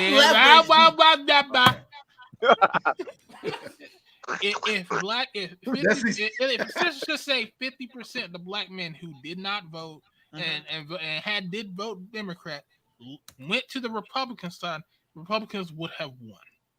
Right. And that would have gave us leverage to say, hey, we helped you win. Where's our crumbs? Right. Yeah. Let's just dumb it down. Wait, Hammer. Let's just dumb it down. Would you rather have $0 or would you rather owe $100? I would rather not owe $100. So you would like to have $0 instead of the negative 100? Is what you're saying? Right. Yeah, I'd rather So not when owe you $100. when you vote for them, it's like giving them a negative 100. So you do double the damage. Yeah, That's double. You fucked up the analogy, but I The get thing it. that I don't like is this whole talk of black men just need to not do anything. That's I agree with that. That's not what I'm saying, man. You just said it. Well, no. Actually, no. What he was saying, no. Let me help you, Art. I'm gonna help you. We're gonna do this together, Hammer. Hold my hand, brother. What? No, we're gonna go together. We're gonna go here. We're going to hell together. Let's do it. No, we're not going to What hell. he's We're going to actually, heaven. what he's We're going to actually black saying, heaven. nah, bro, we're holding hands, bro. I'm not gay. I don't swim that way. So listen, Right, because he got somebody in on their knees in front of him. Yeah, this is what he's saying. He's ultimately saying, just go ahead and be upset, but make sure you take your vote and file it with the blue team. That's just what you got to do. That's not what I was. Yeah. Y'all are just. I keep telling you guys. I agree that Democrats don't give black men anything, right? They So then why are we voting for? So what I'm saying is your strategy is to just withhold you from the Democrats, right? No, and you use that double- leverage. okay, That you does do not double mean that. going and going. You can still inflict damage without having to go and throw the Republican side. So what is the reason we don't want to go to the Republican side? Because for me, they're not going to give you anything. So you have no leverage on that side. So if you want to have leverage, you start voting. Guess what you're going to have when you start voting? Okay, BGS. Let me ask you. Do you really believe Republicans are trying to give black men anything? Anything Yes. they do is for Yeah. white men. Yeah. Let's be honest here. In fact, you get. It doesn't matter which one person in office. You're always going to get something if you know how to look for it, right? Right. Actually, regardless of what we think about Donald Trump actually gave black men a lot of shit. Yeah. And black people don't even understand. I was having this conversation. He put a number on it. Yeah, he gave black people a lot of stuff. Look what he did for for historically black colleges. That's what I was about to say. Yep. But doesn't that happen every other mission? No, he gave he the put most. guarantees on. He put guarantees. Guarantees. Yeah. Like there's a pipeline now for. In other words, there was one where one of the guys who he was actually put in a gate for us, right? Welder, right? Mm-hmm. That basically there was he needed to take a couple of classes, right? And basically it was federally guaranteed, right? And there was, I think it was like $1,000 charge for the class, something like that. And Trump said, just give it to them. Just give it to them. They need it. Give it to them. Okay. There's things that can help you. There's things that can help men. Okay. That will help us. So it's not. It's never an either or thing. Okay. We basically Democrats have basically stood up on the side and said who they're riding for right now. It's not male. Okay. Those are great points, and those are right. I can't deny that. And some of the things that Republicans ride for are pro male. Yeah. But the white male center, right? We gotta add the race. They can't. Let me ask you, Hammer. When you go to child support and they get ready to put you in jail, they look at your color. When they take No, your kids, they look don't look color? at my color. But They a look lot at of your those, color? You know that's against the law too, right? They Yes, don't. but- The original deadbeat dads, actually, more deadbeat dads are white than black. Yeah. But we know a lot of these laws are a lot of times done for racial reasons. No, it's not. No. Well, like what? Which one? I'm like, we think of child support. Right? That's what was really Child made support is for- not the child What? support is not done for Not racial reasons, sir. man. It was mainly to target white men. It's targeted men. Men in period. general. Absentee Men in men. general. Yeah. You know what, Hammer? I got a question for you. You know, Black Yeah. Lives Matter. You ever been to their rallies? I support the. I don't support the organization, but I don't know if I want to go down this road. How come you don't go? Well, because I've read the actual, the documents, and they're very much support why LGBT. not? They Democrats. Because it's to support LGBT. I can't buy that. Well, they're Democrats. Don't you like Just Democrats? because the Democrats, But they support what? black men who die. Come on, man. How come you don't? No, they're not. If you read the actual documents, it's no. Hey, They're do the girl there have a bull ring in her nose? They're intersectional feminists. They okay. But what they how do they use start? black men as the image, but behind And you support the group that's supporting them. Come on. You see my No, come on, Hammer. We can't do Think two about things it. at Like- once. I can Well, understand. Okay, go. Hammer, Sorry. with all And due respect, we can also yeah, do for a two things at once when we actually vote Republican. If that's what we actually choose to do. Right. If that's what y'all want to do, I'm not gonna stop you. But what I'm saying is that you're not gonna get anything out of that. It's just- How do you know? How do you know? How do you know? Prove it. Okay. Black men have not done that in large, so there's no way for me to know what would actually happen. So why are But you arguing against it? Because I know that they mainly. No, you How do you know? How do you know? You're speculating right It now, is- man. Okay, you You're cannot deny that the GOP mainly caters to white voters. That doesn't matter. Well, How do you know? Not they cater to Hispanics too, but Black Americans are not there. Who did Democrats actually cater to? They really cater. But they also cater to Hispanic men too. To white women and what? Yeah. The LGBTQ and LGBTQ, yeah. In other words, they catered black men. Well, they need your vote. That's the difference, right? No, Negro. Do they cater to black men? No, they do not cater to. So black what's the difference? Hammer, think about it like this. Let me ask you this. Just a direct and real question. All right, who are you more than likely to experience some BS with? Your neighbor that look like you, right? Or some Klanman out in Georgia in the middle of nowhere? I am more likely to experience from a Klansman. No, I'm saying a chick at work in HR, your neighbor who don't like the car you got, a chick who's tripping on you on some hater stuff. Who are you more than likely to have some BS with? Or because you're a straight black male? I'm just saying, which one are you more than likely to encounter hostility with on a day-to-day basis? Can you list the options again? Because you go a little fast. Oh, you tell me what somebody said. Yes, Hold on, I let's know do the it. Y'all follow me though? Yeah, I am. I followed it Okay. 100%. Simplify the question. Make it real Don't simple. do that, bro. Don't. No. Just Make it Make it You stay real out of this. simple. You stay out of this. Y'all just hate on me. Make it real simple. No, if we hated you on you, we'd bump you. Okay, that's what we do. Okay, Shaw, go ahead. Go ahead. Are you more than likely to encounter being lied on or fired by the fat bitch in HR or some Klansman in the middle of Georgia somewhere? Well, I have never encountered a hostility with a fat bitch in HR, so I've never have. That's the truth. So you got nothing but skinny bitches in HR? No. What he's saying is he's got a roving band of Klansmen coming through his neighborhood, burning crosses what I'm on saying his is front that lawn. I've never Every day. experienced that. I've always, ironically, I've always had good experiences with. This is gonna trigger a lot of y'all, but I've actually only have good experiences with black women in HR. Ironically. Okay, all right, fair enough. So that's my personal. I'm not saying that it's not true. Hammer, fair enough. I mean, now that Tiffany Cross thing makes sense. Yeah. I mean, that's true. I've only had Black American females. I've only How do had. you feel? Let me ask you a question, Hammer. How do you feel about They've Stacey been really Abrams? good to me too. How do you feel? How do you feel? I bet. How do you feel about Stacey Abrams? Yeah. That's a telltale sign, huh? Yeah, it is. Exactly. Well, How it's you not feel even about one. Stacey Abrams? She on your radar, man? No, Like, no, you like I her? don't like Stacey He Abrams. feels you should get in line with the black women, okay? When Stacey Abrams' campaign brought that no voting, no fucking, I said, "Nah, I'm not doing that." No, he feels you should get in line with the black women. Oh, that was the last straw. Right Yeah, now. that was the last time. I'm doing that. That's what should be. You got a whole effeminate black male. No. He voted for Stacey Abrams. That's why I he's did not fucking vote right Stacey now. Abrams. Okay, you see what happens when you vote for him. I did not want to see Abrams. This man got a whole waifu pillow and a damn. That's why he's he fucking done right now. upgraded. He because done voted for her. he upgraded. No. Hammer, you ain't got to lie. You upgraded. You upgraded, bro.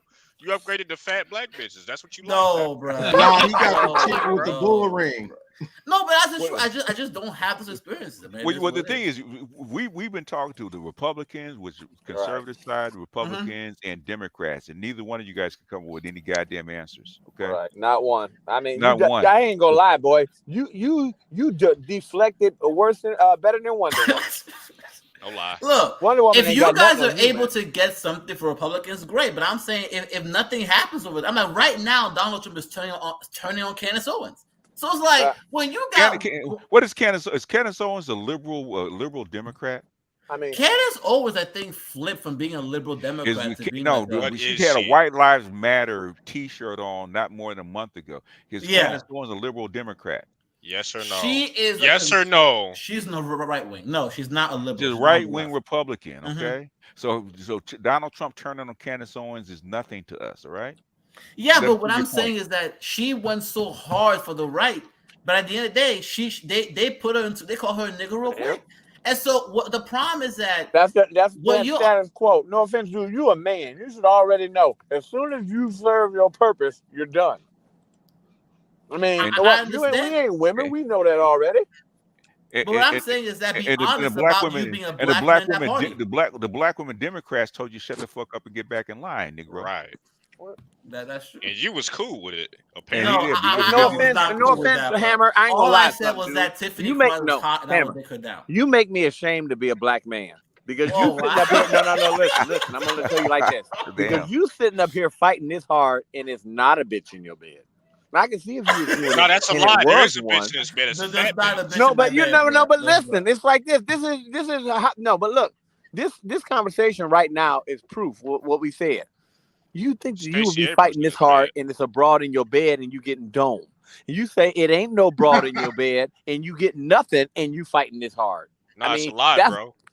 That's all the lies, Ray. That's all the lies. Stacey Abrams is right there, bro. 100%. I'm trying to put anything in her mouth. You might get hungry. You know what, Hammer? What they're really trying to tell you is this, man. Stop fucking telling black men what the fuck to do, okay?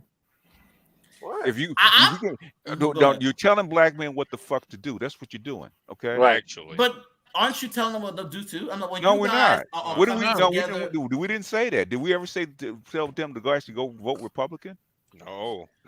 We just said that's an option. It's an option, okay? It's a tactic. It's an option. We tell them to do that. I'm just laying out my perspective. No, as you have for the last 2 hours. 2 hours. Over again.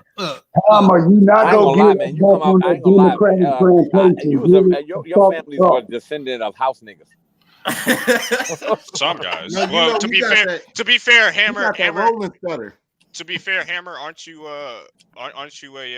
you were born here and your parents are immigrants, right? Yeah. To be fair, so I mean, like he you know, I like you, Hammer. Hey, Hammer. Let's be honest. It's cool, man. But at the end of the day, I'm like Republicans are gonna kill to white men. That's what it is. How do you know? Because they do it already. Who do Democrats cater to? They cater to mainly women, but white they women. Still need white your women. vote. Here's the difference. But here's the issue. Republicans don't need your vote. Democrats do. So you have leverage. Why do Democrats need a black man vote? They need a black vote in general, but they need you to be polite. Why do the Democrats need the black male vote? Because they're not able to get the majority of the white vote. Okay. majority of white voters typically vote Republican, so they have And I to rely on think three minorities. layers deep of that. So in other words, That's the truth. but in Most other white words, women vote Republican. if black men, okay, say black men decided for this election, just all of a sudden half will just switch over to the Republican side, wouldn't that send a message to the Democrats? That will send a message, but here's the thing: not get from the Republicans. So what? What? So why not send a message? Okay, that will send a message. Now that you've pulled yourself out of that party, they're gonna say, "Well, you guys are gone." They'll No, try they're to not. send a message. No, they're not. They're gonna want to get you back because there's too many seats that are up for grabs. All right, I'm sorry. There's 2/3 of the seats that are out there out of the 435 in the Congress, 100 in the Senate. 2/3 of them are locked in. Everybody wants to get that 50+1 majority. You need to get those seats that are in the crosshair. Someone like Lauren Boebert, she just won by what, like 10,000 votes, maybe 1,000 votes. Yeah. Someone like with Marjorie Taylor Greene down in Georgia, she might have just won by like 5,000 votes. It's gonna get a lot tighter as we go forward. So if you have 50,000 black men throughout these regions, Colorado, not so likely. Georgia, very likely. That 10,000 black men who decide, I'm gonna give this guy a shot, but I need you to guarantee X for this school, not for black men, but for this school that has black boys at it. That's where you can make a difference. That's where you can say, we're not going to vote for you unless our boys at this school. We're not saying that it's for black men or for black boys. We're saying it's for this school. Right. Federal funds have to come through. But that's how you tie this type of thing together. And I agree with you on that, but what I'm saying is that Well, don't I mean, expect go, Republicans look, to give the you slurping is anything. taking. Okay, hold on here. So in other words, say let's make it extreme, right? Say 100% of black men just switch over to the Republican Party. Start That is extreme, BGS. Let's just go down. Let's go with it. Just run it. Just run it. Yeah. Okay, run it. That's fine. 100%. 100%, right? 100,000 just switched over this past election. Just run it. Just run it. Stop. 100% of black male voters actually switched sides and voted Republican, right? It will send a message to the Democrats, right? It would. It would impact their seats and their voting patterns, right? Yeah, it would. What are they going to do? You think they're just going to sit there and suck their thumbs? They're gone already. We're not going to try to get them back. Is that what they're going to do? Probably not. They will probably no. Don't kick the chair. You're right. Sorry. They will probably try to get the black male vote back, or try to see if they can replace you with Hispanic vote. And if they can't do that, then they'll try to get you back. But what I'm saying is that the Hispanic vote is already 55% Republican anyway, right? So they'll try to get you back. So how would they try to get you back? Right. They'll try to offer you things. But really? Yes, they will try to offer you. Tell me more, sir. Tell me they more. will try to offer you things, but don't think as if it's. But nothing is gonna come from the Republicans. That's what I'm saying. That has nothing to do. That's not nothing to do with what we're talking about. What I'm saying is that you no. Hammer. Go ahead. I know you got Tourette's and shit, man. I know you got man, right? Okay. She got some college dome over there. I know you have college. You're a college student. You don't have to practice self-control, right? Think, motherfucker. You're actually a programmer. Think, right? Think logically, right? Okay. Hey, Hammer. I want to ask you a question. Go ahead. Go ahead, Art. Does this remind you of anything? Right.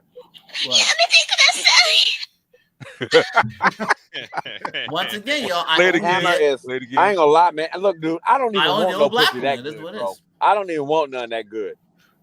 Look, first of all, I only do a black man. In other words, sir, in other words, they're going to try to get you back. They have to offer you something, right? Does it matter what the Republicans offer you? Now, what's the Republicans trying to buy you back and offer you Don't kick the chair. Don't kick the chair. No. In this case, no. It doesn't, right? So, in other words, either withhold the vote or you switch sides, right? Your target is actually get them to get you back. They have to offer you something, right? Just like if you leave a black woman, right? She don't want to clean the house, cook the food, nothing like that, and she's not going to do that until guess what? Hey, baby, I got my hat. I'm gone. Okay. After about 2 weeks, she's gonna miss you, right? She's gonna miss you. I got bills are behind. I got nobody here to help me. Dick is gone. What do I need to do to get him back? Okay. She's gonna have to promise you shit. I'll She gonna clean hear the that house. Bobby I'll cook the Womack. food. I'll actually cooperate you for a goddamn change. That's what happens. Now think about this, Hammer. Say if a better looking go woman ahead. walked in that room and she had a different opinion and started doing that. I mean, would you change your tune? I mean, like she is like to die for. Like you thought that was a 10, she was like 15. Yeah. I'll do a black woman. The thing is, what I don't understand with you guys, right? With progressive, because I do believe you're a progressive Democrat. No, I am a hardcore traditionalist, but I understand that. No, you ain't talking like a traditional. You're talking like a progressive. Okay. He's not a progressive or a traditionalist. This motherfucker is something else. I just understand that. In other words, what I'm trying to say is, okay, every time we're talking about dealing with the Democrats and trying to get leverage from the Democrats, right? First thing you got to say, well, what about the Republicans? But that's a legitimate question. That's a legitimate question. It has nothing to do. Republicans have nothing to do with that. Okay, regardless. Okay. So that's not a legitimate question. It's not a what? That's not a legitimate question. No. So asking. In other words, no, because they're not involved in this right now. Okay. That isn't the aim of the mission, bud. You're off the mark. Yeah. Okay, let me say this. The mission is not to get Republicans to do something for you. You actually get the Democrats to do something for you. You just went through the same lines, same logic, and guess what happened? You said the same thing we're saying, right? Yeah, and I'm saying you can achieve that same aim by not voting Republican. God, you're stuck. You're stuck. Just like because actually you're like a line of bad code in a program. No, I mean like you can achieve that without voting Republican. Judge actually told you, right? Basically, if you withhold your vote, that's a 0, right? You understand logic, right? Right. Digital Yes, logic, you're right? trying to inflict more damage. No. Stay with me, Hammer. Stay with me, Padawan. Listen to what I'm saying instead of trying to interpret what through your feelings. What I'm saying, right? Okay. Wow. Okay. Now, motherfucker. Wow. Okay. if you ones and zeros, right? Okay. 1, 0, -1, right? Okay. If you vote for the Democrat, that's a positive. It's a 1, right? Withhold your vote is a 0, right? 0. Okay. Yeah. If you vote for the Republicans, that's a -1, right? Okay. Yeah. Okay. Basically, that's 2 steps, right? So that's a double, like Judge was saying, that's a double whammy. Because not only have you neutralized yourself, turn yourself into a 0 instead of a positive, that's 1 point, right? You actually put a point on the other side of the ledger. That's 2 points, right? There's 2 points you have to make up for, which is what Judge was trying to tell you in the first place, but you weren't listening because you're trying to interpret your shit through your feelings. Okay. Oh my God. He wasn't listening. He couldn't hear over the slurping. Yeah. Man, oh my God. I don't know what the fuck. I probably, if I was getting slurped, okay. So I don't know what the fuck you're so hell bent on this argument about. No, you know what, Hammer? I'm going to be serious.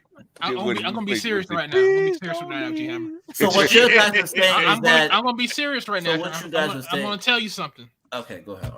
I better not see my live stream on your channel tomorrow. Right. I'm just gonna I ain't gonna lie, Herman. I'm just gonna tell you like this. Say it again. Hammer is a perfect example of a Negro that will go out and kill another person because of what somebody else has said. Nah, because listen. When you are that blinded by that, and you will do. I mean, no offense. You are that type of Negro. Okay, so what you guys are saying? I'm not trying. No, but I'm just saying. Think of your logic. Everybody pointed it out to you, showed you point blank, cut it is period. You are so blinded by one stand on that side that you said that you are no. I'm not going to do nothing against it. See, that goes to show you that somebody can have control over you, and you will die on that cross, won't you?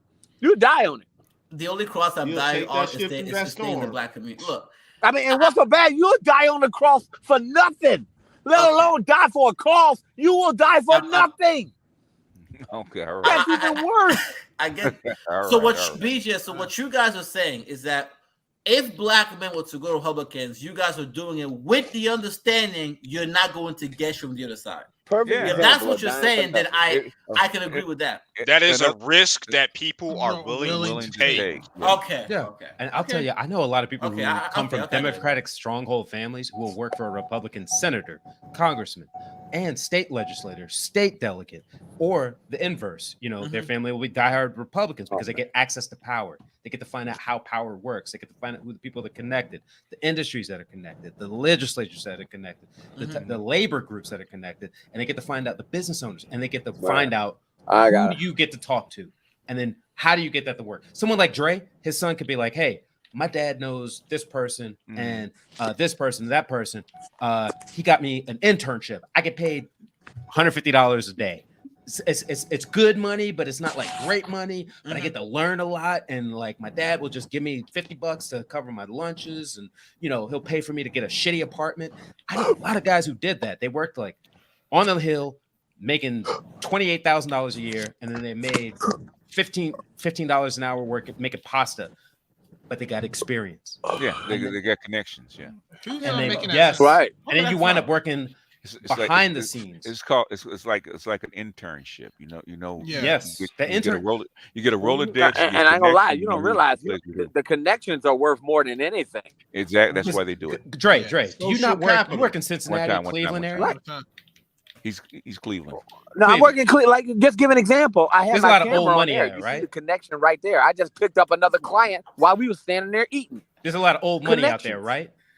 Right. Like Johnson and Johnson, Procter and Gamble, that type of guy, that type of stuff. Yeah. And So you've worked in those people's houses, right? Yeah. And those people know your first name, know your last name. They pay you money. They like your work, right? Right. If you said, hey, my son is just going to Case Western University. He's Dean's List, top of the school. Good guy. You saw him in here. He was cleaning up after me while I was fixing a new attachment to your guest house. I would like to talk to you for 15 minutes if you could get him to work for Senator X, Y, and Z out of I don't know what the capital of Ohio is. What is it? Columbus? Could you put in a word with him? I know it's a short list, but I like the guest house work. I think you liked it too. Put that short list work in there. You can get him on the Hill. He'd be in DC or he'd be in Columbus or whatever, and he'd get that experience and be able to work his way up. And oh man, Dre's not here because I've seen it happen. And I've had it happen to myself. I've worked in 2 state legislatures, and like you're not necessarily going to work with the people you love. You're going to just get the work and experience, and that's where you learn how the machine works, how the sausage is made. All right, that's the leadership class that does that. They don't have a party per se. Hold on, I want to say this real quick. I need to do these last little cash apps. Okay. We got F Holiday.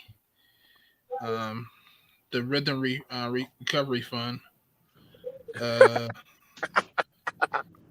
and PD, and I ain't gonna say your real name. Appreciate you. He says salute to me. Appreciate you. And BGS Tax, he did donate again. So appreciate you guys. And Hammer, I want to say this: don't let this live stream come on your channel tomorrow, man. What do you mean, bro? Because I noticed that you do a lot of hashtags, BGS Enmore, Art of Enmore Enrage, blah blah, all that shit to promote your channel. So don't put my shit on your channel. I actually have a second channel, which is not mandatory related. It's actually blowing up. I'm not gonna tell you what it is, but you know, I'll go back and forth. When I want to hop back in the spell, I'll use my hand. Yeah, just like you did that one video talking about the white man spirit is what was that? Yeah, the white man is racist. It is. That's the reality. Right. How to bend over for a Democrat. That's what the channel. No, man. Oh no. How to bend over for nothing. Look, Yeah. I made a live stream talking about I how get black fucked women for are my free.com. Yeah, because How to be scratched by Stacy. Yeah, because I made a live stream talking about how black women are privileged and guys got you. Like, just me saying that black women are privileged should not Let him finish. Let him finish. I don't want to hear this shit no more. I'm losing brain cells, man. I'm like it's getting. I feel like in this space, a lot of guys worship white chicks. Just say he feel. You feel. I worship black chicks, but look what you doing. Wait. R.P.L. on our show. What the hell's wrong with you? Why, No fucking opinions on. So in other words, if we worship white women, why do we go back and forth with black women? What the fuck did I just walk into? Hold on a minute. No. Well, I want to hear it. This nigga in his CC. Well, I'm saying that when you have guys, right, who talk about, you didn't answer my question, sir. Go ahead. In other words, if men in this space worship white women, why do we go back and forth with black women trying to get them to act right? Thank you. Well, I think. Well, I personally answer the question. No, he's going to answer. I'm answering right now because fundamentally, despite everything y'all say, black women are still your preference. Okay, thank you. But, so that goes counter what you just said. Right? There are a lot of guys in the SYSBM space, the Paso Bro space. I'm that love posting those videos numbers. I'm convinced. No. And my thing is be honest about that side. In other words, SYSBM. What do you know about it? What do you know? You don't know. You don't fucking know. He doesn't know. He doesn't know. You guys, look, first of all, I don't know. You guys can tell me, but based on what I see, SYSBM is really a bunch of dudes who just talk about how white women are better, how they want to. Really? Oh my gosh! What? Oh my gosh! You are definitely. No, they don't. What? These are the videos I see now. There's no way that you can be this. No offense. Just please tell me that you are pushing this. Please.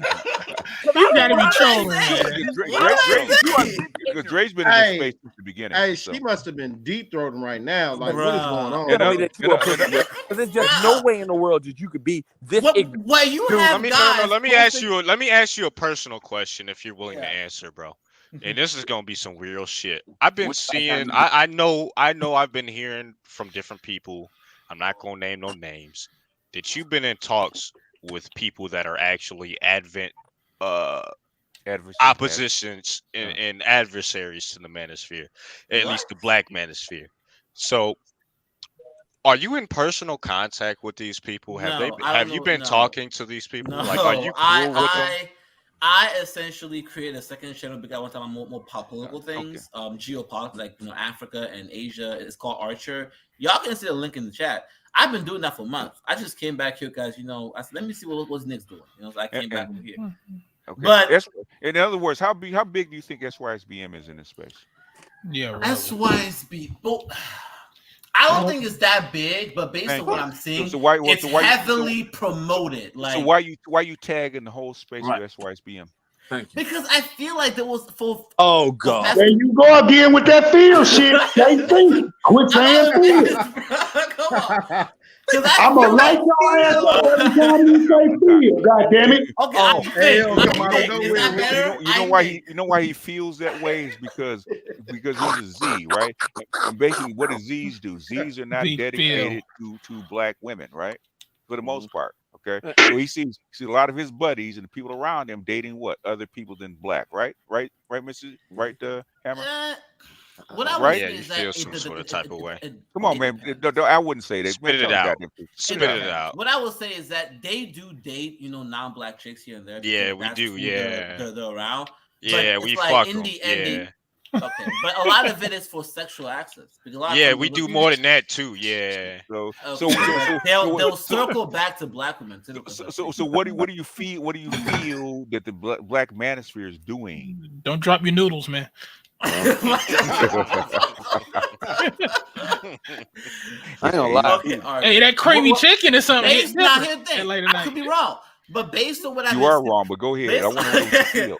Based on what I've seen I never used to let diverse on my panel Prime VA. What are you talking about? What are you? Yes, year. No. What it would say? You based on what you what? So Prime VA says that I used to let divest on my panel. Stop being an ADHD, man. Yeah, you let this white girl trying to punk your ass, but whatever. Okay, you said based on what you see. What is that? Okay, let me finish. There. So based on what I see in this space, right? Of course, I know it's a minority, but it seems like for the past couple of weeks there has been this over promotion of guys just pedestalizing white women. And He talking about Pearl. You talking about Pearl? No, not just Pearl, but I'm talking about Hold on. Ain't Name. no black men pedestalizing shit. Hold on. Let them What? do Who it. are the women? Who are the name the names? Who are the women? There is no specific. Wait, what? No, but just shut the fuck up for a second. Amber, stop lying. Past couple weeks, everybody knows what's been going on. Stop lying, man.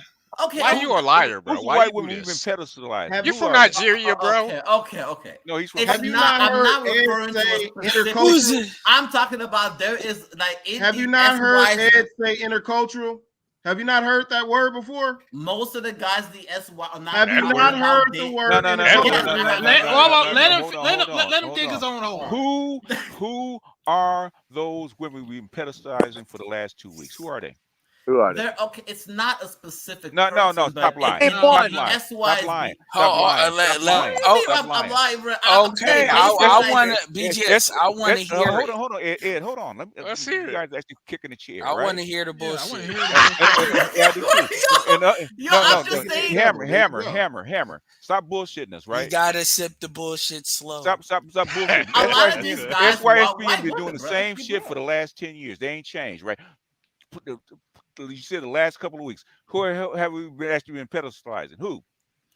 I'm not saying you guys. I'm saying that in just say Come it. on, man. Say it. It's not. I'm like, it's not a specific Hammer. channel, but Hammer. Names, driver. Okay. Mad Buzz driver, for example. Right? Hammer. You're full of shit. Right. Mad Buzz does not pedestalize white women. Well, well, okay, but hold on. But that's a Tuesday. That's his thumbnails have been consistent. So what's different this last? What I'm saying is that this passport bros and this is being over amplified in the space, and it feels like everywhere I walk in, there's an ad of a black man and a white female. Hey, Hammer. Name the passport bro that you saw with a white woman. Right. Thank you. This, I mean, I can't hold on. Name me a passport, bro, that you saw with a white woman. I can't. Hammer. What's the channel? Give us the channel. Take your ADHD medication and calm your ass down. Hammer. You have a high IQ because you actually do IT, right? I don't believe it. That's like a you got lie. an 75 IQ. Bro, I'm not sitting down. Hammer. All the Hammer. Yes, you do. Name me the person. You said it. No, I do not. I do not sit Name down me writing the the names person, of these Hammer. channels. Name me the person, Hammer. Stop. Just stop. I Go can't. ahead. I don't Yes, know the you exact can. channel. Name me the person, Hammer. All right, let me help you. Hammer. Okay. Austin Hollerman was on the Purple Pill podcast with Pearl. That's one. Who else? Right. And he didn't pedestalize her either. No, he didn't. In fact, he told actually Marty told a white chick to shut the fuck up on Austin's panel. Like he basically, I was like, damn, nigga, don't go full New York. Edward, look, I'm not referring to a specific channel, but when I'm know, saying that in the full of shit. overall You SYSBM look like a woman, man. Search up the SYSBM hashtag. Hammer. You said 1,000 words, but Hammer pedestalizing white women. No. He actually is Go just and switched search his for the argument. hashtag, No. man. Stop, Hammer. Search Let me for the talk. You've been going back and forth, bro. You gotta let somebody else talk, bro, at a time. Don't talk every time. Somebody else talk. Wait. You can't switch. You go next after this, Edward. You can't switch the argument from SYSBM to passport. These are not all the same things. They're different things. They're all trying to pedestalize. No, they're not. You can't talk without talking. Okay, come on. Okay. And you know how you're wrong, Hammer. I'm gonna say this. I'm gonna let Edward in. Oh god. You got the Thailand guy. He's promoting Thai women, non-black women, Asian chicks. They're not white, are they? It's still non-black. I mean, let's keep. That's not what you said in the first place. That's not what you said, son. Okay, white. Okay, anything that's non-black, they pedestalize non-black. That's really what it is. Son, just stop. So Hammer, this is Hammer. The thing is, you said that there's been an amplification of that. Right. They are the nigga. These Don't channels. hold on, Hammer. Shut up. These channels have Zoom to Thailand has how many thousand subs? Like, yo, all these channels have existed and been doing what they've been doing. I'm gonna share my screen. Like, here's another thing too. Where's the non-black women that are on these panels? Like Passport Bro, other than Passport Bros interviewing, because see, that's the argument. The argument is these niggas are not really dealing with real women. They're all whores, they're all prostitutes. So now certain dudes like International Travels and them, like, they bring the women on here just to let you see them, to say these are not whores. See, she doesn't have a tattoo. See, she can speak English. See, she has a job. That was actually in a response to people critiquing them, saying you're just fucking nameless whores. That needs to be nameless. That needs to be nameless YouTube channel for women. Hey, Art, I'm gonna ask you this, bro. I'm gonna just tell you like this. From now on, when Hammer ass bring his ass on the damn panel, don't you know we got a little thing and all that? Because you know this nigga, his favorite movie must be Usual Suspects. Because this nigga like Verbal Kent in the police station. This motherfucker said 50,000 words. Just because I don't worship they call me verbal because I talk too much. What the This nigga been fuck? talking all day and ain't said shit. Ain't drove 1 point home, nothing. Hammer, Hammer. Hold on, BJ. Hammer. Nah, I need to slap you, bro. Even in still, real life, Hammer. You a hammer. But look at wow. Ed, go ahead. Look at like Hammer. You're on a panel. Like BGS has literally stated he's not sexually attracted to white women. Right. Judge Dre has multiple times. Matter of fact, I showed myself in a bed with a white woman a couple of days ago after the panel, after the show. Remember? I showed that white. Dre can do that because Dre had to pay. Play with him. Dre literally had to pay child support for the right to raise his kids, and he raised his kids and mailed the check. So Dre has a right to say, where the white women at. He has that pass. And almost all the people on this panel deals with black women. So when you sit here and you're coming here, my question is, why the fuck you ain't going there? But also another thing is, even most of the Passport Bro, like Zoom to Thailand, Zoom to Thailand was married. These are the SYSBM dudes. I'm like, just nothing but black men and white. Okay, but here's the thing, Hammer,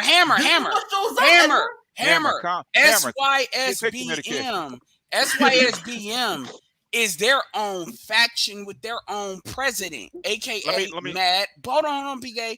Mad Bus Driver. They have their own, and they make it very clear to delineate. They let me know all the time when I try to speak on SYSBM that they represent their own shit. Yeah. So that's the first thing. The second thing is, what you like to do, and this is why I don't like, because this is another thing too. Like with this, like this gonna sound like I'm jumping around. I'm not, and I'll shorten it up already. You got this FTX thing that blew up. This white boy that had that's cool, with $21 billion that got erased in a day. So you have all this fight with a lot of they call them the anti-guru, anti-influencer crowd, CoffeeZilla, Spencer, and all them. But they want to just use this as an opportunity to get some views. These are white boys, white on white crime. So I don't give a fuck. Whoop these white boys' ass, like the Graham Steffens and folks got millions of views of this. Spencer Cornelia, guy has 492K subs. This in this crowd basically defended some of these influencers, saying, yeah, you can put them in fault, but how are you gonna put them in fault when you had Stephen Curry, you had Tom Brady, you had these people had deals with when you're the official crypto of Major League Baseball, and you're the official crypto of the Miami Heat. Their penetration into the marketplace goes way beyond YouTube influencers at that point. When you have actual not crypto, but like finance companies, what are companies that pull, investment banks and stuff, experts on CNBC that are validating these folks. You can't then say, okay, influencers lied to me. No, they said what basically the conventional wisdom was for this thing. And that's the argument that's being made. Now, my point, what the fuck did that have to do with you? Yeah. What it has to do, hold on, with it had, no, I'm not. Well, hold on, stop. Hold on. Oh, I know that was you. I got 30 minutes left because I got to be at work at 7 o'clock in the morning. So okay, so this is the point. The point is, Hammer, my issue with you is it's like you don't have content unless you talking shit about this space. I have hold on. So you literally manufacture and over exaggerate shit as an excuse to literally be a battering ram So and quite frankly, Hammer, this is where I'm gonna finish it. Hammer, it says a lot about who we are. The fact that we haven't actually verbally put our hands around your throat. Like seriously though, like no, because and it ain't just you. All like it's all okay. Dude, like, because quite frankly, it's disrespectful. You dealing with motherfuckers, they got kids with black women on this space, like in this channel. And my thing is, hold on, you're arguing. If you got an issue, why don't you talk to any of the SYSBM folks? Yeah. Why don't you? Hold on. Why don't you particularly make a video about SYSBM with you? I've made a video about it. No, you always say Black Manosphere to try to blanket shit because they've been promoting it for weeks. No. Edward, have you not promoted SYSBM? They've been promoting it for years. You don't know what you're talking about. And when you search of SYSBM, these are the Hammer. You don't know what you're talking about. Hammer. Listen to me carefully. Listen to me, right? It hasn't been weeks. It's been years. I mean, no offense, Hammer, but when have they changed, Hammer? Let me enlighten you for a second, bro. You don't realize that the birthplace of SYSBM actually came from some of us on this panel. We birthed it. So we birthed it. A movement that no, we made it. We didn't promote it. We made it. That now pedestalizes non-black women. No, it wasn't about that in the first place. That's it was what never about that. How do you know? How do you know, Hammer? How do you know? It was about. Let me tell you something. Let me tell you something. Let me tell you something. Hammer, were you here when they No, did you that? wasn't. No. I'm talking about where it is now. No, Hammer. Hammer, shut the fuck up for a second. Answer the goddamn question, right? No, I was not here. How do you know? How do you know? I'm talking about what it is now. What is it now? What it is now? That's how you feel. I show my screen, bro. It's nothing but dudes talking about how black women are strags. How we need to leave the community, how we need to go to Asia. Hammer, you not pro-black? Nigga, you the least pro-black motherfucker on this panel. Right. First of all, I am pro-Pan-African. Nigga, you are the. Oh, I'm done. Hammer. Get the fuck out of here. I'm done. Hammer. Get the fuck out of here, nigga. And quite frankly, Hammer, you're probably one of the least pro-black Z's that associate with this space. I won't be a black. I need to say something. I need to say something with being pro-black. I need to say exactly. Like the thing. Nigga, you keep talking about. I got a question. I want to ask this real quick question. Can you is there a path? Can you have sex with a non-black woman in your mind without pedestalizing them? Yes. Actually, that's hard. Here's the question. When's the last time you had sex, Hammer? Nigga, why aren't you pedestalizing black women? He's a virgin. Yeah. Never. But okay. When's the last time you've had sex? Never virgin. Oh, he's a virgin? Yes. Oh my God, he's acting like this ain't seen no part of the purpose. No, hold on.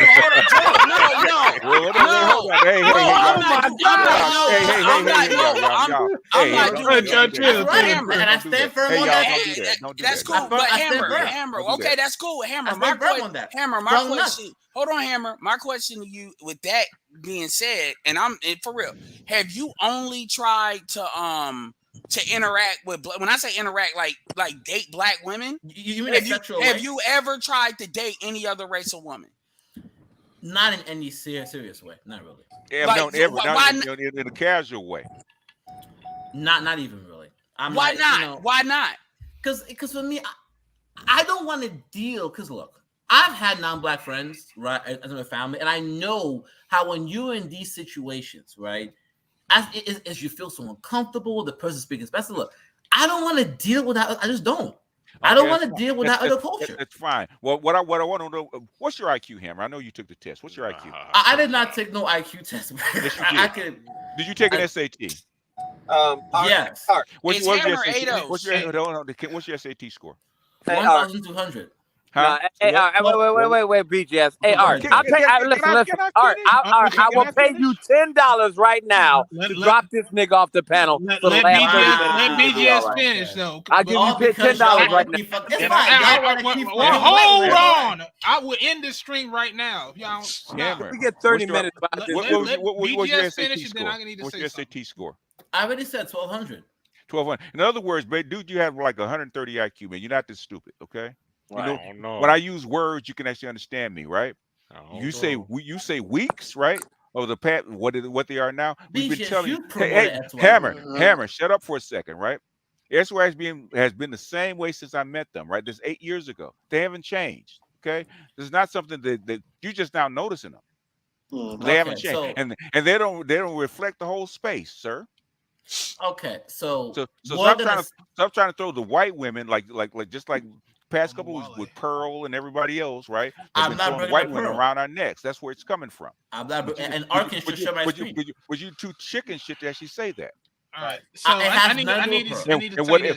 What SY has been actually morphed to is that we have taken up, actually expanded the definition of SYSBM. Okay, because it used to be I actually did a video for them. Should educated lanes lead the black community, right? Because they're not getting a fair shake on this side. That's why they go to other women, other cultures, right? Because the black women are not treating them fairly. That's the original reason, right? The thing is, we expanded it because SYSB now stands for you have to save yourself, because guess who's not coming for you? Black women are not coming for you. Nobody's coming for you except you.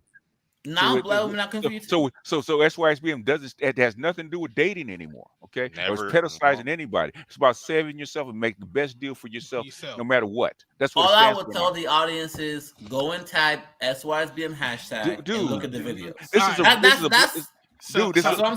is a black male space. Everybody knows what that means, man. Yeah, just we're not 21 years. We're not 21 years old like you. We already know what it means. And no, you just got here, bruh. You just got here. The people you just got here, Hammer. All right. You just got here. I need to say this. I need to say this, Judge. Yeah. I found his room. Y'all stop. I only deal with black women, but y'all have to stop that. You still a baby. No, Hammer. This is the fucking problem, dude. And I hate to say that. You are just. Remember when I was talking about the other day how some people, some black men are so brainwashed by society and how it is like that. You don't even realize that you are shooting your own self in the foot. I mean, literally, you are. I ain't gonna lie. Some black men, especially in your generation, are so fucked up that we always thought that black women is gonna be our worst enemy. No, you guys are gonna be your own worst enemy. Black women are your enemy? No, some of black men in your age group are so brainwashed that you. I mean, but this is the problem, and but this is what's gonna happen. They're gonna set it like this: men like you, Hammer, are your own worst enemy. And by the time this shit's all over and the history is all done, they're going to rewrite it to make it seem like black men fuck their own self up so the women get away scot-free. So let me ask you a question. Are your own worst enemy. Dude, you ain't never even had no offense, dude. I hope and I swear to God that you never, ever get a woman that turns you out.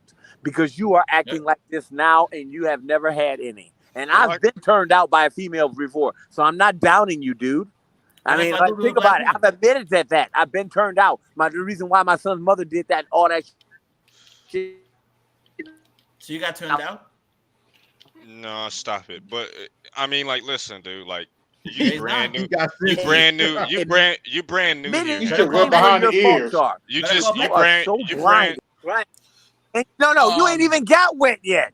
Dude, you breaking up, Judge. That's the problem. Yeah, Judge. There's so much bullshit. Let me static with judges. Let me get this out, man. Let me get this out. Let me get this out real quick, dude. Let me get this out real quick, dude. You're brand new here, okay? We've been talking about I've SYS. actually been for like 5 years. Okay, we've been here for longer than that. You're still a baby, so shut up. Okay, the thing is that SYSBM in the thought process behind it was about men and their options. That but is what is it now?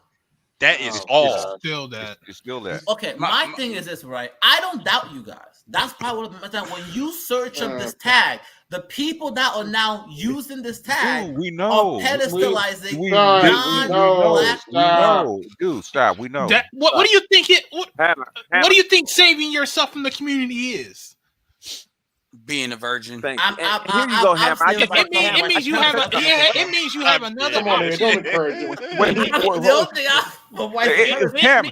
Hammer, you've been in 5 years. You just now finding this out. I'm gonna tell you something. No. You've been here 5 years. That's why it's been around like 10. You're just not finding this out. Right. Well, it really started to get you're just promoted. not finding this out. I mean, it's always been in the space, but it really started to become really so Hammer, all you kinds talk, of hold on. Professor love to Becky. So Hammer, you talk. Professor love to Wade. Professor love to. It's great. Well, why don't you play the clips of them doing that? By the way, because that's what we do in our space. In our space, we play the clips. I'll go and find Mad Bus Driver and put up my channel. How long has Mad Bus Driver been doing that, man? And no offense, you have Nutarine too. Don't worry. Hammer, calm your ass down and slow down, right? How many years has Mad Bus Driver been doing that? For a couple of years. No, longer than all right, I'm going to bed. Y'all have a good day. Yeah, I'm done. You really done, AB? Hold on, last question. Hey, Hammer, are you ADOS? Hammer, are you ADOS? No, I'm not ADOS. Okay, so my question is, you made the argument you don't date outside. I deal with ADOS shit, though. You don't date. Hold on, you don't date outside your race because of the cultural situation. I have dealt with okay, cool. So my argument is, hold on, my argument is you dealing with African Americans. Real quick. Hold on, but the truth is you dealing with African Americans and African American women. You can argue it's just as much of a cultural push. You haven't dealt with it. You ain't dealt with nobody. Come on. Like the only difference because if you come, do you come from a two-parent household? Yes. Okay, that's so a lie. Hold on, no, he does. So if you fucking with a 3-generation single motherhood gynocratic outfit, that is a fucking cultural wake up call. I'm like the college. Look, what I'm mad is is Black American females, but they come from like intact households. Maybe it's because the class they're in. And Hammer, the money they're in, but it's not. I just don't see that. I guarantee you, a lot of Black women that you encounter. You making that assumption? Your college. No, I've met their families. Like it's just, I know the majority is like that, but and by they not ADOS, because I'm gonna tell you, you're not meeting parents if you're not fucking. They are ADOS. Black African American women ain't got no reason for you to meet their parents if you. I know what the problem is. You ain't fucking them good. I just don't have that experience, man. He's the dude that they get to eat their pussy, but he don't get no I'm head. not eating nobody's pussy, bro. Oh my bro. No, he don't. I don't know, man. I don't know, man. He's the dude in the phone. He's the dude in the phone that they call for dinner date. That's him. I'm not on him. That is. Yo, I had a 40-something single mother. Hey, Hammer, trying to pay for money. It was crazy. Hammer. Wait a minute, Hammer. Wait a second. Bro. Why don't you get your dick wet? Bro, to show you how long I'm like, she pulled up on the highway and said, "Hey, what's up?" Hey, you got to start somewhere, Chief. No. Right. But Hammer, I'm gonna tell you this to show you how long this conversation has been going on, and your ass don't know nothing about it.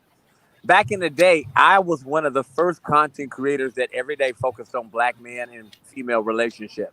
Just give an example. I haven't made a video hosting a show in so long that people even forgot that I made content. That's to show you how long this shit's been going on. Hey yo, why don't last thing, because we do have a limited time. Why don't you just go ahead and go to Amo Wale's, channel next time you got live, and just go ahead and testify about how much we're pedestalizing white women and how we're like a gravity well that's just attracting them because he would love your testimony. Hammer, stop fucking lying, man. No, actually, no, stop lying. You want to play? This is the people who follow you want to play both sides of the fence, but we already see where you're coming from, bro. Hammer, we're not playing this girl shit, right? Man, first of all, PK, what you need to do is stop trying to belittle the man and go ahead and get that spare air mattress because I'm gonna put your girl on the air mattress with your baby on the bed, bro. Because PK, not even fuck the baby shit. Black women are attracted to basically toilet paper hanging out and air mattresses in the room. All the fuck shit. And that includes the college. Hold on, that includes the college bitches too. especially the college. I live in Raleigh, North Carolina. We have I've literally driven through universities. Look, I just not encountered that. But of course, that makes me the minority, I guess. I'm the minority. You have. I'm the minority. I'm the minority. No. Hey, Hammer. If I can make a recommendation, all black look, Hammer. If I can make a recommendation, go to Cuba. Shut up, Hammer. You will meet. Go to Cuba. Go to Cuba. Fly into Havana. Go down to Santa Clara. Do it on like a voluntary college mission. Go to Santa Clara. Go to Camagüey. I'm ready. If you can make it down to Santiago de Cuba, you'll be good. You will meet beautiful black women who will treat you wonderfully because you have American dollars. That's right. You'll look like an American. They will treat you wonderfully, and you can practice your Spanish. I say, and look, and under no circumstance, make it that. Hammer, do you fuck any female that's your first time who got multiple kids? And don't buy them a stove. It's gonna be dangerous. Don't buy them a stove. I'm not dealing with. Where y'all find these ratchets from, bro? I'm not. No, but I'm just saying. I hope she's a virgin. You better. Your first time. No. A man like you. Your first time, she needs to be a virgin, because if a man like you is dangerous, turns out. I personally feel like you guys diminish. No, I'm not trying to hurt you. No, but I'm just saying your way of thinking is dangerous. I need quality black Americans where I'm at. You know, bullshit. Like, dude, that's a black man. This guy has, has 2 daughters. He's married for a year. Man, he has a whole trading company. Imagine, I'm like, where is this? Hammer. Imagine you in college, right? Yeah. You got a fraternity or sorority there? Nigga, how long you been in college? It seems like you've been in college since you've been in this fucking space. I want to know. You got a you got a fraternity or sorority there? Wow. No, I'm not trying to play you, but I just noticed that you've been in college for a minute. You ain't trying to give him dating advice right now. Oh no, I'm not trying to say that. I'm just trying to let him know. He just we ain't trying to don't know because ain't shit to fix here. He's not ready for sex yet. It's gonna be he's not ready. Nigga, I'm not qualified to deal with that. Becky. I was trying to let him know all the chicks that you think is upstanding ain't. Hey, no. What I want to know is why he came up with this bullshit about the black ministry pedestalizing white women. That's what. Because when you search up you're a liar. When you type up, anyone that can do this. Hey, Hammer. Is that the whole black manosphere? Hammer. That's not the whole black. I feel like it's the black manosphere. I'm answering your question. It's not the whole black manosphere. Thank you. But it has been increasingly been promoted. So what? Hammer. No, wait. That's code for it's been increasingly showing up in your home screen. So what you right, need because to do that's what you watch. Hold on. You need the email support.google.com and let them know that your home screen or put not interested. Another thing too is a lot of y'all are not qualified. Hold on. A lot of y'all. Hold on. A lot. It has nothing to do. Okay. No. Hold on. One second, BGS. A lot of y'all are not qualified. What Hammer needs is a red pill pediatrician. You need to listen to SWP because SWP is I actually like him though. Exactly. And what has SWP said recently? He said the only viable options is to get your ass out of the country or to get your ass a non-black woman if you want to actually decent relationship. That one though. You can disagree with him, but he been doing this shit. That nigga, if there was a way, he would have found it. And you know why it's becoming a thing, Hammer? It's because the Z's are saying we're not loyal to black women anymore. Right. My kids don't black women. Look at LeBron James. Hold on a second, right? That's the reason that's happening. Right. The reason we actually talk about it is because that's what's going on the ground. Okay. Yeah, I'm on the ground. Look, look, Hammer. Look, Hammer. Look, Hammer. Look, Hammer. No. Look, Hammer. I was talking about this. No, look, Hammer. Look, I was talking about what was going on the ground damn near 10 years ago. Yeah. Saying that your cohorts and what they're doing was the norm, bro. That was what was going on back then. It's accelerated since then. Okay, we just didn't have a name for it back then. So what I'm trying to tell you is that it don't matter how you feel. You can feel how the fuck you want to feel about, wanting to be black women first, but I'm gonna piss you off right now. A lot of us SYSBM dudes, we gonna keep on fucking white bitches specifically just to piss you off. Oh, thank you for letting me know. So now Just we know to what piss it is. you Okay. off, since you So feel it some was sort of type about of way, worshiping Becky. since you It feel was some sort of about type of worshiping way, women. But you Thank can't for just to letting even me know. piss hold you on. off. You can't even name the Beckys that are being pedestalized. Right. Bro, it's not. It's the images, man. But here's the thing. Look, it's the Oh, ideology. Hammer, When it those comes to images the are Gen up Z, because of your go algorithm ahead. selecting for Thank interracial you. stuff. No, go and type in the hashtags. But Just they're go into not the being. hashtag. And I'm using incognito They're motif. not being. They're not being pedestalized. These are the people that they're dating. And another thing too is Listen to that hold on. And commentary, another man. thing too. You that don't is- have to agree with it. Another These thing people too that they're dating. another thing too that's disingenuous about what you're saying is people don't find the black manosphere by way of SYSBM or by way of the black manosphere. Chasing We don't. white girls, If you type the black manosphere, like for instance in the search, we don't control. When I say we don't control that, we've never taken the time to try to take over that search term. Right. And SYSBM is an hashtag. The reality is, and by the way, SYSBM has always had thumbnails of non-black women in there. Like That's that's right. that, so there is Listen no to the videos, there is no fucking Listen to the amplification. There Listen is to the videos. It's Hammer. all white worship. Hammer. We know who these people are. Okay, We know don't all of listen to them. Okay, I was making content back when you was in still in it. Another thing too is, dude. First of all, you keep talking this white worship shit. Hammer, do you really think somebody gives a fuck about that shit?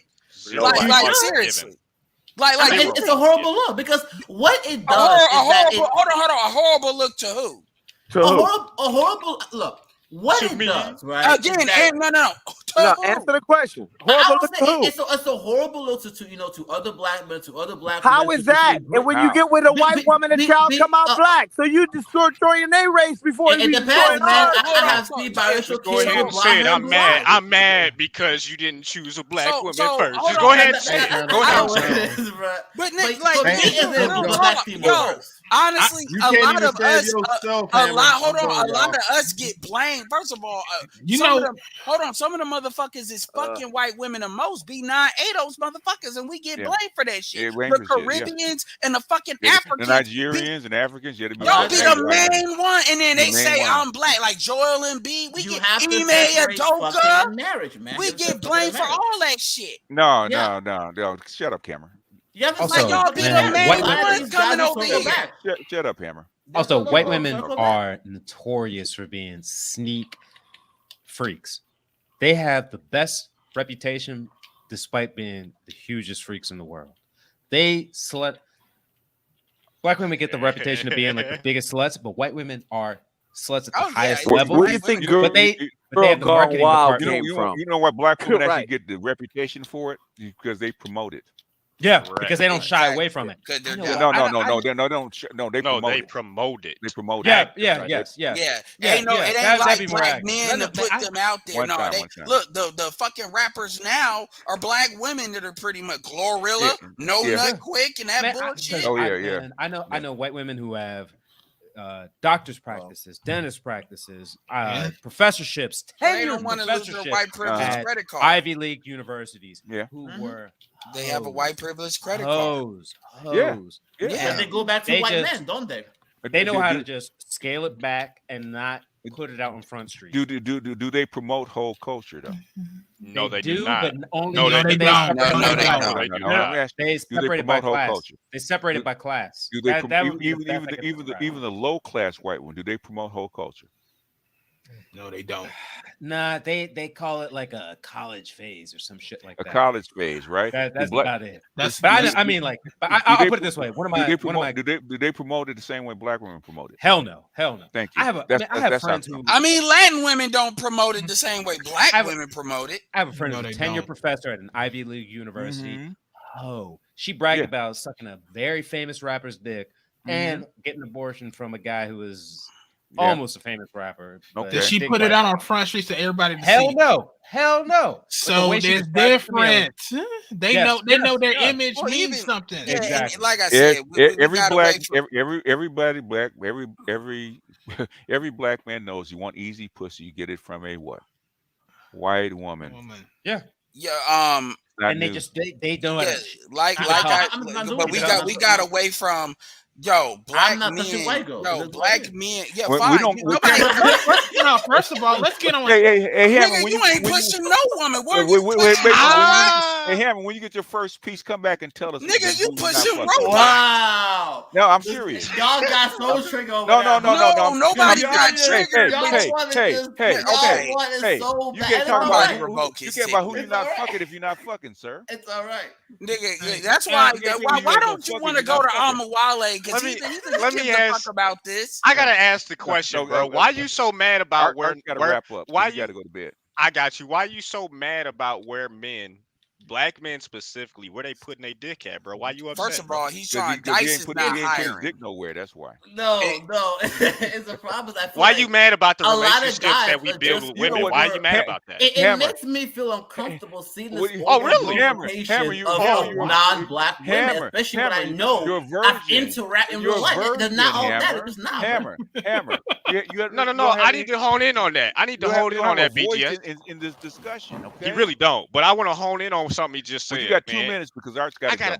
Right. I gotta hone in on the last 2 minutes. We're gonna give you the last 2 minutes. Go no, ahead. I don't need to. I just need about 30 seconds, bro. Go ahead. You just said that it makes you uncomfortable. Why does it make you uncomfortable when you ain't getting no pussy whatsoever? Why is it making you uncomfortable?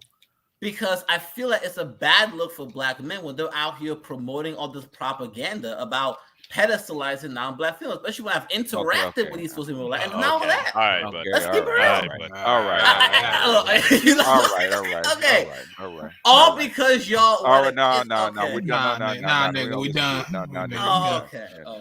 Go sell that propaganda. Go to Amawale and sell that propaganda. And this interaction was brought to you by Cute Sexy Robots. You have a 22-year-old virgin. Ain't never had no pussy, trying to do propaganda and dick policing. Get the fuck out of here. I stand by what I said, man. It is you can't stand too far because you never had no pussy. It is what it is. All right, go ahead, close out. Man, do you know what pussy smell like? He's had it on his finger. Yeah, finger pop a bitch. He probably had to write an essay. He probably had to write an essay to get that. Wow, bro. Hey Hammer, I better not see my damn channel on your channel. Okay? I'm not going. Trust me, I'm not going. I'm gonna show everybody this. This is how you sleep.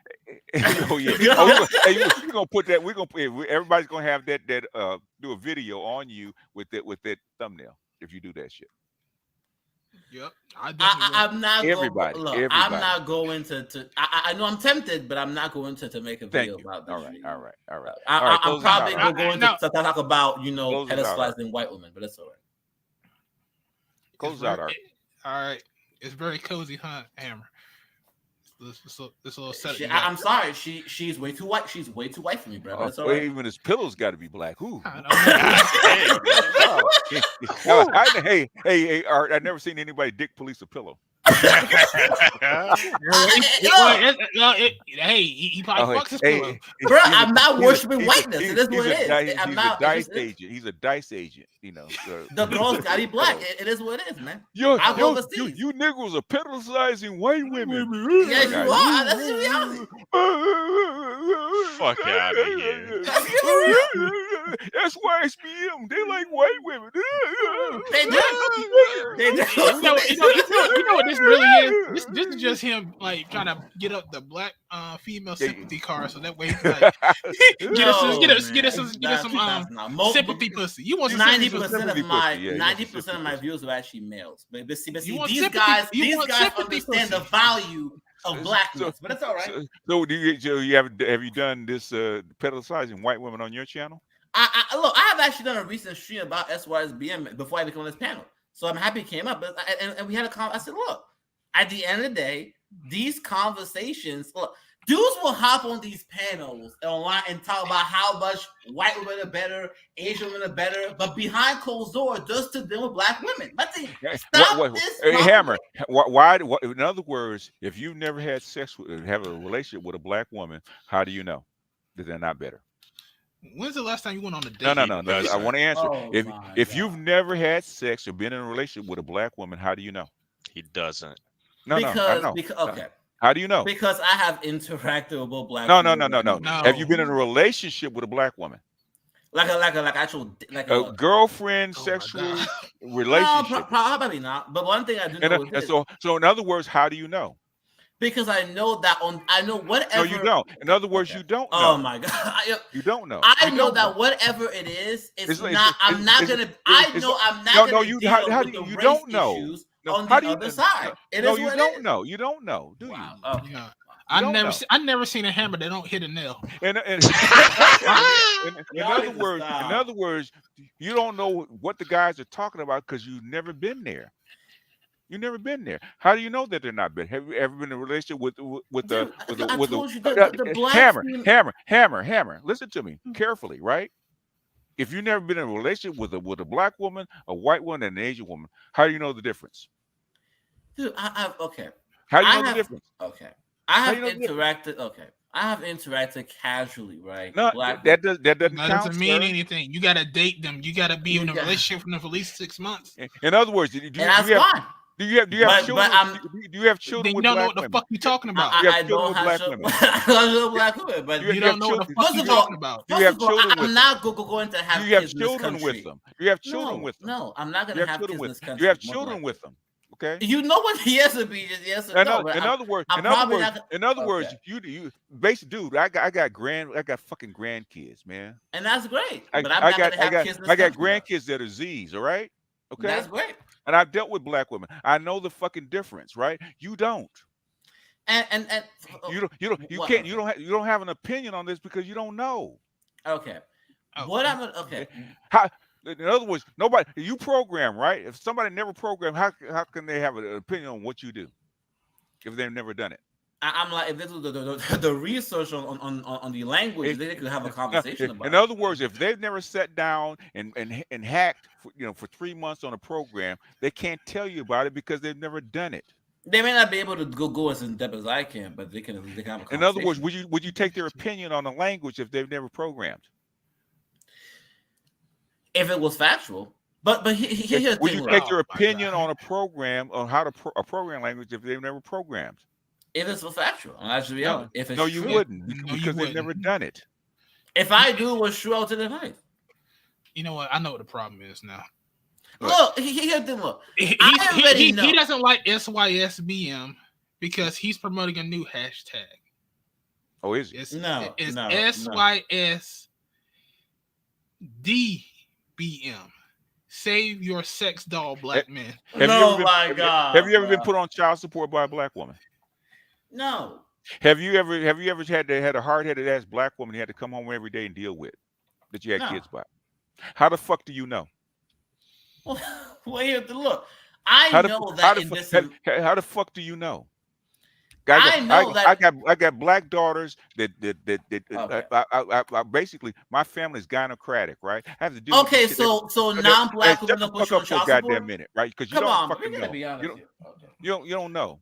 You don't know. So okay, so do white women not put them in on child support? It's an entire white ministry. And in other words, white ministry right how now. white women deal with black men, how Asian women deal with black women, how Latinos deal with black men are different. They're better, right? Okay, I get it. But here the look. In other words, I get it right there. I get it. Right? That's no, you don't. No. So you white women are not going to put you on child support, right? Asian not on child support. They just want to submit. Let me see if I can find this. Okay, let me see if I can find this real quick because she probably explain it better than I can, right? Do you think? Hold on, let me tell you, Hammer. You respond to everything like you're triggered right now. Yeah. Listen. Look, you're doing it right now. You can't even help yourself. You can't even help yourself. Don't put you on child support. Look at you. You can't help yourself. Not a whole white man. Look at you. You still talking over it. You can't help yourself. Look at you. I just started talking. You can't help yourself. Listen, just let me finish my sentence. Let me finish. Shut the fuck up. Let me finish my sentence. Go ahead. Let me finish my sentence, dude. Jesus Christ. Listen, dude. Until you have a intimate relationship with a woman, you're really not qualified to speak on anything that has to do with intimate relationships. So how can you talk about non-black women if you're not? Because I've been with them. So I've been with women. I've been with women of all stripes. Okay, so PK. Where are your relationships at? Okay, no. In other words, I know that white men know the women. Do you think? Listen to this, Hammer. Listen to this. Listen to this. Right? This is succinct, right? See if I can play. You gotta get a whole feel, but that's all right, right? The same black women that hated want to break up, but that's all right. Outside of my race right now, all my friends are like, you should try interracial dating, and I'm like, nah, that ain't for me. What's your name? Alex. Shut the fuck up, Alex. You like that?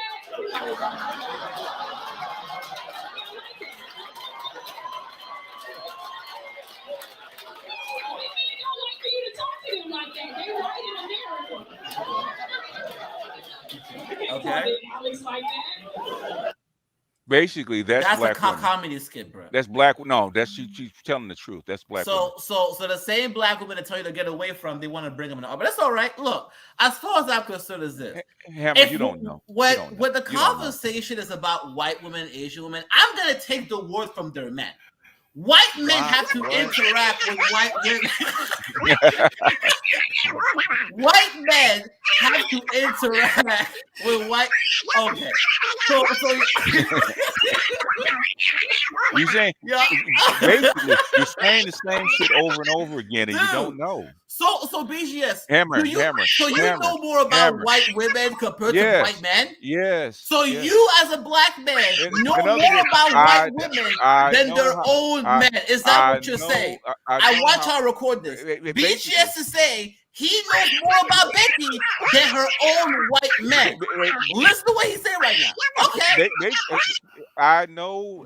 You know more. Okay, that's great. That's great. You know more. White dudes, you guys are lying, right? Your mothers are white, your sisters are white, but he knows more. Hammer, listen for a goddamn second. Stop running off at like can't help goddamn himself. mouth. He's like a woman, bro. Hammer. I went to school with white men. I would have hung up on this dude since I was. Is your mother white? Grade. Huh? Is your mother white? What is your sister white? Fuck is wrong? Is your daughter white? I have no. They're not in your family because these are the What's wrong with Hammer? Have you even dated a black woman? No, but have you dated a black woman? You have no right. Man said no, he's never dated a black woman, but he's trying to save the whole fucking community. God damn it, Hammer, you is like a fucking nail. You is hard headed. But that's all right, Art. All right. Yeah, we gotta end this. I can't hit. I gotta go to sleep. My head hurts. You can sleep, boy, because he's a lost cause, bro, for real. I mean, God knows, boy. Goddamn hard-headed virgin. I know. How can a fucking man who's never got his dick wet at all talk about relationships? He can't. Yeah, but I talk to people, and I hear white men talk about their women. You ain't heard them talk about black women, have you? Why do you think they don't marry them? Well, white men talk the most shit because they get the most passive aggressive shit in the world too. I've heard. To be fair, white men have the most options. Yeah, they just do. So our relationship experience with them is different. It ain't the same. We have different experiences. When your women are Klingons and you go down to Beta's edge, it's a different experience. They'll do the mind games. They'll definitely do the mind games. In other words, the thing is, rather than absolute outright aggression.